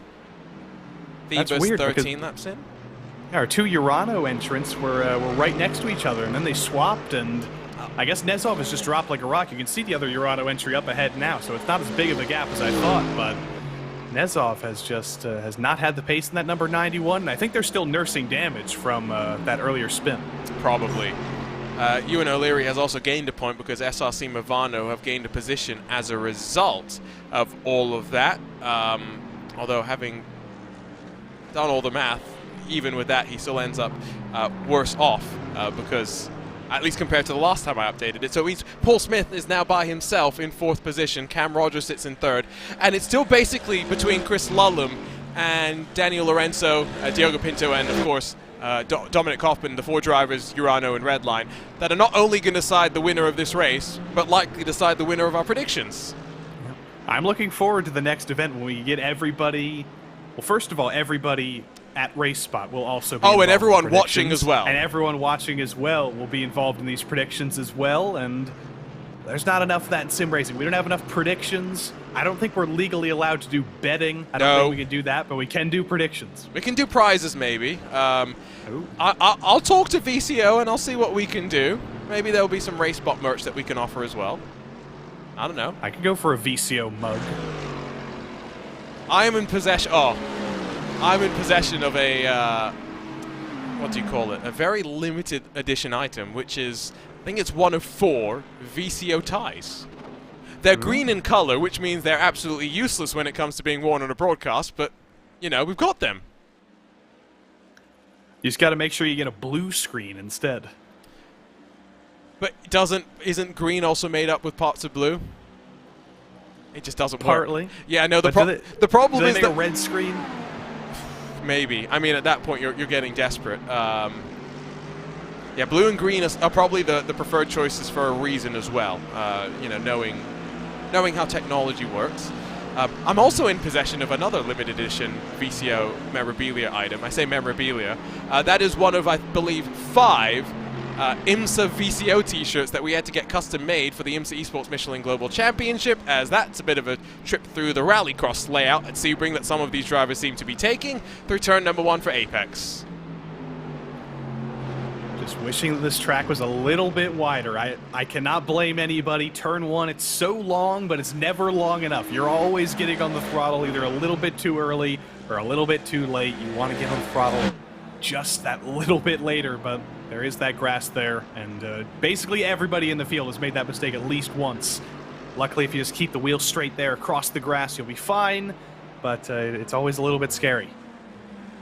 So I'm going to try and get some prediction score updates so that we can like officially track all of this as well, because there's no use us talking about this if we're not bringing the viewers along with us. So we'll get that up for you in a couple of moments' time. Still tracking this fight for 8th position. Don't forget hashtag iRacing Sebring 12 if you want to stay in touch with us. I just got a whole slew of photos in my DMs from Gary Paravani, who is part of our VCO content team, along with Joshua Chin, who have been working extremely hard to bring you all of the content that you'll see on the social medias, as Ivan Perez takes Alex Dunn with him through turns 1, 2, and 3.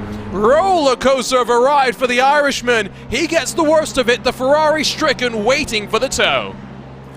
These are both Team PGZ Iberia, or both Team PGZ entries, rather. One of them the Iberia LMP2, one of them the 119 GTD. Teammates tripping over each other. That's even higher drama. And that was Perez, who was running, in 4th position at the time. PGZ at one point leading in GTD, but that car had very much already been through the walls. Replay machine will tell us all. Can only imagine the anguish on Pablo Castro's stream. Around the outside. Oh! And this is not going to end well. This is not going to end well. Alex Dunn, wrong place, wrong time. Ivan Perez, well, not sure what we can say. Over-aggression is the word I would use there. Was just desperately trying to get around the outside at turn 1. The door was not really open there. Then once he was out in the grass, just kind of refused to lift and wipes out himself and another team car. We'll take a look again here. He was not really all the way to the outside, but even if he was, there was a little bit of room there, I think, to force his way on track, but just went a little bit wide, didn't lift, hit that little jump, and at that point was out of control. I don't think Alex Dunn really did anything wrong there. He was running his line. He didn't make any last-second moves, didn't squeeze his teammate onto the grass. Wow. Just a case of over-aggression from the class that you fittingly called Let Me Pass. Right. And that, the Dallara LMP2 car is known for being a tank, and I think it's tanked on through. Now I can only imagine the chaos not only on Pablo Castro's stream, but the amount of carnage in his PGZ Discord as well.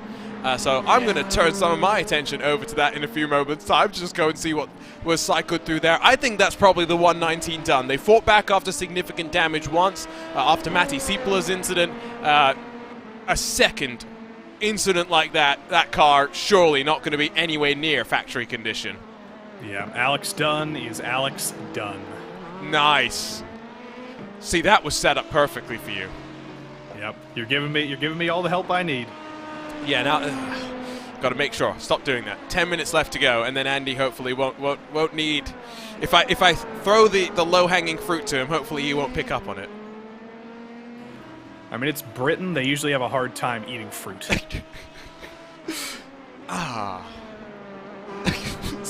Yeah, we're at that point of an endurance race where we're just throwing things at one another because we can. Social media. Yep. We'll finally go back to that Gary Paravani has thrown a slew of photos into my DMs. This was one of them. Best time of the race. Golden hour. What do you think, Joey?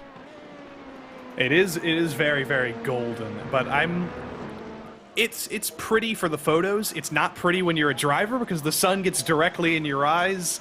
As much as you want to enjoy the golden hour like Casey Musgraves, it's more like blinding hour. Blinding hour. I like that. Mark Gammett giving us another update. Sun is set. He's finished off in the last of the daylight, and now, after losing a rear bumper and a tie rod, they've held on to 7th position. That is endurance racing spirit for you right there. Yeah, rebuild the car mid-race, get it done, easy. Again, hashtag iRacing Sebring 12. Just over 2 hours and 8 minutes left to go. Keep in touch with us. 45 seconds now or so, the margin at the front between Daniel Lorenzo in that Urano Esports #1 and the BMW M Team Redline #20 with Chris Lullum at the wheel. It has ebbed and flowed, 35, 40, 45 seconds. Ultimately now, though, into the night conditions. If you are Urano Esports, you know that if you run this momentum, you run this pace and this strategy, you're in a good spot to take the checkered flag. The only thing that can come between Urano and the win here, as we mentioned a little bit earlier, is a mistake from Urano. They are their own worst enemy right now. So once Daniel Alves Lorenzo gets out of the car here, which I assume will be under the next stop. He's been in this car for a very, very long time, for as long as we've been on the air here for the last 2 hours. So whoever gets in that car next needs to make sure they get their bearings in the nighttime very, very quickly, needs to live up to a very, very high standard of Lorenzo here. And just keep the car pointed in a straight line. You'll be good. You're right on board with this #1 machine. I feel like you've set it up well if you've got your driver swap timed with about 2 hours to go. It's a nice opportunity to blast your way on forward. Of course, with Diogo Pinto, it's a pretty solid driver to have behind the wheel as we jump on board with both first and second positions. Pinto into Cunningham Corner, race leader into Sunset Bend, sweeping on through to finish lap number 335. I get the sense that you say it's all about Urano not making a mistake, but it's all about the decision making as well, because we just saw it with Ivan Perez. If Perez doesn't go to the outside, that incident doesn't happen. And that's why they're very, very lucky to have this 45-second lead, because they can afford to make judgments. They can afford to not go for a move when it's not necessary. You can hang back behind a GTD car or an LMP2 car in an awkward place and lose maybe 1 second, 2 seconds of lap time, and it doesn't really matter. You can be that conservative. You can be that tentative, because you have a massive buffer to play with. There's no reason to go for any big risks. Across the line, it's now Lullum's turn. The margin, again, around 44.5 seconds. Half a tenth gained by Lullum. Not enough to really bring him back into contention at the very front of the field. Go back to some fighting further back in your LMP2 class. You got Brabham Esports Hissing Sid and Daniel Handover, just 4 tenths clear of effect simulations. Andrew Dawson, who's behind the wheel now in a car that's been through the wars a little bit, I think it's fair to say, but they continue to fight for 8th position. I'm always a big fan of the in-car lighting here. You got the blue light lighting that wheel up, but we ride on board here with the number 909 for effect simulations. There's the green and gold that we're always so fond of up ahead in the Brabham. But this is just LMP2 versus LMP2 action. A little bit dicey through the middle sector there for the number 909. We take a look from the outside perspective. You can see that these guys are pretty well even on pace right now. But it is late night at Sebring, and things are getting a little bit skittish. The windshield wiper is starting to work. How good are you in terms of meteorology, Joe? Are you a weatherman? I'm not a weatherman, but what I've learned is most people in the news also aren't. They just go to school to specifically study TV meteorology. Oh, interesting. They study TV meteorology. Well, yeah, like real meteorologists are like geologists. Gotcha. And they're the guys who like sit in the lab and send out the weather stations and stuff. Yeah, the National Weather Service and stuff like that. Gotcha. Well, these two drivers not so worried about that just yet. The addition of rain to the iRacing special events may cause them to be worried about. Switchback from Dawson as Handover tries to cut back to the outside and hold the position. He will do for the time being, but plenty of time to go. And 2+ full hours of full nighttime running. We're going to get just under 3 hours, I think, in total, because the sun has been set for quite a while now. It is Florida nighttime, not a star in the sky because of all this light pollution. Here's Pedro Sanchez Albert, though, for the GTP number 3 Mala Racing team. They've lost touch with third place Urano, with Vlad Kimichev behind the wheel, so They're going to have to do some thinking here. 2 hours to go. How can we get back in that third place battle? Can we pick up the pace a little bit? Because whatever's going on right now, we're losing touch with third. Remember that Sanchez Albert got in at the last cycle of pit stops, so I likely think they are done the final cycle of pit stops already. Andrew Dawson now in front of the Brabham Esports Hissing Sid car, so that would have happened in through the hairpin as they sweep their way down through Tower Corner and onto the back straight with the lights flashing. I wonder what that means. Someone's happy. I'm just wondering what Hissing Sid means. I think that's a reference to one of the cars. Brabham Esports cars, that is. I've looked it up, and it's just I'm seeing a song called Captain Beaky and his band. Don't forget Hissing Sid. I don't know what's going on there, but I do know what's going on here in the battle. Is just some exciting stuff into turn one. It's a replay. I know it's a replay, but it was still exciting. It's a late dive to the inside. Wasn't quite there for Dawson, and that was a very aggressive move. Didn't work out for him. He's going to get another shot here, though. Yeah, so we'll just keep tracking this because I want to see how it was all set up to eventually sweep on through, because now he's been able to build a full 1 second advantage. They passed the GTD leader. It's all about positioning yourself in the right place for traffic. Dawson's not going to commit into the hairpin, so it's going to be the run out of this corner where it can be so tricky to get the power down, and then into Cunningham where surely you'll get it done. Was there a mistake from old Hissing Sid is my question here. It doesn't look like there was. It was just a bad exit for some reason. Very, very slow in the middle of that sector, and Dawson was not waiting up. He saw the opening. He went for it, and that's what you got to do. But the Brabham car is very, very slow. I don't know what's happened. There's a GTP parked to the side of the track as well. That's y'all tying in the BS competition car that was up in 5th position. And another one of the Zebras strikes bad. Here we go. What happens to BS competition as they wind out of the hair? Are they out of fuel, or is this a technical issue? Because it's just stopped. That's a good question. We're going to have to ride on board with him, I think, coming out of the hairpin. He's out of fuel. You could see he's trying to coast. Ouch. Miscalculation.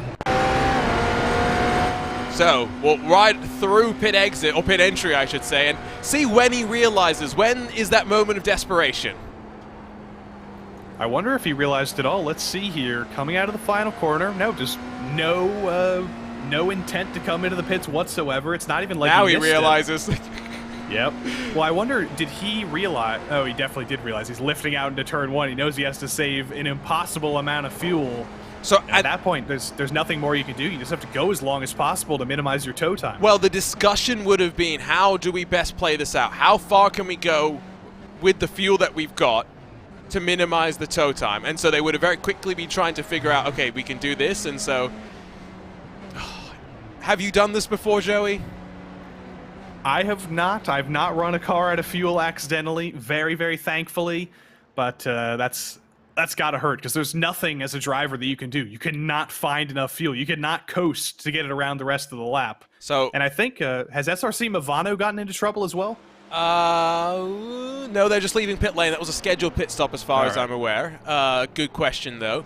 I have done that before. I was leading the Bathurst 12 Hours a few years ago with my teammate, and I totally forgot to pit in the final sequence. We fortunately had a 2-lap lead, so it was fine. But yeah, I definitely don't forget that, and I will not be allowed to forget that. Jacob Todd jumps into the Brabham Hissing Sid car. I think there was a technical issue, unfortunately, for Dan Handover that saw him disconnect from the server, and so Hissing Sid dropping back now to 14th position in the class. The last of the running LMP2s, although haven't actually seen Brabham back out on track yet. I think just waiting for everything to cycle on through. I guess we'll see BS competition rolling back out, but they're now fighting just to stay inside of the top 9. Will that be just 9 GTP cars still left running? Well, guess we'll find out soon. And I'm very excited to watch the last 2 hours of this race. I think it's about time for me to roll out myself, get over on the couch, get Andy McEwen here in the booth to speak his own languages, and I'm gonna enjoy the rest of this race and see if it can all turn around for me in this in our predictions. think that's a tall order. Completely forgot that it was time to switch over things in the commentary booth, so thank you to Joey for bringing my attention to the clock.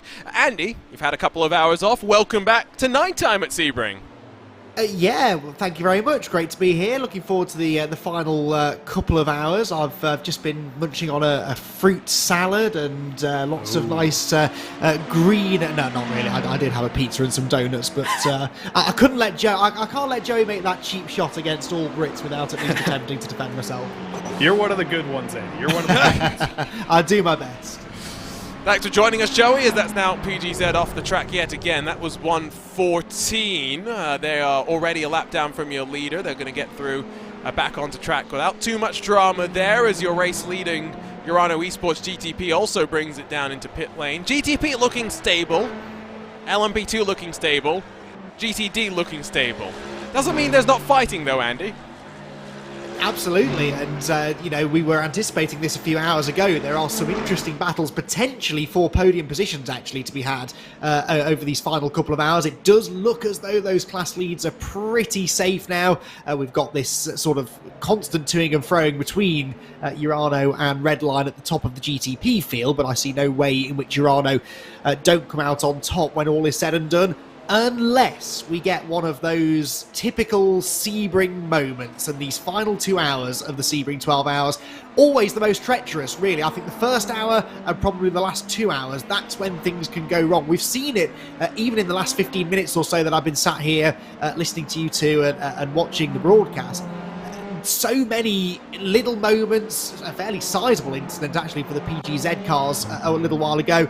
And I've seen lots of these moments where prototypes are chopping aggressively in front of GT cars, drivers just slightly missing their braking zone. This all happens more and more frequently the later into a race we get, and the darker it gets as well. Yeah. So, this one's not over yet. It's properly dark as well, that's the other thing. Lullum into pit lane, he'll roll. Kimichev hands over to Wallmeyer. I think that was a driver change in the 192, waiting for that to drop and go as well. But now synchronized between Hoffman and Lullum on strategies within 2 hours to go. And at least Hoffman I'd expect to be into the end. I'd be shocked if Lullum, if we see a driver change in that Redline machine as well, given that we've already gone through the transition. If you're wondering how the scores were going at the last time of update, which means that these are likely slightly wrong now, this is how our commentary team has predicted the race so far. Andy, unfortunately, yes, Williams not your best friend today. Well, I will settle if I can get a podium out of this, and I think I've still got half a chance of second in LMP2. So if that's what I'm going to be focusing on, that's for sure. I think you've got a good chance there, Gordy March, back in front of Ate Kalpanen, although with a pit stop still owed there. It's really interesting the fact that we all went Apex and LMP2 for the most part, outside of Joey, who I think just wanted to be different at the end of the day. GTD's the one where I feel like, honestly, it was the hardest to pick. LMP2 we knew. GTP, there have been a few strong contenders, and we knew Williams would be there, Redline would be there, Urano would be there. I had no idea about the BOP for the GTD cars today. Yeah, and that's always a bit of an interesting class, isn't it? Because not only does the BOP change from special event to special event, but also teams choose different cars. So Apex Racing at Daytona, they went down the Audi route and they utterly dominated at Daytona, and now we arrive at Sebring, a completely different kind of track, and they've switched to a different car that's now got a different BOP, and it makes it virtually impossible to predict, really, that, and not knowing exactly which car each of their drivers are likely to be in. So it made what's always a pretty tough to predict class just impossible to know what was going to happen. Plus it's GT racing, isn't it? It's always fairly unpredictable. So yeah, interesting class that. I'm kind of pleasantly surprised, I guess, to see the Ferraris going well. It's my personal favourite GT3 car on iRacing. Absolutely, because it's the only one I can drive, mainly. Wow, It's a very forgiving car, I find. But it's nice to see that it's kind of regaining some popularity at the moment. I'm intrigued to hear you say that, because Joey said something similar. I cannot get to grips with... Really? No, I don't know what it is about the Ferrari. I've never liked it. I agree with you on all other mid-engined cars. I think I heard you say earlier on that you're more of a front-engine man, so the Mercedes AMG... Unfortunately, yes. Which I totally get, and as I said before, that is possibly my new favourite noise in motorsport, is the Mercedes V8. I mean, that just sounds beautiful. But yeah, mid-engine GT cars, not normally my bag, but the Ferrari, I just find really well balanced, and whenever I do a race at a Bathurst, for example, or Nürburgring, somewhere that's a really challenging track where you need the confidence in the car, it's always my first choice. I don't know what, I feel like front-engine cars are always more understeery in their nature, and so you have to drive them in a way that is safer. Maybe mid-engine cars being a bit more nimble, I don't know. Maybe I throw it around too much. It's probably my fault at the end of the day. It's probably not the car's fault. That's the reality. David Toth brings the Arnage competition pink and white Ferrari to pit lane. Does look as though it will be a 1 and 2, although as much as Simona Maria Marcheno is trying, it is going to be a little bit, I think, too little too late for Altus's number 42 machine. PGZ's 114 is still in contention, I guess, hypothetically, but they are a good 30 seconds further back from this 42 machine, so it has very much opened itself up. 50 cars entered this race, a nice sizable field at Sebring, but I did see news this past week, Andy. 72 GT3 machines going to go and head around Spa for 24 hours later on this year. Do you know what? That has really become one of the highlights of the endurance racing season, which sounds like an obvious thing to say. It's GT3 racing at Spa, what's not to love? But such a competitive race, year on year now, it provides probably one of the most exciting of the big endurance races too, being a single class around a track that is a challenge, but actually most of the teams and drivers entering into the race are very familiar with. And there's a lot to be said for a race like Sebring that's a car killer, or the Nürburgring, which is just such a difficult race even just to get through in one piece. But going to a track like Spa, the teams and drivers, they can really knuckle down, focus on the finer details, because it's a track that they do know really well, and it always produces a fantastic race. I've still not actually got myself to the 24 hours. I'm always there the week before with British GT, although not this year. We're off to sunnier climes in Portugal for our away day this year. We're heading to Portimao for the first time, which I am quite excited about, because it's got to be at least 15 degrees warmer than Spa is at that time of year. Wow. And I was built for the sunny weather, that's for sure. So yeah, looking forward to that, but a bit of a shame not to be part of the Spa Speed Weeks. It's been good fun. Is that still the week before the 24?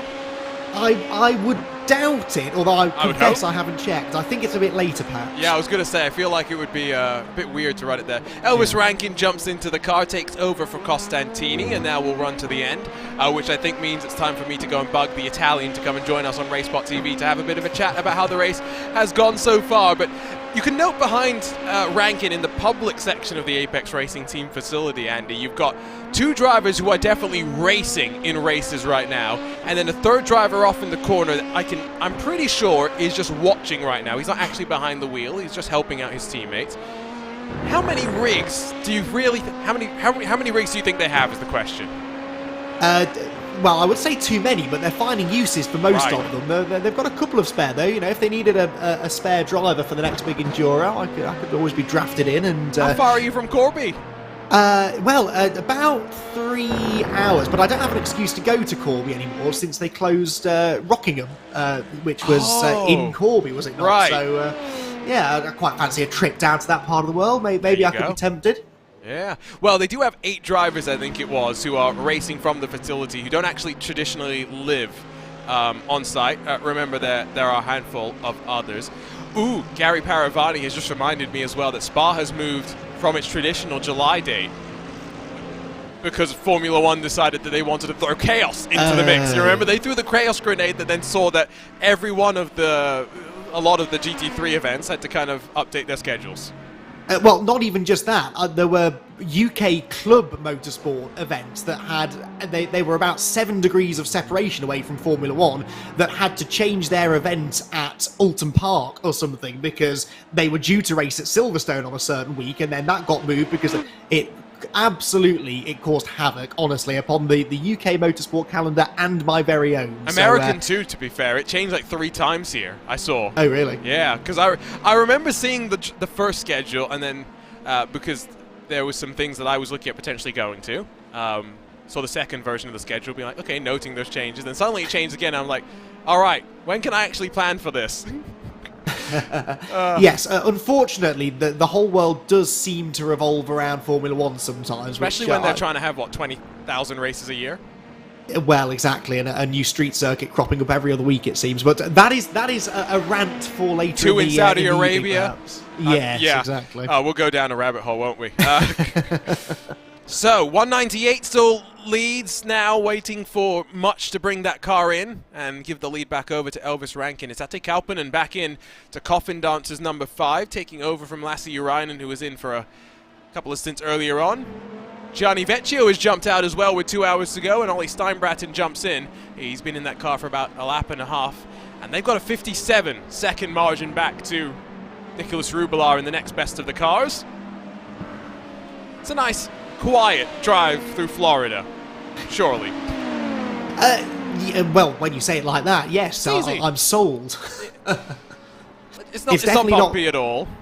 No traffic at all. It's like driving down a peaceful country lane on a Saturday evening. It's nothing to be stressed about at all. I was saying earlier on, this is such a challenging race, and we think of it in real world terms as a car breaker. Even in the sim, of course, you don't really have to worry too much about reliability issues, but for the drivers, this is such a physically demanding race, and lots of teams with perhaps just 3 drivers, and in lower splits I've seen quite a few of my friends doing it with just 2 drivers.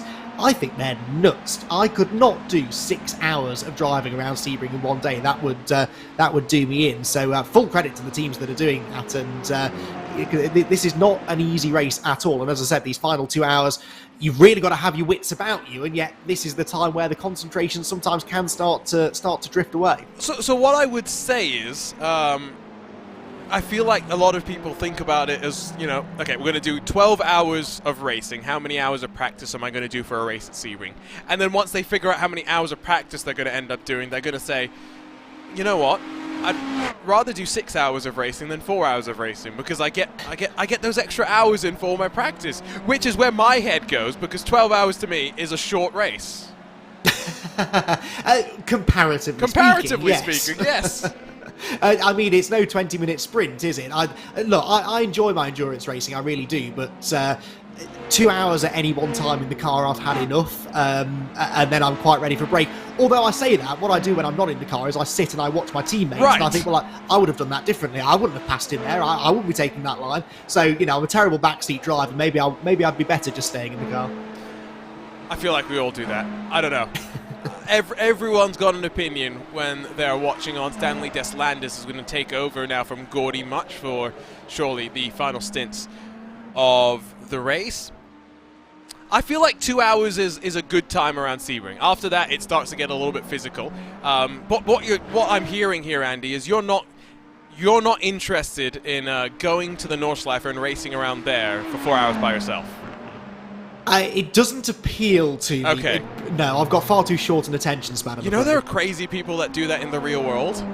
Oh, I know. Now, in the real world, that's perhaps different. It's probably more enjoyable.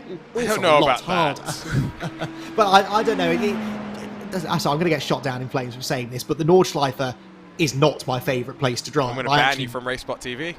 See, I thought. Well, nor is Sebring, although I know I'm not alone in that. Yeah, you're not alone in that one. As long as you don't suggest that we repave it.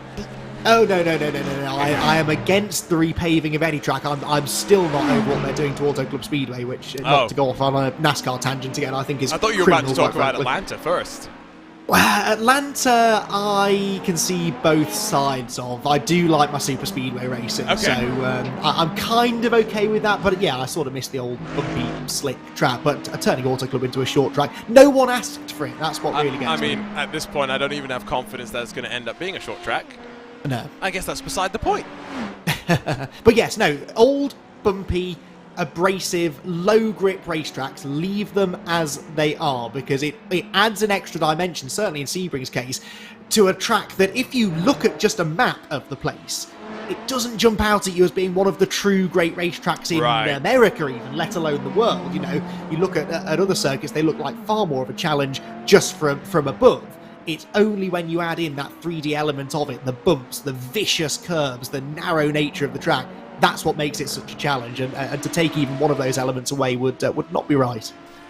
It's again, I mentioned this earlier. It's where IndyCar teams come to test for street courses because it's that bumpy. It's not as bumpy as Toronto, St. Petersburg, etc., etc. I mean, IndyCar street tracks are a next level bumpy, especially compared to the carpets that Formula One would traditionally go racing at. Especially, I mean, are we calling Saudi Arabia street circuit really? I struggle to call it a circuit, actually, but yeah, it's not. I don't. As far as I understand, mean, it's a custom. It's not, yeah, it's not used as a road, is it? That area. They reclaimed the land for the specific purpose, as far as I'm aware, of building the circuit there. So to me, no Monaco, is it? Right. Which, I mean, hot take. Never bring Monaco to any simulator. No. No, that is a recipe for disaster. Can you imagine Sandoval on lap one? It's a great spectacle of an event. Yes, and you can end the sentence there. I think I did, yes. Yeah, not much else going for it. Lovely place to be, I am sure, for a weekend. I have visited not over okay, a Formula One weekend, ask. But yes. no, do you think we earn proper money for commentating? No, don't be silly. You're getting me excited. No. This was a childhood holiday a long time ago, but you know, lovely place, I'm sure, if you got the money to. You know, pose on a yacht for a weekend, but no, not the most thrilling of places to drive. Certainly on a sim, I'd imagine. It was really interesting. Last year, I got a message from one of my college buddies saying, because everyone knows I like racing, I don't hide it. Are you going to be in Monaco for the Grand Prix? I was like, because he was going to be there, right? I was like, no, I'm not. No, we don't just go to Monaco. It's not the thing necessarily that everyone does. Let's talk with Michele Costantini, who joins us now. Michele, some technical issues potentially midway through the race, but overall, the 199 car looking very strong to go 2 for 2 in the VCO Grand Slams. Yeah, it might not have been the most interesting race to watch, but yeah, definitely had some scary moments, even though luckily they were outside of the car and I was able to fix them before jumping back in. So yeah, we're glad to be in the place we are right now, and hopefully Elvis can bring it home, but I'm sure he will, and he's doing it with great pace as well, so looking good. In terms of this LMP2 car, how are you feeling about it? Because, of course, winners at Daytona, and you say this is a boring race. Don't worry, you gave us plenty of drama back at Daytona, so we're making up for it now. But what have you guys figured out from the car that you've been able to carry forward in terms of performance? I really like this car, especially like compared to the LMDH. It has such good rear grip. And a lot of traction, and I really enjoy it. I think we figured out the setup really well, both in terms of Daytona with low downforce, and even here at Sebring we're probably looking even stronger than Daytona, to be honest. So yeah, we're looking forward to Watkins, which I think is the next VCO Grand Slam event. Yep. Yeah, looking forward to that as well, and yeah, hopefully we can get a win there as well, and perhaps at Petit Le Mans as well. The goal is to win all 4, and hopefully we can do it, even though it will be pretty hard. So you've got a goal to do 4 races this year, but of course the month of May looking very different. What are your plans for racing this year, Michele? We haven't seen too much of you on RaceSpot. We miss you. I agree. I want to do more. As you said, we have these 4 races, which, you know, it takes quite a lot to prepare one of these races. I think all of the Apex official team and academy members have 30 plus hours for this race, so it's definitely not easy and need a lot of time to prepare these races. And but yeah, other than that, I know it depends on what iRacing can bring us. You know, I was unfortunately, well, I was in the year 01 World Championship, and unfortunately that got cut away a couple of years ago. So that was quite unfortunate and unlucky from my part. So yeah, that was quite unfortunate. But other than special events, I think I'm just gonna focus primarily on special events this year. Yeah, especially in the Grand Slam events. Well, we're looking forward to that at the very least. Michele, before we let you go, how many hours of it has Elvis Rankin done for this event? Because I think he said it was 80 hours for Daytona. Yeah, it was something ridiculous for Daytona. I think it's a bit less. It's a bit less. I think I have done more actually this for Sebring. Yeah, which is quite. I've done 48. I just checked for Sebring, and I have Elvis here, and he's done. Yeah, he's done 40. He's done 47 actually. Oh. We're pretty close.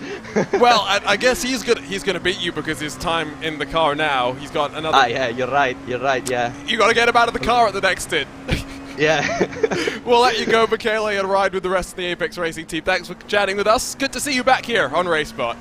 Thank you, guys. Michele is always a lot of fun. Great to have a chance to speak with him once again. Someone that does like a Dallara, Andy. He mentioned the Dallara, the Force Dynamics Dallara iRacing Grand Prix Championship Series, another mouthful of a series name. But again, someone we've seen in the Dallara IR18 as well. Clearly happy with the car. Indeed so, yes, and what an enthusiastic individual he is for this late into what has been, I'm sure, a very long day for him and the whole team, a long week or 2 or 3, let's be honest, because we all know that for these top teams, the preparation for one special event begins the day after the previous one ends, and they will have not stopped pounding around Silverstone ever since Bathurst, I suppose, a number of weeks ago. So, yeah, the fact that this late into the race he's keeping his energy levels up is impressive, and actually one of those things that, again, lots of people who perhaps don't do this professionally don't always take into account when you get towards this latter point of the race. The fatigue really does sort of draw in, not just fatigue that affects your driving capabilities, but the communication between you and the other drivers, and you can end up doing silly things like, oh, I don't know, running out of fuel maybe. Oh, yes, no. Poor y'all time. I mean, we've all done it, just not many of us, unfortunately, have had to do it live on iRacing's Twitch channel and many of those other platforms. Nicholas Rubelar still in second position for the time being, but there's been a handful of cars just pushing the limits in recent memory. Here's a look at the Culture team. That looked more like contact than pushing the limits. Yes, I think so, but it's that part of the circuit, isn't it, where everything just sort of funnels down. If someone is feeling a bit racy, which they clearly were, oh, hang on, the GTP car now, I thought that was going to make it 3 wide. Well, not actual contact in the end. There was definitely a bit of space between the 2 cars, and in the end, actually, no major harm done. It is a part of the track where you can bounce over the grass, keep it out of the barriers, and keep going. But that sequence of corners, again, especially at night, it can be tricky to spot exactly where the other cars are. I'm sorry, were they fake LED palm trees that I just saw in the background there? Quite possibly. That is the most Floridian thing I think I've ever seen. Don't they have that at like Phoenix or something now on not just in iRacing, in the real world as well? It may be I think there's one, isn't there, on the is it on the start line? Right. Maybe? Yeah, but no, there's an even more prominent one that maybe it's Homestead, maybe it's Texas, I don't know. As you can, it's been a long day, and we've still got an hour and 35 minutes left to go. My brain's not working properly. I see another person just asking what happened to poor Max Verstappen. Well, cycle it back to when there was light in the air, and well, that's what happened. Legitimately, that is what happened. Right rear gets broken through that. Meatball flag instantly, I heard. Upwards of 10 minutes of repairs. Alex Palou hadn't even gotten to jump into the car. We only saw the 2-time Formula 1 world champion, Max Verstappen. Unfortunately, 3 hours in, Redline's 101 machine was done. And we're doing so well up until that point. That's actually the first time I'd seen that incident, and I'd heard that there was a touch of netcode involved. A touch. That was, yeah, quite a bit more than that, wasn't it? One of the unfortunate elements of sim racing, though, you know, as I said earlier, the cars don't necessarily just break of their own volition. You won't break a drive shaft, you won't have a gearbox let go. That is, in a way, the sim racing equivalent of a mechanical failure, isn't it? Something out of the control, really, of the driver. But such a shame, you know, he and that team and that particular driver lineup, such a big draw for the fans in these big races. It was great to have Max back on the team, having missed out on Bathurst a few weeks ago. And yeah, hopefully his sim racing look will turn a bit later this year. Yeah, absolutely. Oh, yeah, absolutely. It's not been a great start to the year sim racing wise, but I guess it doesn't matter when it's going so swimmingly in the real world.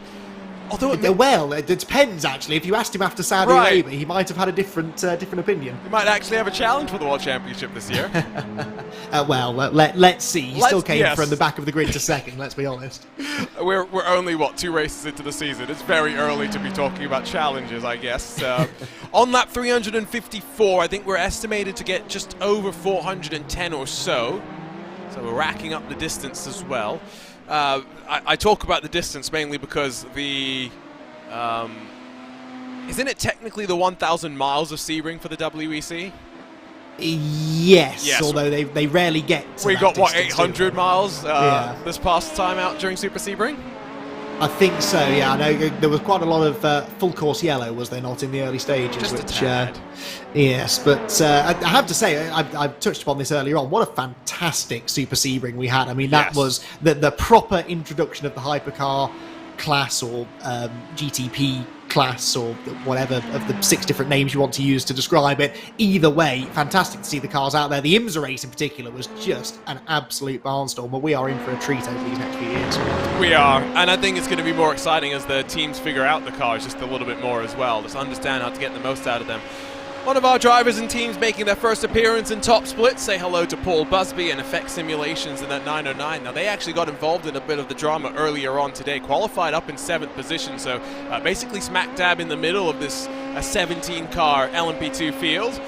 Still running quite well. They're in 8th in class, 2 laps down from your leader.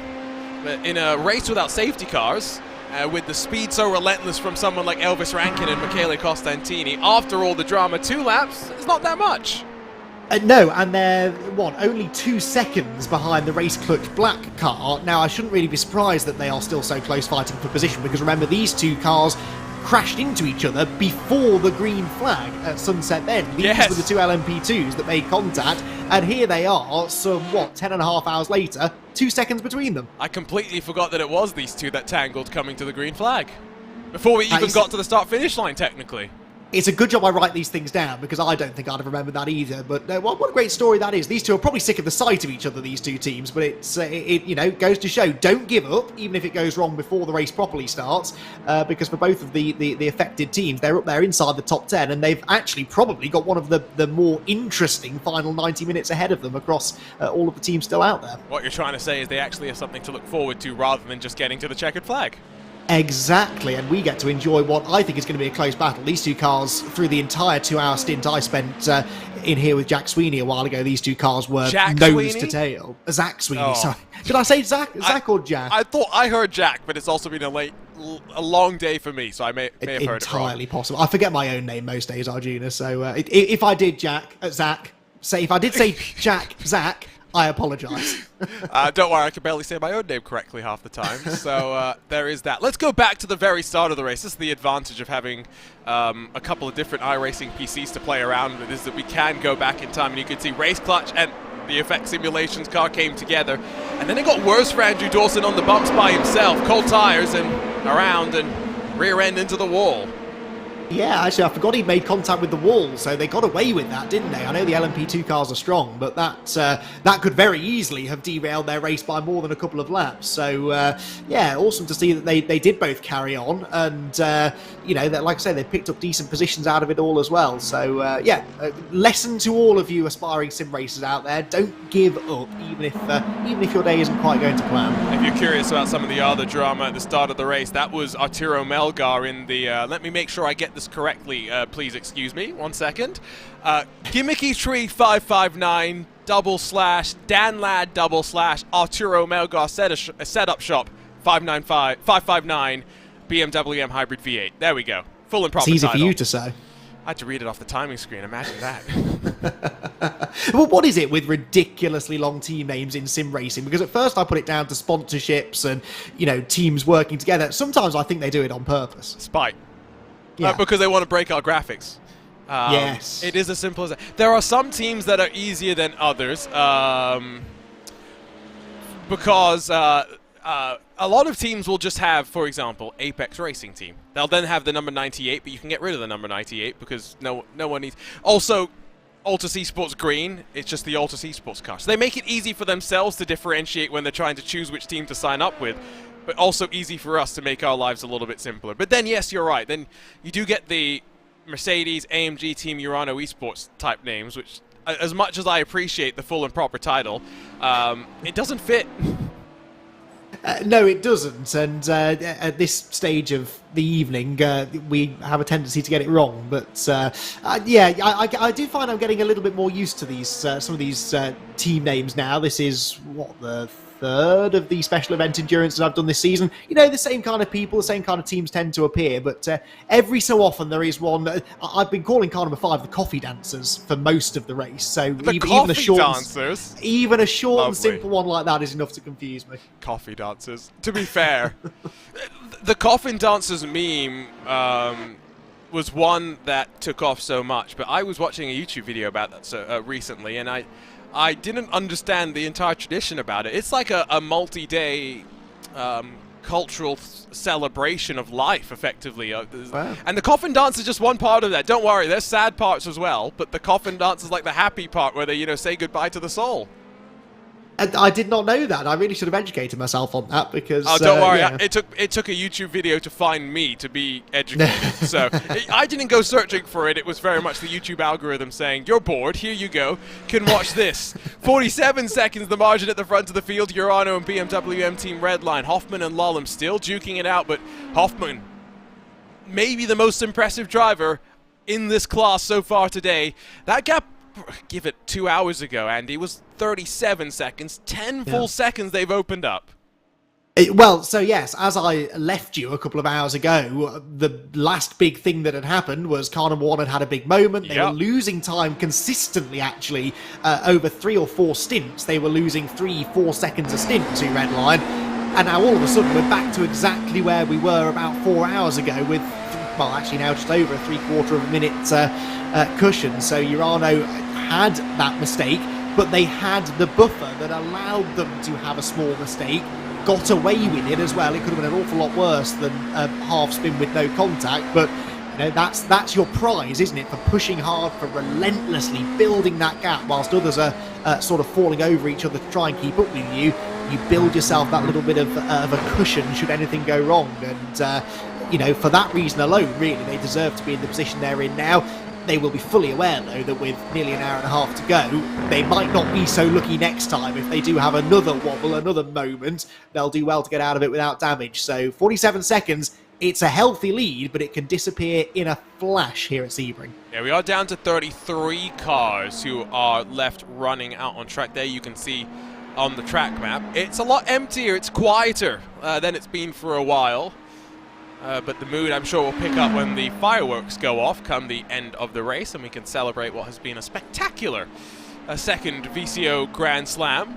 It's nice that we have a bit of a theme with the Grand Slams as well, Andy. Petit Le Mans has been one of our staples. Spa, Sebring has been one in 2021. We had Suzuka in the past as well. But now we have the theme of the IMSA endurance events, and unofficially, I'm sure, we'll track some sort of championship points and figure out who's had like the best run through the 4 VCO Grand Slams. But yeah, they've got the same cars, same classes, and hopefully the same drivers.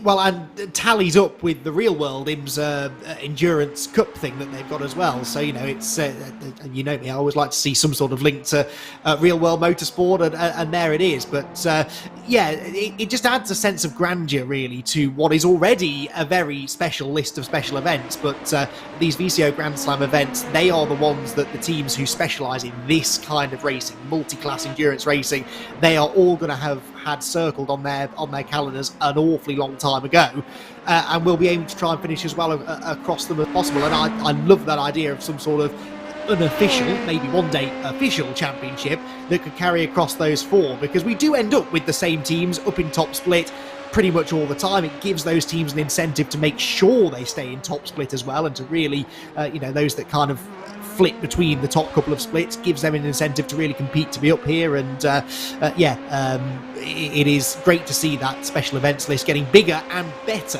crucially, every year. We add new events every season, and it just gets to be an even bigger spectacle each time. Next up is a new event as well, the Road America 500, as we go IMSA racing, but back in the 80s, effectively, with the Nissan GTP and the Audi GTO. So that's going to be a lot of fun to see how that is all going to play out. I'm really looking forward to seeing how this all plays out. I will just say, the reason why I say it should be an unofficial championship is because I feel like we should continue having proper IMSA esports championships. Secretly hoping that we can do that again sometime this year.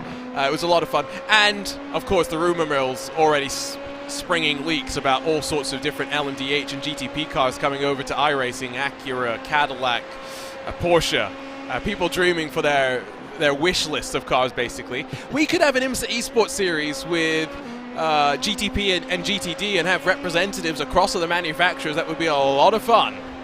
It really would. I was thinking about this at the weekend just gone whilst watching the Super Sebring weekend, and thinking exactly the same thing. You know, I wonder which of the hypercars or GTP cars they're going to bring in next.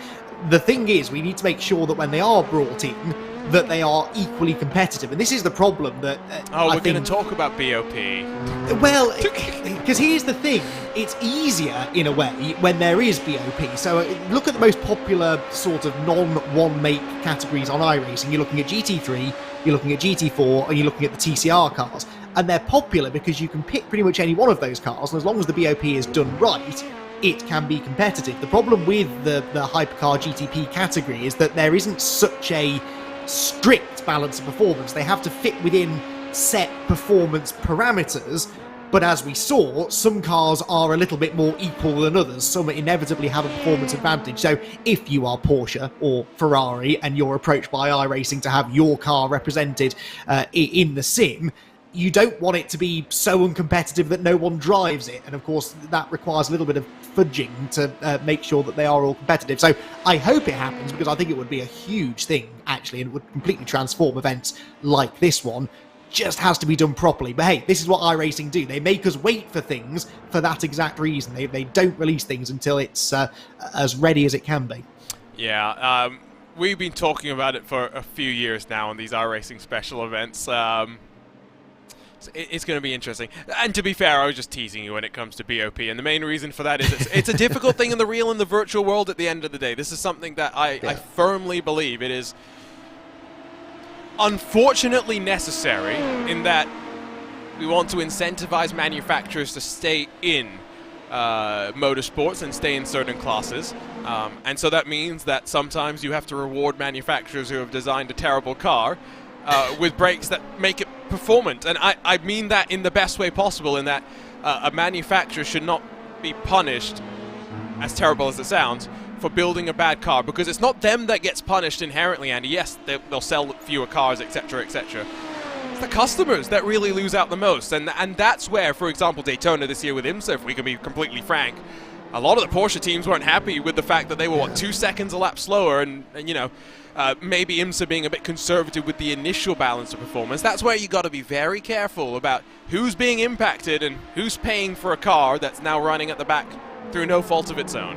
Well, that's was that contact? I think it might have been the 909 as it got broken to suspension. I think it was just a bit of a slide as it got knocked out wide. That was one of the Urano cars that came diving up the inside. It wasn't the number 1 car, but yeah, I think there was a little bit of a touch, and the headlight flash confirms that there may well have been a bit of contact there. Certainly confirms that Paul Busby wasn't very happy with that, because we'd been following for the last 5 or 6 laps. He'd been slowly but surely reeling in the 87 car ahead, and now all of that time is lost. It was Jonas Vollmeyer, the 3rd placed Urano Esports Heineken Media car, that got a little bit friendly with one of the LMP2 cars there, but seemingly no major damage done. To your point though, Arjun, you're absolutely right. With balance, back onto that in a moment. Here is the replay.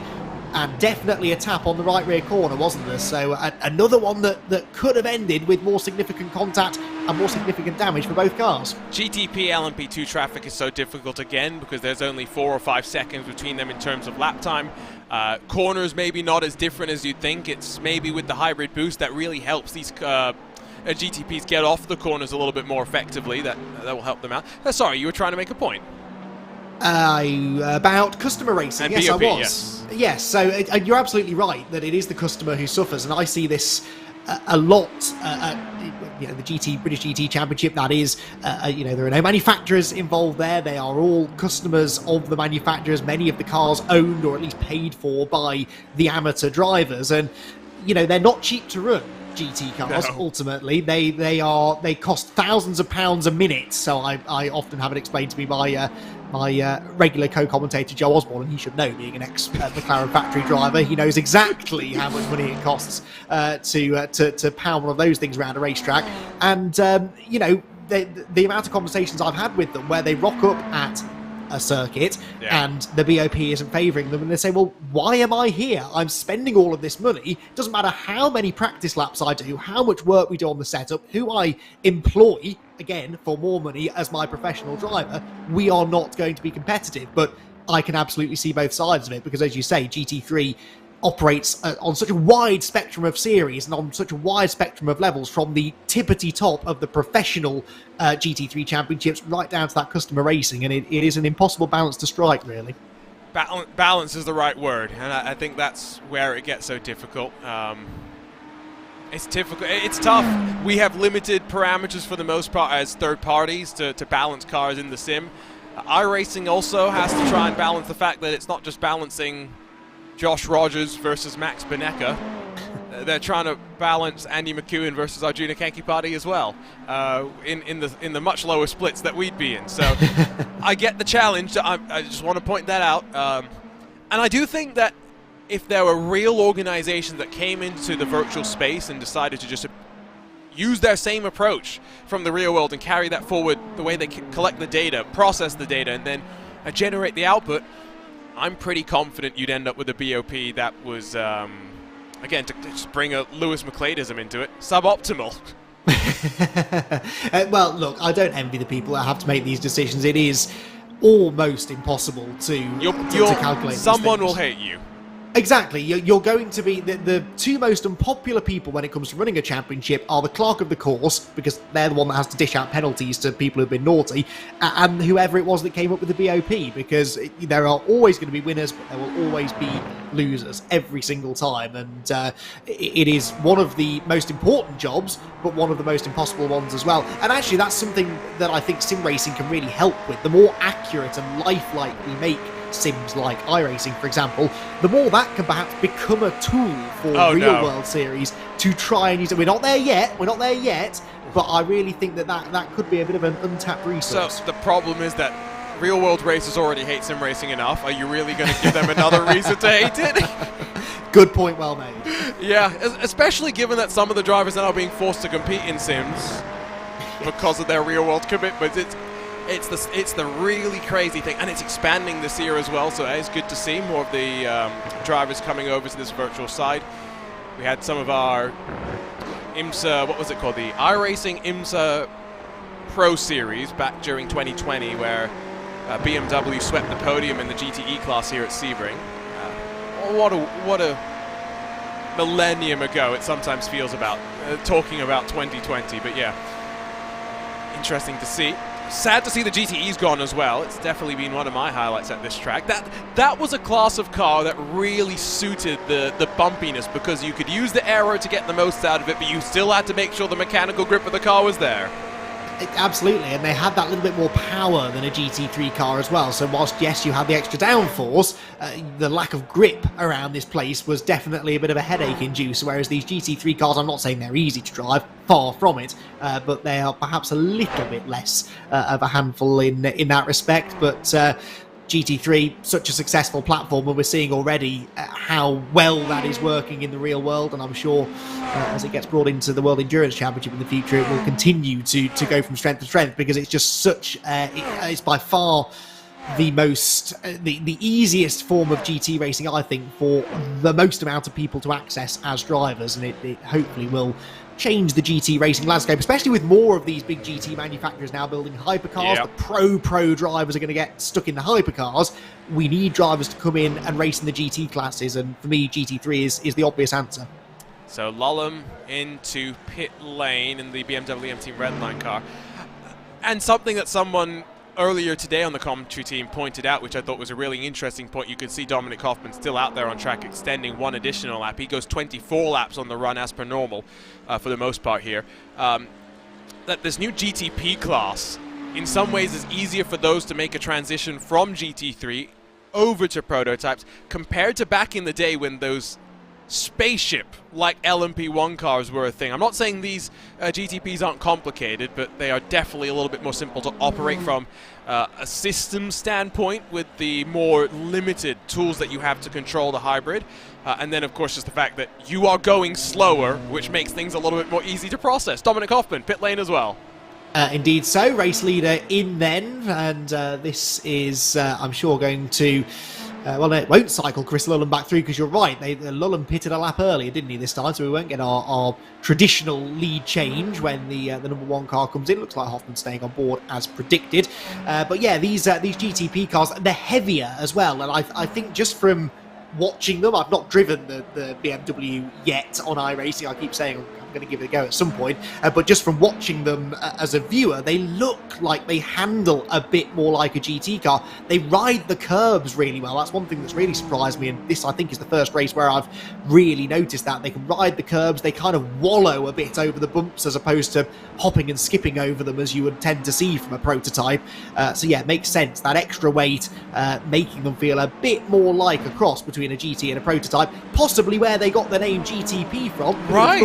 It's almost like they planned that, and yeah, I think we're already seeing the interest from these GT manufacturers in getting into GTP is exactly what it was supposed to achieve. Who are we waiting for? Lamborghini, that's confirmed. Yeah. Who else is confirmed that we're waiting for?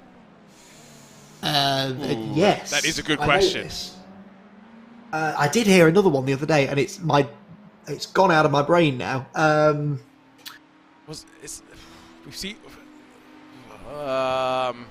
If you know, hashtag iRacing Sebring 12 or in RaceSpotTV or the iRacing Esports Network chat, let us know. I think we've been stumped. There is another one. I know there is another one, but there is one more. I was half listening, I think, during the broadcast last weekend, and it has escaped my mind. But just having the idea of Lamborghini coming in is a fantastic thing.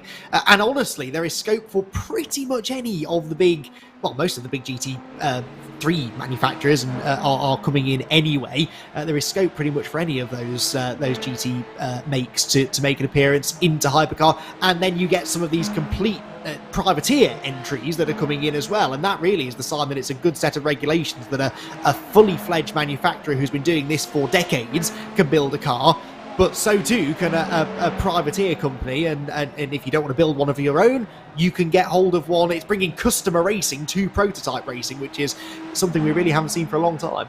It's gotten dark over there. Hasn't it? Someone needs to put 50p in the electric machine, I think, down at eBay. All those computers plugged in, it's got to run up a bit of an energy bill, right? Hopefully they pay the internet bill. That's probably equally important.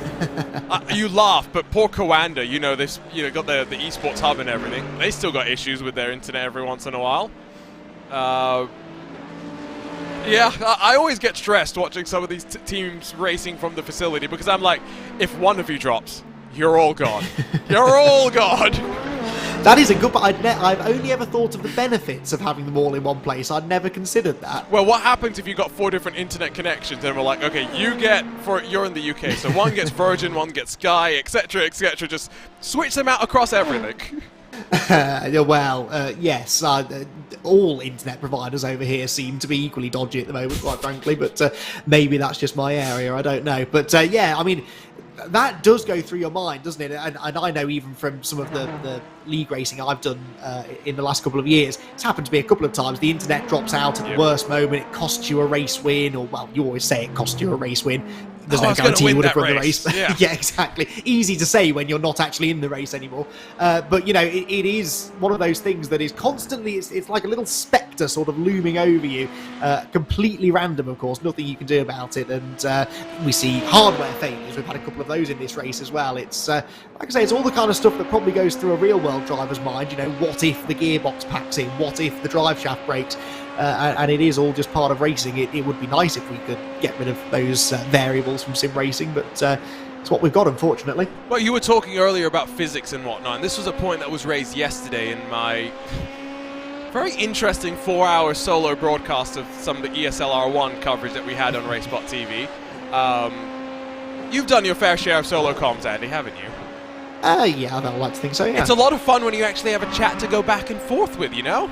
Yeah. Oh, absolutely. I get sick of the sound of my own voice otherwise. Yeah, so I had a lot of fun not commentating, but more just, talking. And then Redline, I guess, co-founder, manager, owner, I don't know what the technical title is for Dom Doohan, but head honcho, senior man at Team Redline, jumped in to say that the reason why the racing was so boring was that 20 minutes fixed setups is very difficult to make anything happen with the BOP and whatnot.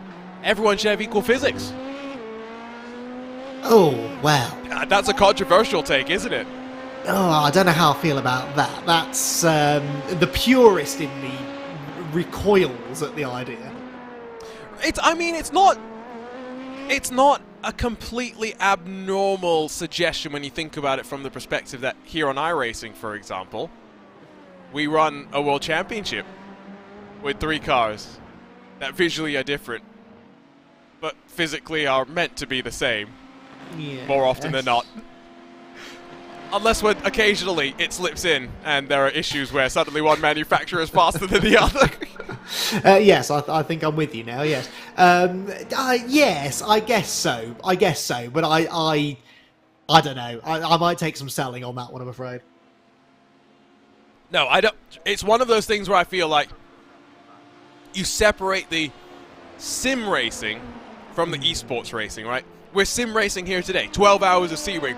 IMSA put out a press release about our event here today, featured on racer.com, all sorts of articles. We are sim racing. We are replicating what we can do in the real world.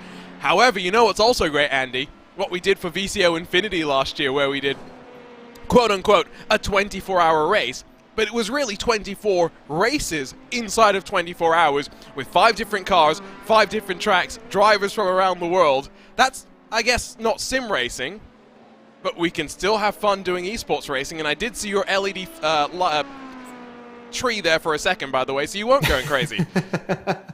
Well, there's plenty of them. They haven't even attempted to make them look lifelike. I think that's what got me, but then it's giving me Miami Marina vibes from the Formula 1 race there last year. Right. Anyway, yes, I take your point about esports and sim racing being subtly different. For me, I think the thing that doesn't get tapped into enough, because there's so much you can do with virtual racing of any kind that you just simply can't do with real world racing, and the thing that I like to see, and we're doing it with our very next special event, the Raid America 500, is taking cars that are no longer competed in at the top level, perhaps even on a track that is not that doesn't exist anymore, perhaps. Raid America does, clearly, but there are other tracks out there, even within iRacing, that sadly we can't race on in the real world anymore. We can bring those back to life. We can do anything when it comes to messing with history. You can really go to town on some weird and wacky ideas. That, for me, is where maybe that's as far out of the sim racing bubble as I'm willing to go, but that is just because I'm coming at this from a real world perspective and therefore get a bit rooted in reality, perhaps too much. I think this is where we can just celebrate the fact that we can do it all. I was having this discussion in the context of a certain American open wheel series that decided it no longer wanted to be a part of iRacing, and that they're going through the same discovery that Porsche went through 20 years ago. And yes, it was 20 plus years ago. Wow. Where Need for Speed and Electronic Arts released Need for Speed Porsche Unleashed, or whatever it was called. It's 23 years ago, Andy. That was in the year 2000. And Porsche and EA had that exclusive license for so long. And now Look at Porsche. They are everywhere. They do a little bit of everything. Yes, they're involved in sim racing heavily, especially here on iRacing. But you look at arcade casual games, even in the middle, the simcade sort of a space. Porsche wants to make sure they're everywhere. It's exposure at the end of the day, and I think they've realised clearly that is the easiest way to market themselves to as many people as possible, because gaming of any kind is such an enormous industry, and their target audience in a way are all gaming, and that's they need to be there. They for far too long were the only major manufacturer on the outside looking in, and they clearly felt that they were missing out and made ultimately the right decision in coming back. But Yeah, 23 years ago. Wow, that does make... please, I really hope I get the right answer to this question. You were alive 23 I was, years ago. fortunately, yeah. Zach Sweeney was not, though. Yeah, see, I knew there was a reason I didn't get on with Zach. That's why I didn't commit his name to memory, you see. It's just, Jack Sweeney, yes. Rog Jenkins in the RaceSpotTV YouTube chat trying to give us a bit of the backstory to the Hissing Sid. A villainous snake in a 1980 novelty song by Keith Mitchell based on the characters created by Jeremy Lloyd, who wrote Allo Allo. Well, I guess there was something not race car related on that car. Yes, so I'd heard of Hissing Sid, and I probably shouldn't reveal this to the world. My mum has a tattoo of a snake which she calls Hissing Sid as well, so I knew it was some sort of 70s, 80s reference, but beyond that I didn't know, so I've been educated. We've both been educated. We've seen a lot of the Brabham Hissing Sid cars, even on Mondays here on RaceSpotTV, so yeah, green and gold, it's a good combo. Yeah, and I guess it makes sense of all the teams for it to be Brabham, who went for some really obscure, like retro British TV reference with their team name. So yeah, that's given what is already one of my favourite looking cars on the grid an extra dimension. I'm enjoying this car even more. I'm trying to think of what my favourite car on the grid today is. Unfortunately, it's the one that's probably not racing anymore. But that's the obvious answer. That would have been BS Turner. What's my favorite car outside of that? I don't know. Williams Esports Placey is one that I'm starting to become very fond of, because Williams Esports do a great job of making their cars pretty distinctive, because the sponsor color dictates the primary color of the car. The Placey is an orange, Andy, that we really have never seen on RaceSpotTV until apparently this year, where we've seen it a couple of times, and I don't know why, but I like it a lot. Remind me, how much orange is there on that car? Very orange. I'll go and find a picture for you and I'll send it to you. You see, I don't like orange. There was one orange race car I liked, and that was the Arrows Formula 1 car from early noughties, I suppose, was it? Late 90s, early noughties. But that was the orange and black, which I thought worked quite well. I've never really seen an orange race car since then that I've fallen in love with. Even the Gulf livery, which I think possibly this is because it's everywhere these days. Right. But yeah, even that one, I'm more of I like a blue, I have to say. So the Williams cars, the Chill Blast car, I do enjoy. I think that's a really sleek, simple design. Corporate, yes, but I think it works pretty well. I also quite enjoyed, and I'm reminding myself of the team name now, at the Arnage competition Ferrari, because it's different. It stands out. It's the only car of that colour on the grid. And it works surprisingly well on the Ferrari, actually. I don't think I've ever seen a Ferrari with that colour combo, and I like it. Just trying to find you on Discord so I can pop into your DMs a picture of that Williams Esports Placey car so we can get the full and proper opinion. While you're taking a look at that and evaluating it, split liveries, asymmetric liveries, what do you think about them in general? As a fan, I love them. As a commentator, they give me a headache. Okay, so as a fan, what did we think of that? You talked about classic Formula 1 liveries. You know where I'm going with this. Oh, yes. Bar split livery. So I don't quite remember it from in the day. I was 5 or 6 years old or so at the time, maybe a bit older, 6 or 7. But having now seen pictures of it, I love it. But again, I think that is because it is different, and at the time it was completely unique. Obviously, no one else had done anything like that. Didn't they get told that they weren't allowed to? They wanted 2 cars with different liveries. Is that where that story starts? Maybe that sounds like a very Formula 1 thing. Your cars must be the same livery. I think that's what it was, because they wanted, I may have dreamt this, but I think they wanted each of their cars to have completely different liveries. They were told no, so they said, right, well, we're going to just put both of the liveries on both of the cars and confuse everyone. Okay, to be fair, I will say that I agree in principle with the point, because you know what's the most irritating thing about American motorsports, whether it's IndyCar or NASCAR, is the fact that you'll go from week to week and suddenly... Yes. It's gone from being Chase Elliott's traditionally whatever, a white, yellow, and blue car, and suddenly he's now in like a blue, white, and red car. It's just like, okay, what? I love Scott McLaughlin, but one week he's in a red car, then he's in the yellow submarine Pennzoil car. It's just like, what? Well, Penske are the worst, because their cup drivers, all from race to race, will rotate through the yellow. Is it the yellow Pennzoil? Yes. Oh yes. And so one week it's Blaney. and then it's Logano, and then it's Cindric, isn't it now? Week on week, and it catches me out every time. But the worst part is to why I think it's such a bad thing is it's not an issue for us as fans. We know Chase Elliott's Chase Elliott. We'll find the 9. If I'm trying to introduce my young niece and nephew, for example, who love speed, but one week I'm trying to show them Chase Elliott and they're like, oh, I love the yellow car, because that's the thing that kids focus on at the end of the day. Yeah. And the next week you're like, oh, look at Chase Elliott, he's in a red. I don't like the red car. I want the yellow. Just also for them, it's sometimes hard to figure out that that's still Chase Elliott, right? So it's just like, yeah, I don't know. Make commentators' life easy as well. 1 hour left to go. Only 1 hour of us rambling about all sorts of nonsense until we get to the checkered flag. We're nearly there, everyone. Hang on in there. I promise. We'll leave you in peace for a few weeks after this hour is done. But, we've just kind of arrived at that point in the race where it's not that there isn't anything happening, and it does bug me when some people get to this point of the race and they say, oh, well, okay, it's all over now, you're on, oh, got it won, there's massive gaps between everyone, what a boring end to the race sort of thing. There's always something happening, and if there isn't something happening, there's something that could very easily develop into something, and there are battles up and down the field. There are cars separated by, 2 or 3 seconds here or there, perhaps not for class wins or podiums, but there are battles to be had.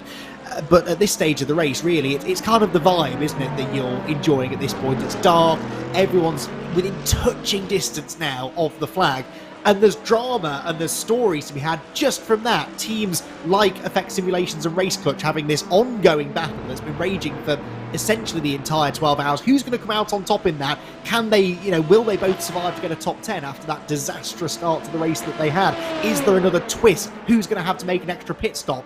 There's stuff happening, believe me, and some of it might distract us from our, we think, very entertaining rambling. Yes, no, I hope it will distract us. I see a comment in the chat saying that someone pointing out that the changing color wheel on the cars basically is because sponsors are less willing to pay for a full season, but I would counterpoint to that the main complaint that I have with American television at the end of the day, which is that if it's not working, maybe it's the model that's the issue, which is again the point that I have with American television, which is that if we need this many ads to make the broadcast profitable, maybe we need to revisit the entire way that we're doing the broadcast, because I like watching racing. I don't like watching ads with a side of racing.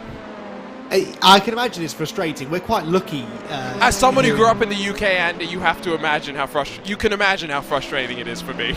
Oh, absolutely. Well, growing up, Formula One back when I was a child was not on the BBC. It was on ITV and had ad breaks mid-race, which is something that's unthinkable, actually, these days, for us to have ad breaks in the middle of a Formula One race. And invariably, we would come back from the ad break to find that Mika Hakkinen had broken down or crashed again, or something would have happened. And so, yes, I can imagine the frustration. We're quite fortunate when it comes to certainly NASCAR, which is the main American motorsport that I consume over here. Our broadcaster does not show adverts during the break. We simply cut to a rooftop camera. Exactly. And so we actually get to just sit back, enjoy the peace and quiet, and if we're really lucky, they forget to switch off the audio feed from the commentators, and we hear some conversations we're probably not supposed to hear.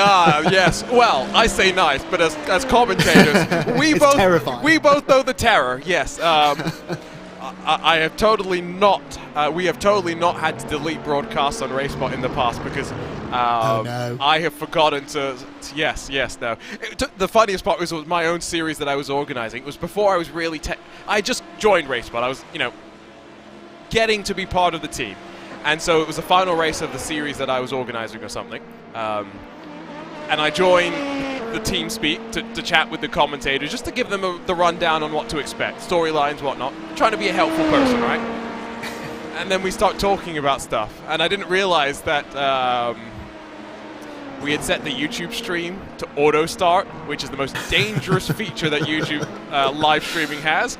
And so as soon as the producer had hit start streaming button, accidentally having us with our audios going through, get a message from, I think it was Craig Williams, saying, Arjuna, you're being heard right now.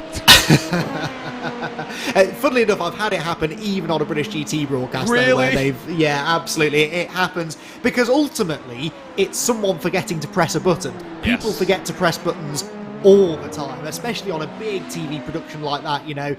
the person whose job it is to press that button and then press it again to unmute you when you go live is probably doing 6 other things as well that are infinitely more important, and it does get forgotten. But some of the lower end sort of club level broadcasts that I do over here, very often I don't have my own mute button or anything. It's completely being controlled by someone else. That terrifies me. I to the point that I actually have started taking my own button box now, mute box, because that ain't a good idea. No, and the first in-person event that I did, I didn't have a cough button or anything, and so I'm sitting there. I've got a mute button right next to me. I can hit the button right now, and I can shout into the mic, and I know it's not coming through. I know it's not going to come through. But the ability not to even sit there and clear my throat, I'm going, oh, that's going to be tough work. Absolutely, and taking a drink, and it's not pleasant. See, it's a hard job. You lot watching at home, you think we just sit here and talk rubbish for hours? I mean, we kind of do. We do. But there's more to it than that. It's if only people knew, it's not quite the glamorous job it's sold to me. I will also point out the fact that, especially in the world of esports, job titles are loose. Yes. There are 2 people working on this broadcast right now. That's it. Yes, exactly. I think we need to illustrate that for people as well, because I think sometimes they're like, oh, why don't you do X, Y, and Z properly? Why did you spell my name? Because we're literally trying to do 50 things at the same time, and unfortunately we don't have 5 hands as much as we've tried to scientifically do that in the lab. Here we go with some racing. What happened to Race Clutch in towards Cunningham Corner? Oh, no. There's a braking zone somewhere there. Oh, and into the barriers. No, they've not dodged another one. Oh, a gentle nudge. That won't even take the paintwork off an LMP2 car. That got distracted maybe by the Ferrari. Oh, that totally was very, unsighted. very late. Yeah, well. Yeah, I guess you use those cones, don't you, with braking points, and he couldn't really see them. But another bullet dodged, I think, for that car there. LMP2s are tanks, but it does help when you don't go into tyre barriers that hard. Another look from up above, and you just see way too overcommitted. Fortunately, there was not a Williams Esports GTP car in front of him this time. I see, yes, that's... So I remember the last time that happened. Yes, we're still not quite over that. That's very unfortunate. But, another example of exactly the point I was making a moment or two ago. It doesn't even have to be your mistake that can cost you the race at this stage. You know, that number 1 Urano car, it has got a lot more back markers or cars from slower classes to negotiate between now and the checkered flag. And at any one of those overtakes that it makes could go wrong, not because of something they do wrong, but a little tiny mistake by the car that they're lapping. Imagine if the Urano car was going around the outside of the LMP2 car at that precise moment. It can change in a heartbeat. I saw that we had Paul Busby joining us in the YouTube chat, fresh out of his, I guess, final stint of the car for his first top split appearance. And guess what? Avex Simulations are the kind recipients of 7th place after that sending off the road by Race Clutch's number 87 machine. And so now 10-second the buffer between them with 51 minutes to go. We're into the final hour. GTD cars have already pitted for the final time inside of the front 4, still waiting for 3 Mercedes, AMG Urano, Apex Racing Team, and AMG Urano to bring it back down to pit lane to bring us to the end of the cycle. LMP2 and GTP, well, once we get to within about 40 minutes to go, they'll be good to make it to the end with one final pit stop, and so it's from there that we'll really get set to the blast to the end and find out if there are going to be any fights on our one to the checkered flag. Yeah, let's hope so. As you say, once this final round of pit stops is done, we'll know exactly where we sit, and we'll see just which of these battles actually is of any relevance for position. That's always a tricky thing for the drivers as well to figure out. Very often through the first 11 and a half hours of the race, they're actually racing people they can't even see on the track because they're on slightly alternating pit strategies, but this is the part of the race where it all converges. And this is where we get to figure out how we're doing in terms of our predictions. Oh dear. So this has just been updated. That's what I've been working away in the background on the last 10 minutes or so, because it took me a while to type that all up again and make sure my, hopefully, maths is all correct. So Joey still, unfortunately, the worst of us all, even though the Apex 98 has gained a couple of spots. He's out of it. See ya, Joey. Zach currently has the best of you, Andy. Oh dear, and I don't think I'm going to gain. See, it was Williams. That was the final nail in my coffin, wasn't it? Williams chill blast. I could have done without that. So remember, the way that this worked is last night, before I went to sleep, I decided that all the commentators should be quizzed, and we'll see who was the most mystic of us all. I put my prediction in first and then said everyone else throw a team name in. It doesn't have to be a car number or a specific entry because we didn't know which cars would make it into Top Split. That at least was the goal. Memo did not get received, unfortunately, by Andy and Joey, who went very brave and very boldly in the specific choices, has not fared out in their advantage. Urano versus Redline in GTP is also the battle to determine if myself or Peter Mackay is going to win the first battle of the commentators. And I tell you what, I don't think I've ever been so nervous during an iRacing special event on commentary.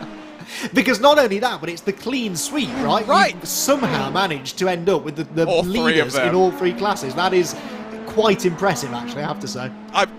You know what? I'm usually always 100% wrong, Andy. So like, a broken clock is right twice a day. Exactly, as a wise man once said. That's, yeah, that is pretty remarkable, especially given how tough to predict this race is. Like we've said, all of that attrition, all of that drama we had in the first few hours, and your picks somehow managed to skirt around it. Incredible. The benefit that I had was thinking about it from a perspective of how many numbers each team kind of had. LMP2 was kind of obvious in my opinion. I think the entirety of our commentary team for the most part settled on Apex, other than Joey that just wanted to be a little bit extra, let's say that. GTD was the one where it was like, okay, if Max Verstappen finishes the race, Max Verstappen is probably going to win. But, yes. But you never know with the way that Sebring works, and so it was the question, okay, if Max has an issue, or if Alex has an issue, Johnny and Ole, okay, could that second red line car be in contention? I thought, yeah, Johnny's not been enjoying 2023, but I had faith in him. I wasn't sure about that. I almost went with Urano. That's a call that paid out. In GTP, honestly, Williams, red line, Urano, BS, I don't know how you pick any of them. No, that was a tricky one, actually, because you're right, the strength and depth across that GTP field, as you'd expect, I guess, the biggest teams with the best drivers tend to gravitate towards the top class in these events, try and get all of the limelight, but yeah, that GTP field, it could easily have gone one of several ways, actually. Kind of a shame we've ended up with just 4 of them on the lead lap, because there were plenty of others that deserved to be on the lead lap, but for whatever reason have had little hiccups along the way, but yeah, one thing that has become clear is that you put an awful lot more thought into that than I did. Mine was very much a sort of close my eyes, put my finger at the screen, and that's kind of, if I like the sound of that team, and I know that I like the look of that car, which funnily enough did play a part in some of my choices, they were the ones I picked. Again, I've already talked to a couple of guys about trying to do a more public, I guess we'll call it fantasy, picks, whatever you want to call it, race spot picks, so that we can do these for all the special events. I think it's a lot of fun. It gives you a little bit more incentive to sit there and go, ooh, you know what, I'm really cheering for Diogo Pinto today because I had red line on my fantasy, so that car better go quickly. That's a little bit more. It's also been fun because we've been able to throw some of our other commentators under the bus, Andy. Well, yes, although I feel like I've been one of them, unfortunately, because of my woeful performance in the picks. But you know, a little bit of friendly competition didn't hurt anyone, and you know, some of our commentary team, they get proven right one too many times. I think you just need to knock them down a peg or two sometimes. So this is a good way to do that. It was still incredible. The first time I worked with Lewis was the 2021 iRacing Daytona 24 hours, and after 6 hours, I asked him, "Okay, Lewis, we're going to let you go now. We aren't going to be back until the end, I think. Who's going to come out on top?" It was his first RaceSpot broadcast. Might even have been his first iRacing broadcast. Somehow he got all of it right. He's annoyingly good, isn't he? No, he's not been right very many times since then, don't worry. Oh, I see. Well, Andy doesn't believe in the commentator's curse, does he? So he's clearly not quite got you full do grasp believe of in it. the commentator's curse? I have no choice but to believe in it these days. I've been caught out by it enough times. you end up believing any superstition if I'm presented with enough evidence for something, I'll believe it most of the time. But yeah, Lewis, give him time though, another few years in the business, and he'll have enough drivers running after him with pitchforks and lanterns that he'll start to believe. Yes. It's just there have been a couple of moments where we have literally been mid-sentence praising the driver, and then boom, death, destruction, chaos, carnage in front, and it's just like there's no way there's not correlation between the two events. and some great energy, just deciding that that can't be allowed. 45 minutes to go. I think GTPs could actually come in from this point, but I don't really think we'll see them in just yet because Mahler Racing Team, the furthest into the stint, they're 20 laps. Remember, you can go 24, 25, depending on how much fuel that you've got. This was the discussion, Andy, that we were having before you joined the broadcast booth for the first time, halfway through the race, basically, where one of the teams had told us, you can't cut a pit stop out here, there's no way. So you've got 20 laps where you can make decisions about how you want to short fill through some of your other pit stops, and it all kind of converges now at the very end. Yeah, absolutely, and that's why, especially in these iRacing events where we don't have safety cars, we don't have full course yellows, you know that the race will run uninterrupted. That was a bit of a sketchy moment. That was the Mahler car, was it, around the outside? Yep. At turn 1. Yes, it was. That wasn't bad for spotting a car in the darkness. In the middle of the night. Yeah, see, I'm learning. Because you know the race will definitely run interrupted, you can plan your strategy down to a T, because you know that a GTP car will hit an average lap time, and you can predict that within a second or so either way, and therefore you can predict the race distance within a lap or two either way.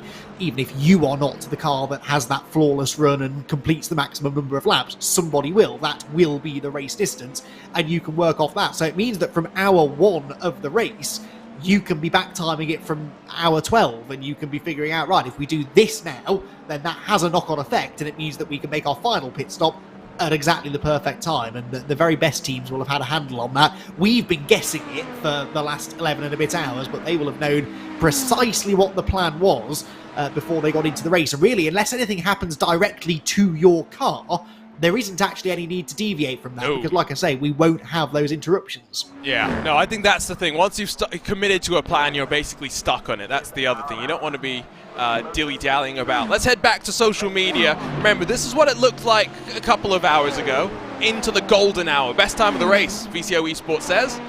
This is what it looks like now. Night shift at Sebring. Great shot through that final corner at Sunset Bend. Absolutely, and honestly, that second shot is probably the one the drivers enjoy the most, because it is driving into that sunset that can be really, really tricky. Even on the sim, it's well replicated. I found on iRacing, it really can be tricky into certain key areas of this circuit to see where you're going when the sun is setting into your eyes. But what's not to love about an event like this that runs right the way through the day, through the sunset, and as you said, 2 hours of proper darkness to finish it. And racing through multiple splits, let's not forget as well. Mark Gammon giving us, I think, what will be a final update of the Band of Others car down to the final 90 minutes of the race. They've got Noel in to finish it off. They need some help to get to the top 5, but they're hoping to just lock down 6th and get to the end. Did want to go and try and take a look at some numbers to see how many splits that we had across of the 4 time slots that we've got. Don't forget, plenty of opportunities for this 12-hour race. I saw at least one person, Matthew Sadikis-Trivet, was doing 3 Sebring 12 hours over the course of the weekend. That's some commitment. I will say, though, Andy, I get the sense that going to Watkins Glen next time, 6-hour race, 4 time slots, you could realistically do all 4 of those time slots. You could, if you're a suppose. Well, it's a bit like doing a 24-hour race in a way, isn't it? You just, as long as you've got enough drivers to do it, then why not? If anyone is planning on doing that, let us know, because that would be a fantastic story to follow. And I reckon you could just about do it. I quite fancy Watkins Glen myself as well, so might try and get back in the car for that one. What you're really saying is let everyone know so they know to avoid you in the 4th and final race that you'll do, because you'll probably be pretty tired at that point. Yeah, well, exactly, yes. And if the other 3 haven't gone too well, then it's sort of last chance saloon then, isn't it? So don't get in my way. Yeah, then you'd be pretty miserable as well. That would be the thing. Still, Ollie Steinbratton at the front of the field of the GTD class, by the way, as we check back in with your race-leading Ferrari GTD machine. This was one thing, Andy, that I only found out during the race, but I mean, I wasn't surprised to see it. The GTD strength of field over 9,000 iRating, it meant that a handful of teams and drivers had to change up their plans quite significantly. BS Competition, one team that said they were focusing a bit more on GTP as a case in point. Johan Harth was meant to be doing a late notice entry with Peter Berryman, but because Apex Racing Team needed to get one of their GTD cars into the top split, he found his way sliding over to a Mercedes with a maximum stint length of practice of 8 laps before he jumps in the car for a double stint. Wow, that's not ideal preparation, is it, for one of the biggest events of the year? But it's nice to see that high strength of field actually in the GTD class, because it's one of the things I was interested to see when they introduced the BMW GTP, and People would run away. Exactly, yes, and the natural thing to predict, I guess, is that GTD would be the one to lose out from that, because it now becomes the lowest rung of the ladder. But it really speaks for how much people enjoy racing these GT3 cars, and the teams enjoy the exposure they get from that as well. It's usually some of the best racing too, and GT3 is still a great platform for your slightly less experienced drivers to learn their craft in multi-class endurance racing. So I'd like to think that the GTD category will forever have a place in these sort of events, and that strength of field sort of indicates that is still very much the case.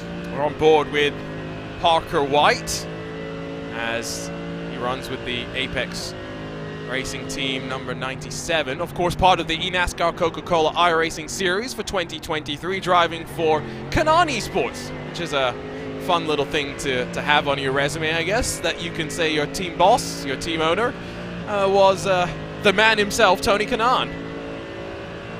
Yes, in an eNASCAR series as well, which is another slightly odd place to see a name like that pop up. But that's road course racers who, or oval racers who can do road course racing. We're seeing the exact opposite happening in NASCAR this weekend, aren't we? With some very, very well-known road course racers going over and having a go at COTA, and not doing a bad job based on the qualifying results I saw earlier.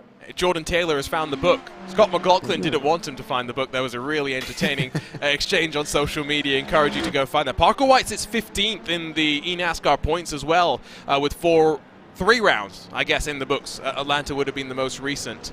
Got his first top 10 as well, which is great to see. Getting some momentum, some form on his side. Apex does have a history of converting fast oval youngsters into road course aces. I'll throw 2 names at you, Andy McEwen. I know you're somewhat new to the world of iRacing, but Kevin Ellis Jr. and Zach Campbell are both drivers that used to troll the land of IndyCar fixed competition and now find themselves at the very top echelon of sim racing.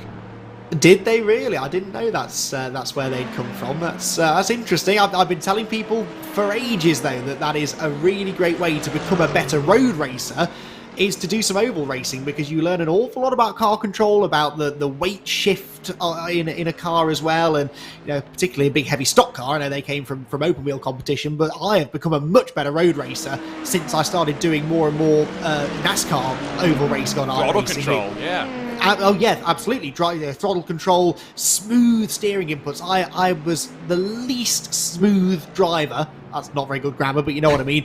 Going until I started doing more oval stuff. I used to hack away at the wheel. I'd throw a car, back it into the corner, and it felt great. But I've now realised was not the fastest and certainly not the most efficient way to drive a car. And you do learn that from slipping and sliding a truck around Dover or Auto Club or something. It makes you a much better driver. I'm a firm believer. Dominic Hoffman, final pit stop of the race for Urano Esports. Just got 36 minutes left to run. 40-ish second margin behind, and in fact they're so far clear of Chris Lullum that Dominic Hoffman in and out of pit lane in front of the red line car that still is yet to trundle down to pit road. Now, how long before red line have to pit? It's going to be a couple of laps. Yeah, now they're going to be lighter on fuel at the moment. I know that this is a very long shot, but this is the closest they've been to the number 1 car or certainly for the last 6-7 hours or so. They can get up there, just flash the lights at them, harry them a bit, maybe even try and overtake them. Just rattle Dominic Hoffman as much as you can. It's the one and only chance Chris Lullum has here to try and apply some direct pressure to the car that's dominating this race, even if it is only for a couple of laps. But he needs to negotiate the LMP2 car first to have any chance of doing that. Patience. And I don't know if you just heard that little gasp. That was me realizing that Dominic Hoffman, most recently of Urano Esports, most recently of Veloce before Urano Esports, to get the words out there correctly, left Team Redline to join Veloce. He left Redline an SCO champion with Paddy Wolf in the LMP2 class when we were waiting for the GTPs to be launched into the virtual and real revolution. Dominic Hoffman, a bit of a statement here with Urano continuing to prove, Andy, that they are here to fight with the big boys. We first saw it with VCO Infinity back in May last year, where they really took it to redline through 24 hours of competition. Urano really starting off well as well, not just in the BMW M-Sim Cup, but across of the iRacing special events too.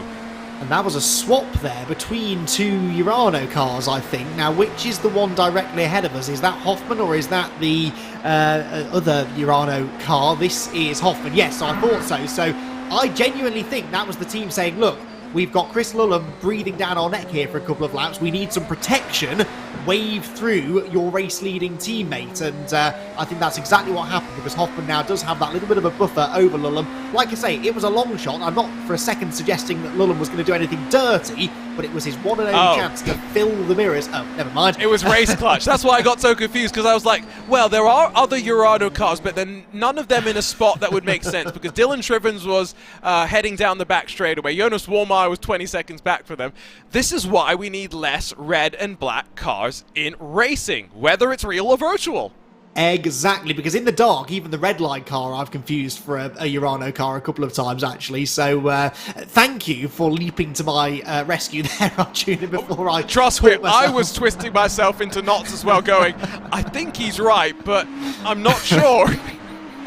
Right, well, there you go. So forget everything I was just saying. That wasn't clever team tactics from Urano. Chris Lulham, once again, has a chance to try and close in on the race leader. Like I say, he's not going to drive into them. He's not going to do anything silly, but just get up within a second or so, weave around a bit, flash the lights. You never know. It's worth a drive. I mean, for them to crash into each other would be peak sim racing, if we're being totally honest. Would be peak Sebring. I mean, let's be fair.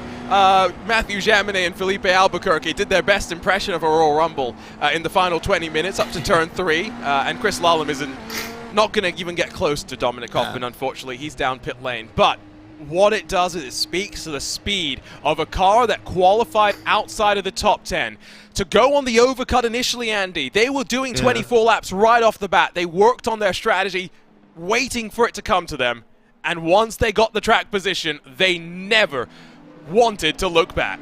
Yeah, and the key there was just before the halfway point, they knocked out two 20-lap stints, and the reason they were able to do two short stints, we think, is because they'd been extending their stints throughout the first 5 hours of the race by a lap longer than everybody else. After 5 stints, you've gained 5 laps. After 6 or 7 stints, you've gained 6 or 7 laps, and they were able to then have 2 shorter stints in the middle part of the race, which really is what brought them their track position advantage. It had been fairly nip and tuck until that point, and then they had those 2 really short stints, the short fuel stops, and they built up that 40-second lead. And then it's really been reasonably static ever since then. There was the period where it came down by 10 seconds, it's gone back out to 50 seconds now, but actually most of the advantage that Urano have got, they got through strategy, and that is what you'd expect really from a team like Urano.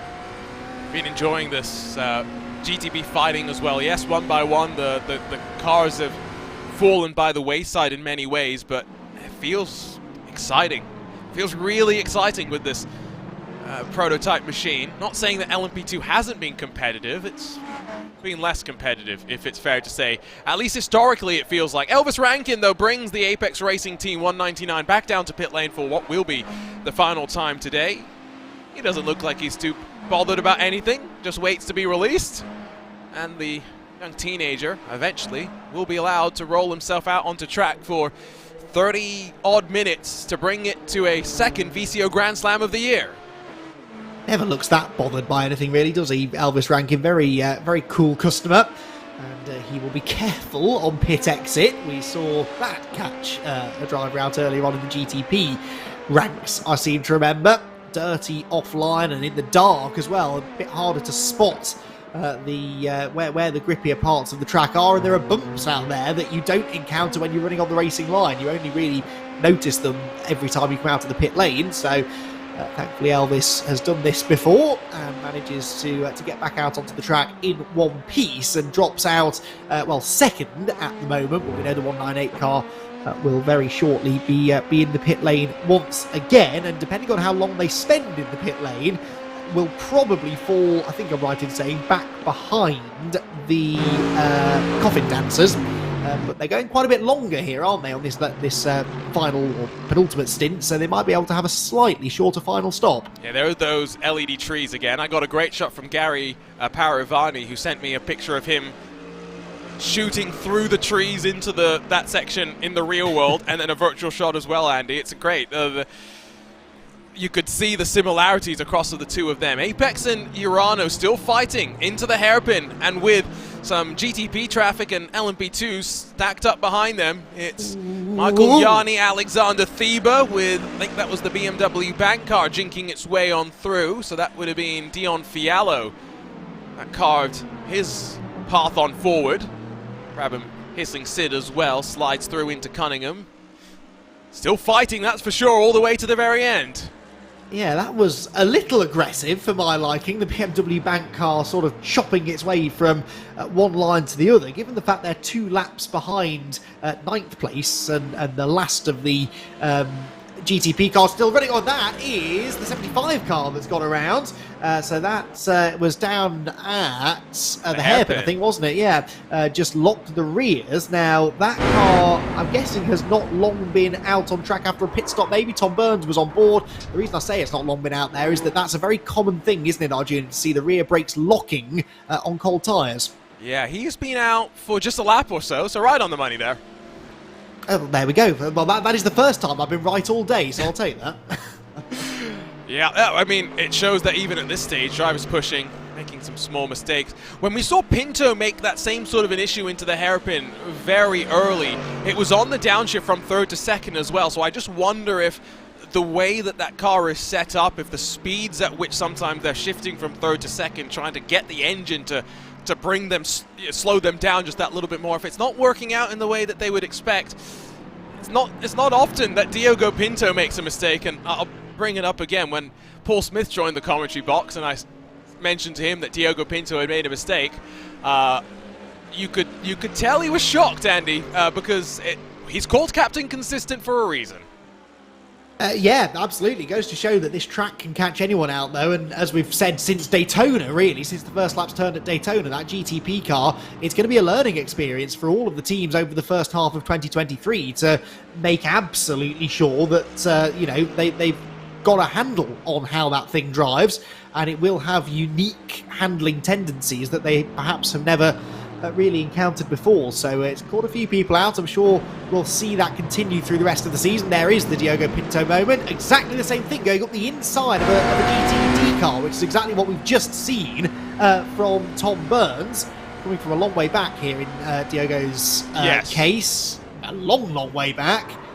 But yeah, there it goes on the downshift, you're right. Again, 3rd to 2nd. I just wonder if there's something specific about the way the car is regenning in that particular moment that's causing the issue. What was the Mercedes AMG 1? Isn't that the road car that they put a Formula 1 engine in? Oh, yes, I think it was. Yeah, so that has an issue where if you get more than 100% battery into the car, the engine doesn't know what to do with the excess energy that you try and recoup, right? And so it shuts down.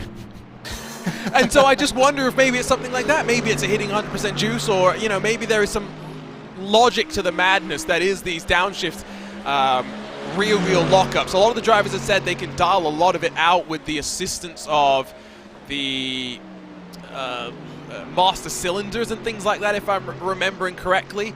But it's definitely not something that, even 4 months on from the car being released, that we seem to have gotten a resolution on. Dylan Shrivens, by the way, closing stages for the Urano Esports Data Group car. What's happened to him as he tries to go around the outside on the run into Cunningham corner, into a Tower corner, excuse me. He decides to Whoa. So he disappears out of existence and then realizes he's in trouble, and somehow the Apex car avoids running into him. And that was nothing short of a miracle, honestly. Imagine that from the Apex car's perspective. Where's he gone? Where's he gone? Where's he gone? Where's he gone? Oh, there he is, inside my front bumper. That was, I think they were actually merged for a second there, but thankfully the physics did not do anything silly, and they avoided any serious damage, but another example of how things that can happen that you don't expect in the closing stages. Tappage is a great word. Stanley Deslandis, Apex Racing's 198 into pit lane, and now do remember, Coffin Dancers have been locked in a fight with the second Apex car through the course of the race. They've already finished their final cycle of pit stops, and Ate Kauppinen out of the final corner at Sunset Bend is going to blast his way on forward. Deslandis finally drops his way off the jacks. I was told by Apex they were expecting the gap to be about 10 seconds at the end of the pit stop cycle. Well, that's why they're pretty good at strategy, because I tell you what, it's going to be right on the money, 10 seconds here or there. Yeah, perhaps a little bit more, but more or less, and that's probably enough now to save the Coffin Dancers in the that name. Honestly, that's Coffee Dancers. My kryptonite today. The Coffin Dancers. It's probably going to save them second place, I would imagine, in the closing stages. So Apex Racing team not quite going to get a 1-2, and my chances of picking up an extra point have pretty much gone down the pan now. You're still focused on it. You're still hoping for it. Absolutely. Yeah, but unfortunately, who was it that... It was Zach that you were the most closely tied with for a while, wasn't it? Yeah, but then Williams DNFing, I think, has pretty much handed in that position. The Chili Blast car, as John Heindorf affectionately refers to it as. Elvis Rankin is still pushing. You want to know how much he is pushing? If you're Alex Simpson, what's the one thing that you probably don't want to see? Team manager for the Apex Racing team? Your race-leading car going off the track when it's got 35-second advantage behind it? I guess it's a good thing that Elvis Rankin has an experience in quarter midgets on the dirt. Well, yes. Although I can say from personal experience, that bit of grass is surprisingly grippy on the exit of... is it?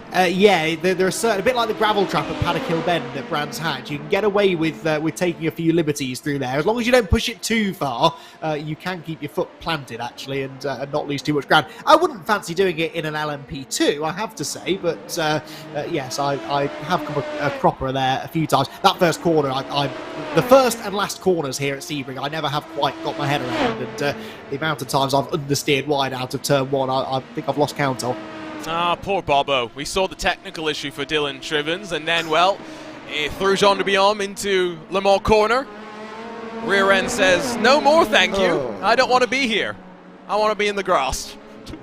Dear me, that was the change of direction, did it? But it almost like he carried a bit too much speed into the right-hander there, just for the rear to lose track like that. Now, Apex Racing being allowed through, thankfully, there by a car that was not on their lap. The gap, what did it settle out at in the end? Well, would you look at that? 10.2 seconds. That was not a bad guess. It's almost like George Simmons is back in mission control for the McLaren Formula One team. It's almost as though. He's left a good system behind as well. Mark Tranter's taken over the ropes, I would guess, as the main strategist now, because a certain George Simmons has responsibilities now on Formula One weekends. Although it would be interesting, imagine you've got your telemetry for Formula One up on one screen, Zach Brown walks behind you, and then he asks what's on the other screen. Oh, I'm just following what's going on for Apex. Don't worry, I'm not looking at it. Absolutely, but how great is it to see George making that sort of progress? Oh, it's lovely for him. That is such good news. Such a nice guy as well, and yeah, the more stories like that we get, the better. And people who are making that jump from sim racing to the real world in whatever capacity, because there's more to working in motorsport than just sitting behind the wheel and pushing some pedals and turning a steering wheel from left to right. You know, if you want a career in motorsport, then getting into sim racing, there are lots of ways that you can move from one to the other, and yeah, I really hope more people start to realise that. Yes. I mean, we had an open call for applications to join our team at RaceSpotTV. I don't think Connery Maddock really knew what he was expecting when he opened the floodgates. I'm not joking when we have, I think, almost 100+ applications at this point. Wow. And Andy, you've seen the number of broadcasts that we do. Yes, we are among, if not the busiest sim racing broadcaster, but we have lots of great commentators that we want to keep active as well. We're running out of places to put our commentators.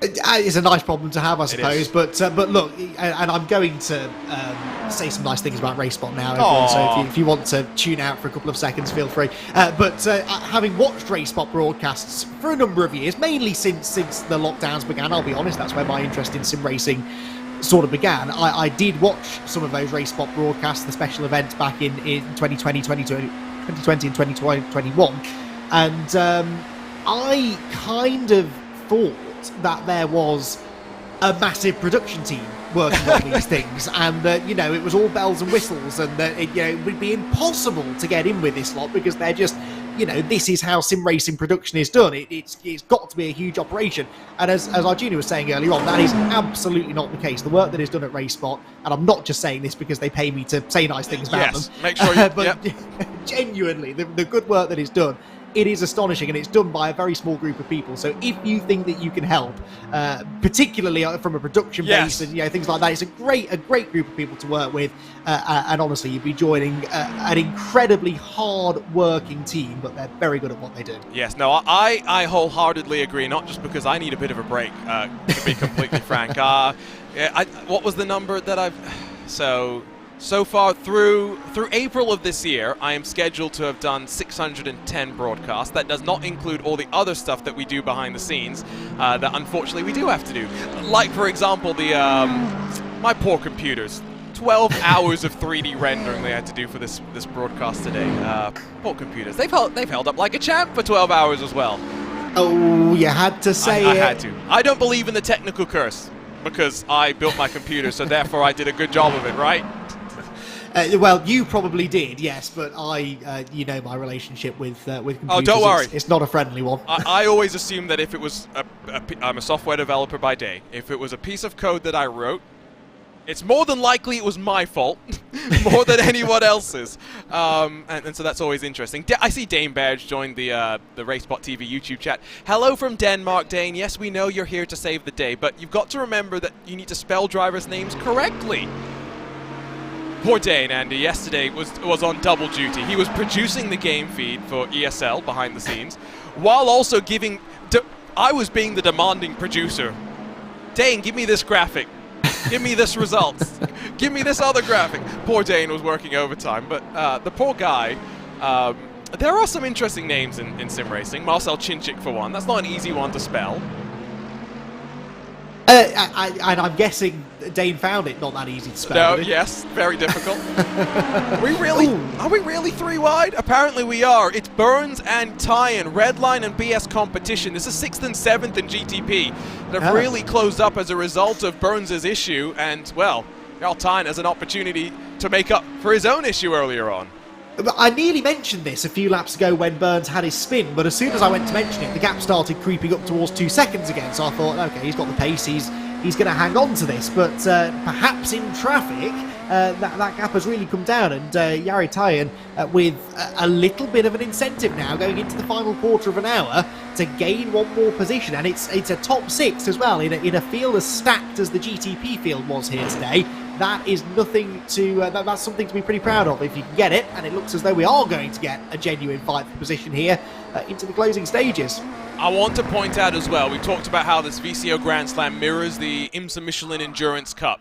One thing to remember, the races, for the most part, get shorter. 24 hours, 12 hours, 6 hours, and then Petit Le Mans, 10 hours. Watkins Glen is going to be a sprint race in every sense of the term, because 6 hours with this type of racing, I mean, imagine how bonkers those first few passes through traffic will truly be. Oh, absolutely, yeah, that's always the most entertaining part of these races, actually, and that is going to be quite a sight to behold. Oh, dear, close moment in traffic there. That's race clutch, by the way. Again, yes, always seemingly in the thick of this action. I mean, at this point in the race, and again, there's a reason why I'm a commentator, not a professional sim racer, but do you really need to be getting that close to the cars that are coming through? I mean, that car is not fighting for position. The two cars that just came blasting through very much are. It might be in your best interest to leave them a bit more space. Absolutely, especially when, in that car's case, it's in a bit of no man's land right now, and these are two cars fighting with 15 minutes left on the clock. Dane does point out something correct, though, as much as I've thrown him under the bus. Commentators can get away with butchering pronunciations. Graphics people cannot get away with mistyping names. Well, yes, although I have been in trouble with enough, usually parents of racing drivers, actually, for mispronouncing names. But yes, I agree. I think maybe that says more about how it's expected of us to get things wrong, and we have higher expectations for our very talented people working behind the scenes. We're just the idiots that sit and talk for a few hours, you know. People expect us to get it wrong. I mean, if we get names incorrect at the end of the day, it's not our fault. It's the parents' fault for misnaming the kids. They should have said it the way that we wanted it. Honestly, I have this problem checking into hotels all the time. Not a single person in this country can spell my name. I don't think it's the hardest of names to spell. Do they put an A in there? They put an A. Yeah. There's sometimes a rogue K. I've even had a Q in there. A Q? Often a Q without a U, which really doesn't make any sense. Honestly, I didn't think it was that complicated. I do have to sometimes remind myself, Peter Mackay, M-A-C, Andy McEwen, MC. That does get me, but I don't know where the Q comes in there. I think it's just simple people getting confused. You know, they spell things how they sound, perhaps. Well, I guess when you're in a rush as well. I'm glad I've never had to be a barista, because if I had to hear someone's name in a rush while it's super loud and they're trying to shout at me their order and I'm thinking, okay, I've got to do a million. Yeah, I would probably get the names wrong. I got a coffee at Starbucks once with the name Anita wrote on it, and at that point, are you sure that was your coffee?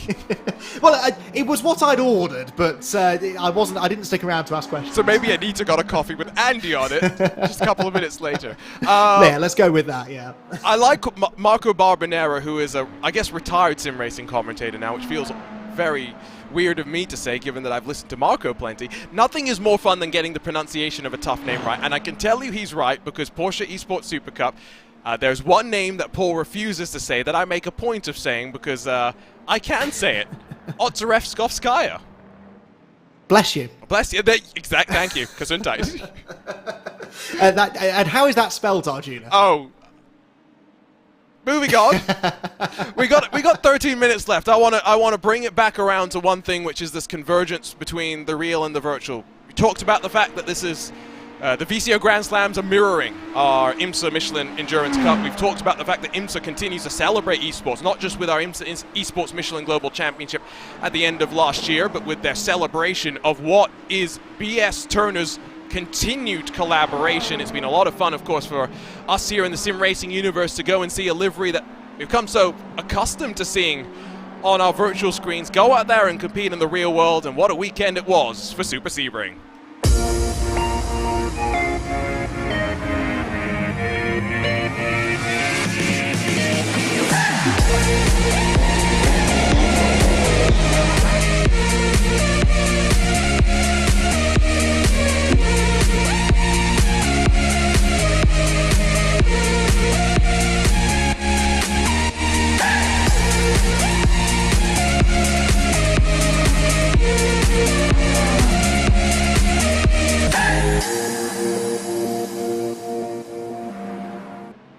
I hope they were able to get that trophy away from Rainer Talvar, because the way that he was hugging it, he did not want to let go of it. It's really cool to see that continued collaboration, to see the BS competition team able to be there on site, to see the livery win in the IMSA Michelin Pilot Challenge, Andy.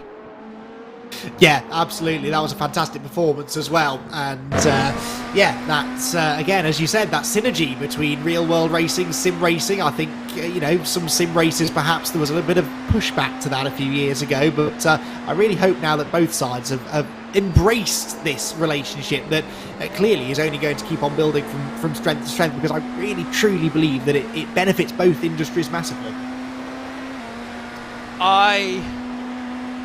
I hope that we can get to a point where there is a car with a full sim racing livery being run on it at some point. I think that is the next step. I love that Turner Motorsports are so open to this. Of course, partially because Robbie Foley has had iRacing be such a big part of his racing career. I mean, I still think it's remarkable. Severe leg injury while playing high school American football. Got into motorsports first on iRacing, and then, of course, in the real world. It all kind of spiraled from there, I guess, in the best way possible. And now a BMW factory driver contracted with the manufacturer. Unfortunately not competing today. We did see Rainer Talvar and Ryan Barneveld, who were on site representing BS Turner, but the less said about that race, the better. They've got the excuse, Andy, because racing drivers love a good excuse. They were in Sebring and they only got back home, I think it was, on Thursday morning, so limited practice time.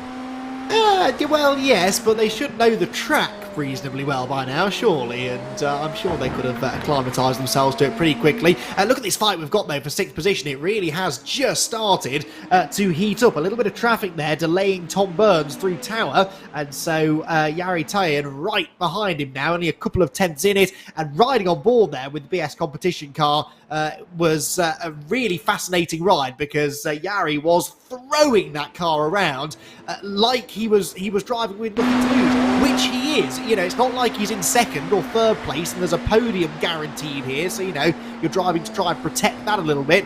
He's only in 7th place. It's take 6th place or crash trying right now, and he is absolutely throwing everything at this. Well, I tell you who's also throwing everything at the track right now. Chris Lullen, fastest lap of his race last time by, a 42.812. We haven't really seen the times tumble with these night runnings, night conditions, as much as maybe one would have expected, but that's because the track conditions have held relatively constant. It's been right around 26 degrees Celsius for the better part of 3 odd hours here in the Sunshine State, and it's going to be a nice opportunity to coast our way up through America, drive our way up through Washington, D.C., head through New York, through Manhattan, before we eventually land in upstate New York and Watkins Glen. It's a furiously fast track, and one where Daytona's a low downforce track almost by default in every car.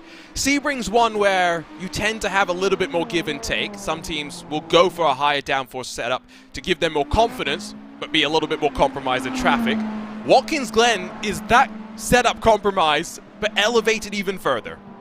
Yeah, really tricky circuit, especially the full circuit, which of course we'll be using for that event as opposed to the shorter sort of NASCAR layout, because you do have that whole boot section, which really you do need the downforce for.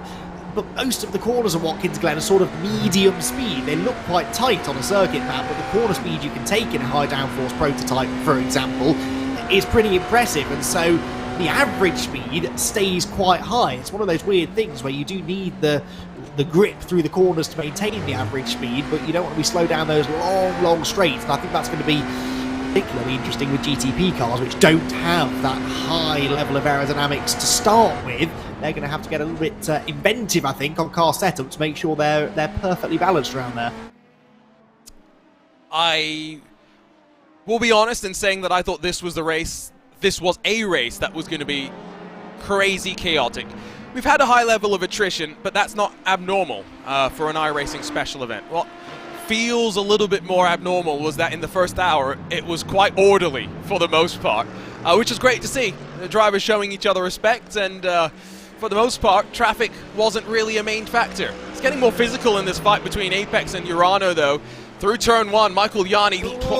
That's not a lean on Alexander Thieber. That's a knock on the door. Oh, and a knock into the Armco as well. That will definitely have done a bit of damage down the left-hand side of the AMG. Late move, that. I'm not convinced it was ever really on. I know you can take different turning points there, but that was very, very aggressive. The contact almost inevitable. You said it yourself, Arjuna. Those Mercedes AMGs, front engine, they are prone to a bit of understeer through a corner like that. And when you throw it in late on the inside like that, you're always likely to drift back out into the other car. Now, they're back behind Apex now, so what do we think? Did they redress that, maybe? This is the second of the Urano cars because, yeah, and not only are the liveries identical, the team names are identical, so the only way to differentiate them is the driver and the number. Alexei Nesov will likely surely get past Michael Yanni because he's got the inside into the corner of a million lines.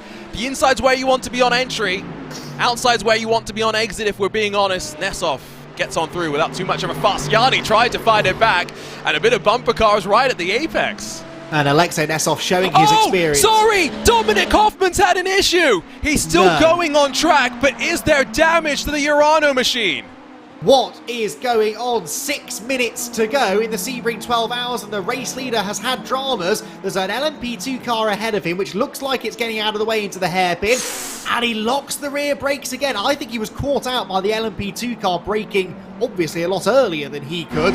and it was lock the rear brakes or go into the back of him. Amazingly though, Arjuna, I think he avoided contact. Sebring, LMP GTP car, the hairpin.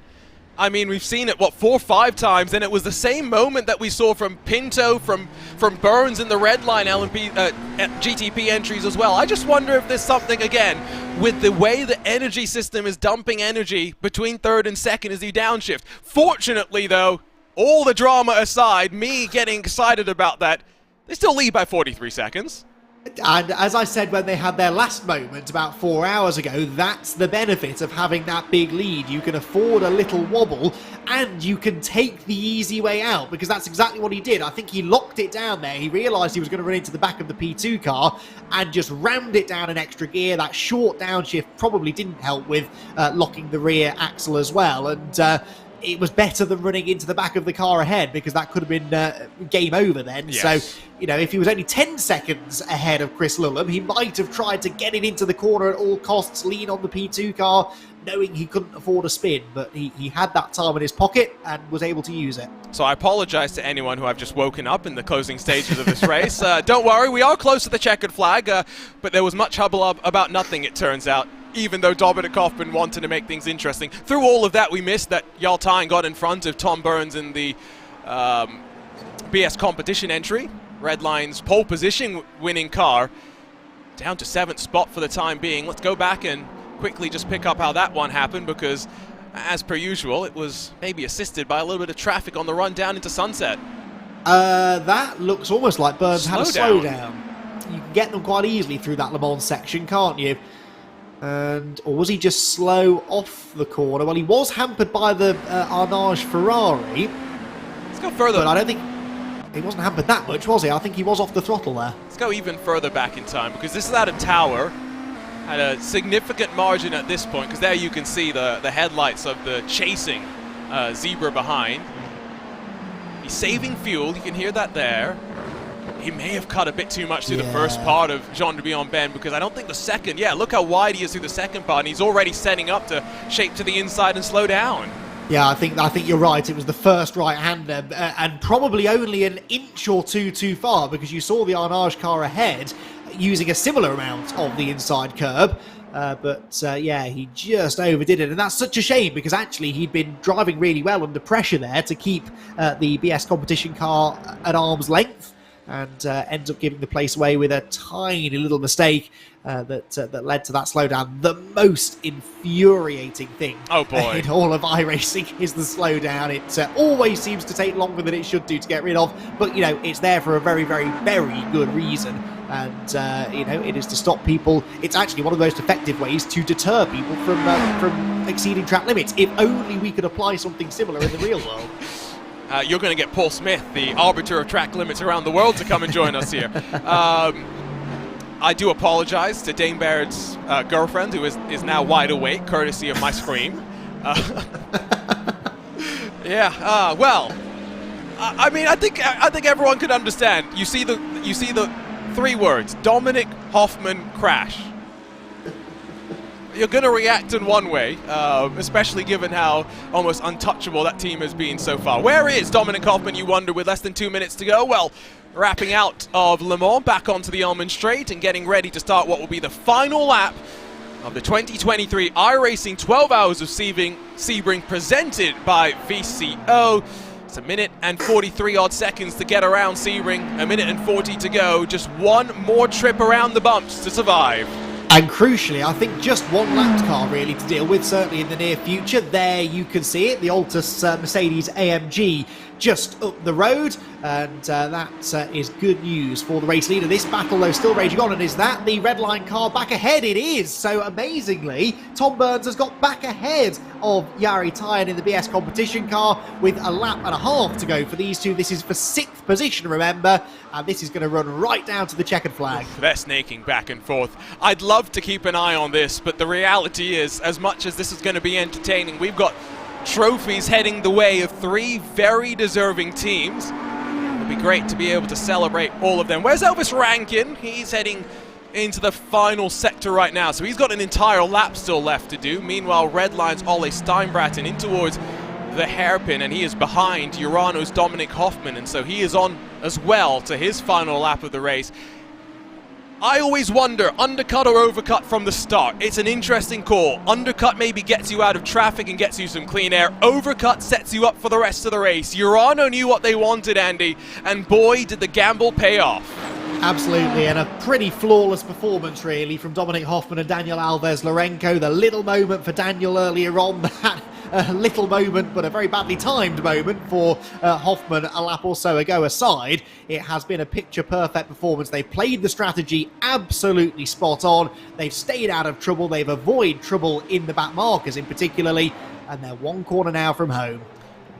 It's been a strong start to 2023 for Urano Esports. They keep building the momentum. They figured out something in this BMW M Sim hybrid car. They'll slow down on the run to the line after what's been a flying day for the number one, qualifying outside of the top 10, but victorious in the iRacing 12 hours of Sebring, powered by VCO, the second of our VCO Grand Slams for 2023. Next up, it's the red line car, but not the one that maybe everyone was hoping to see. Ole Steinbraten and Gianni Vecchio won't care. They've survived, they've endured the bumps of Sebring in their Ferrari to roar across the line in the prancing course on top by more than 60 full seconds in the close contested GTD class. It will be a while before we see Elvis Rankin storm to the line in the car that has led from the start to the finish, and there are going to be some celebrations in Corby with 8 drivers racing from the Apex Racing Team facility.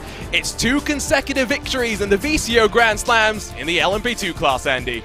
Well, I predicted Apex were going to win LMP2. It wasn't necessarily this car I was thinking of. Elvis is celebrating already, I think. Either that or someone's told him a particularly funny joke as he heads down towards Sunset Bend, but brings the LMP2 car all sideways, and the lights come on just at the right time to put him off, and he comes across the line to win in spectacular fashion in LMP2. Well, that's great. You love to see it. Smile on the face, camaraderie as well, and back-to-back special event victories. That one of them is hard enough to come by, and now both Elvis Rankin and Michele Costantini have not one but 2 VCO Grand Slam trophies heading in their direction. They're all going to now enjoy, I'm sure, a little bit of relaxation in that Apex Racing Team facility.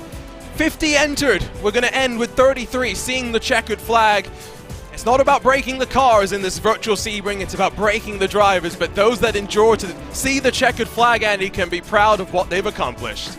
Yeah, almost a look of relief, really, on Elvis Rankin's face there. I know that he was a tad distracted by what was going on around him as they came to the flag, but the relief just to get across the line, to bring the car home. We saw, even from our overall race winners, how easy it is to have a little fumble around here and to survive 12 hours and get onto the podium. Even just to survive the 12 hours is an achievement.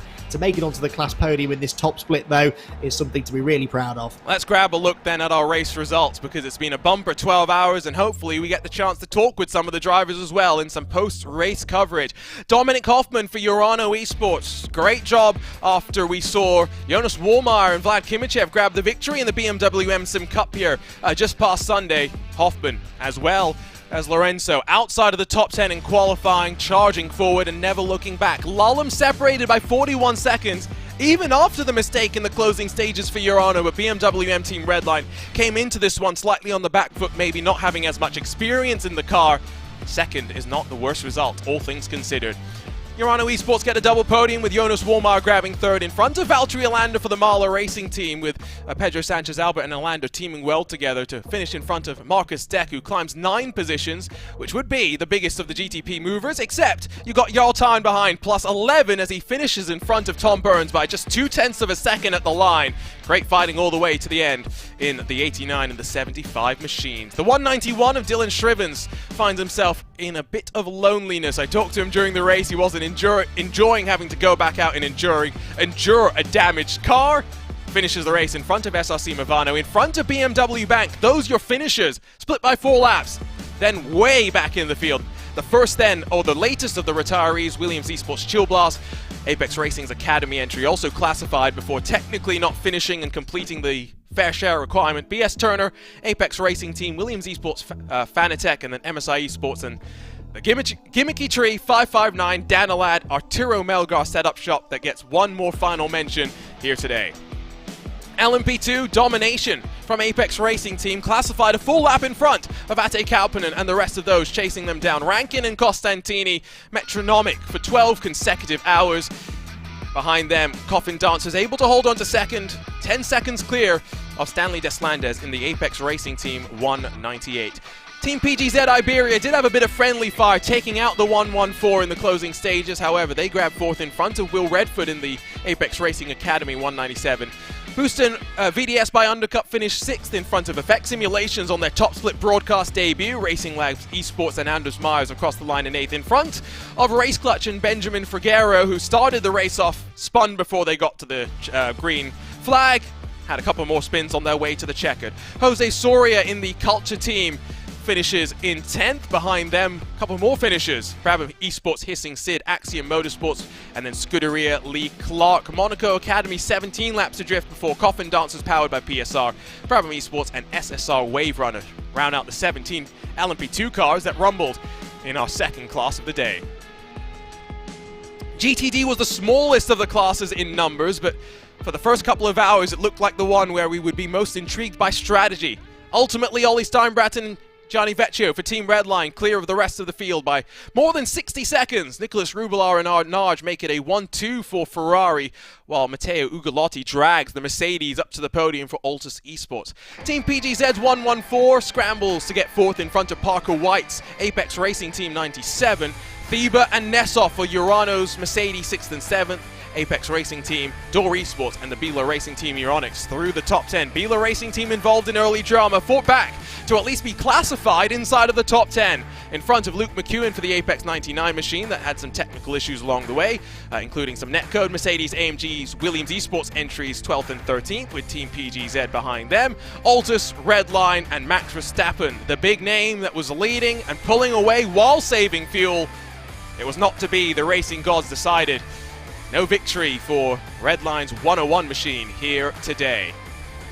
We'll give it a few moments. We're still waiting for some of the drivers to come and give us hopefully a bit of their time, Andy McEwen. We'll take a look at that schedule before we wrap things up, because let's not forget what an exciting iRacing special event calendar it truly is. We're now done with a handful of the opening part of the season. The next up, though, is over to Road America for the very first time with the GTP and the GTO machines. Yeah, cannot wait for that one. Like I said earlier on, this is something we can do in sim racing that cannot be replicated in the real world. Cars that you don't see competing at the top level of motorsport these days. It's going to be really interesting to see who turns up to do that, and if any of the drivers we've seen competing today are able to come and wrestle those old school cars around one of the true great racetracks in North America. The Road America 500 is going to be one not to be missed. Absolutely. Before we also wrap things up, I guess we should, unfortunately, Andy, address the elephant in the room. Must we? No, probably not, but I think I quite like how our predictions ended out here. Really are, Junior. I can't think why. Yeah, I mean, again, we're going to do this more. We want to bring you into our conversations moving forward as well, so stay in touch with us on social media, specifically Twitter at RaceSpotTV. That's the place to keep in touch with us. I don't know about you, Andy. It just kept me a little bit more invested.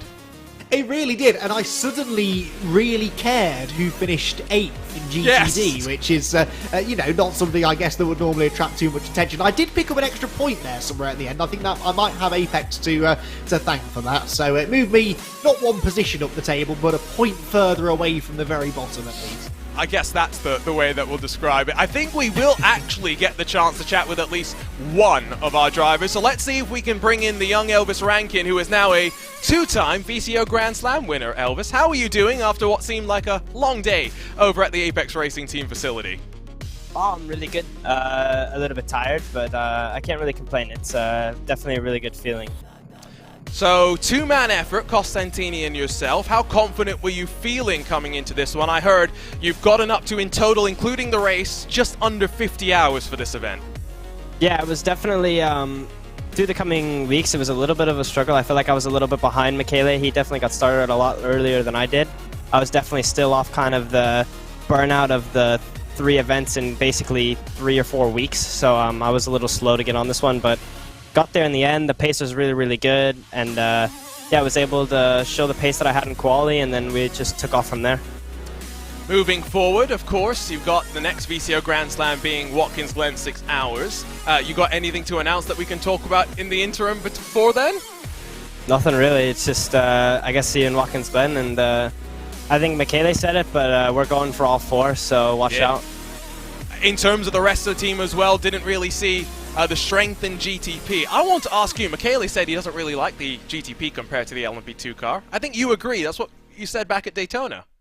At Daytona, I think, yeah. I think the car was just too new at the present time, and I really had only driven it once for VCO Infinity, and that was really it. So I would have to take another endeavor in the car to really give it a full assessment. I might do, but probably for the 6 hour and for Petit will probably be LMP2. Well, we'll let you go and celebrate this one. What's the plan, Elvis? What's the plan for the rest of the night? The plan for the rest of the night? I don't know. We got a lot of people here. We have like 10 drivers here, so I think we're going to have maybe a nice party. I don't know. Maybe go to bed. I got to do data packs tomorrow, so, you know, I can't be up too late. It's already past my bedtime, so. Don't forget the clocks move forward tonight as well for you, Elvis, so you'll get 1 hour less of sleep. Boo. Yeah. Yeah. We'll let you go. So. We'll let you go and celebrate. Congratulations on another great performance. Yeah, thank you. Elvis Rankin joining us in the RaceSpotTV broadcast booth. We'll talk with Dominic Hoffman as well of Urano Esports. Dominic, I want to ask you, qualifying maybe didn't go your way, but clearly you had a rocket ship in the race itself. That was a jump scare and a half. Hang on. Hold on. Well, yes, I think you summed it up pretty well. I think quality seems like an eternity ago at this point. So I don't even. I have to remember whatever happened there. I remember it wasn't very good, but still, it was. I don't know. It was, but as you said, like, we were always gonna bank on the race, and we knew that as long as we would put ourselves in a position to be in the fight, we were pretty confident that we were gonna be up there at the very end. How was your feeling carving through the traffic? Because that seemed to be where you guys seemed to be staying out of trouble. Not to say that everyone else was getting into trouble, you just seemed to be able to be a little bit cleaner. But I think that comes just with the confidence we had in the car and in the preparation we had. I mean, if the car wasn't fast, if the car wouldn't have been fast, we would have basically scratched our heads how all that time that we put in didn't amount to anything. I have to say, the prep for this track and this car combo, especially with SimCup last week and the special event this week, was just phenomenal. Like, especially to my teammate Daniel, who put in, I think, something around 70 hours for this event. It's just incredible. Like, we've basically turned the car upside down 3 times during those last 2 weeks to find anything we could, and in the end it was it was enough to put us in a comfortable position for the race. So Watkins Glen is up next. Half the race distance in terms of time. We go to 6 hours, and it's a track that is very much inviting some of those sends. What do you think we're going to be in store for the third of our VCO Grand Slams? The usual sendy sort of action, just with faster cars, so it's going to be even more action probably. We didn't have too much sends today, so it was great to see that, Dominic. Congratulations on what was a great performance for Urano Esports. You guys leave Sebring with plenty of momentum on your side. Yeah, thank you. Dominic Hoffman joining us in the RaceSpotTV commentary booth after we gave him a bit of a jump scare there, Andy McEwen. But yeah, final thoughts before we wrap things up, because 12 hours of uninterrupted coverage later, our trophies now have mailing addresses to be shipped out to. First of all, that's exactly what Dominic Hoffman deserved for giving us a jump scare with about 4 or 5 minutes left in that race. I forgot to ask him about that. Oh no! He had a lot to talk about in that race though, because there was a lot went into winning that race, as there was for all of the teams who came out on top. As you said, what a challenging event this is. The 2 12-hour races that we've got at the beginning of our season at Bathurst and here at Sebring, I think are perhaps harder than most of the 24-hour races that we will see throughout the season here on iRacing. And all of the teams who got through in a strong position at the end of this one can be really proud of that. They put on a great show for us. And I think we're really starting now to see the drivers getting to grips with the GTP car, the other cars in the other classes getting used to how to deal with them on track as well. And I think the quality of racing now should only continue to improve from race to race. So lots of good stories to come out of Florida, and yeah, already looking forward to Road America. Oh, you better bet we're going to be there with all of the action live and uninterrupted here on RaceSpotTV. That race, it's a little bit of a ways away, middle of April, but don't forget plenty more action to come here live on RaceSpotTV and indeed on the iRacing Esports Network. Plenty of World Championship action always around the corner. For now, though, it's time to say goodbye. 12 hours have blinked on by, and we end up with 3 deserving winners. It's time to thank those that make all this possible. Yes, there's only a couple of us at any one time working on the broadcast, but it's a team effort behind the scenes. It starts with our live timing and scoring, thanks to James Muscat at timing71.org. Dougie Beard giving us Campact updates during the broadcast itself, working hard as per usual. ATVO, some great broadcasting features that make our lives as simple as possible. Thank you to the team for continuing to give us new features for today. Our VCO content team, head over to photos.vcoesports.com to see Joshua Chin and Gary Parivani's work, while Danny Elgube and Florian Hasper kept you updated with all the social media wizardry. Production, myself, Arjuna Kankipati, alongside with Connery Maddock, but our crack commentary team, Peter Mackay, Paul Smith, Ewan O'Leary, Cam Roger, Andy McEwen, Zach Sweeney and Joey Tebben for 12 hours of wall-to-wall, uninterrupted coverage, walking you through everything at the Sebring International Raceway.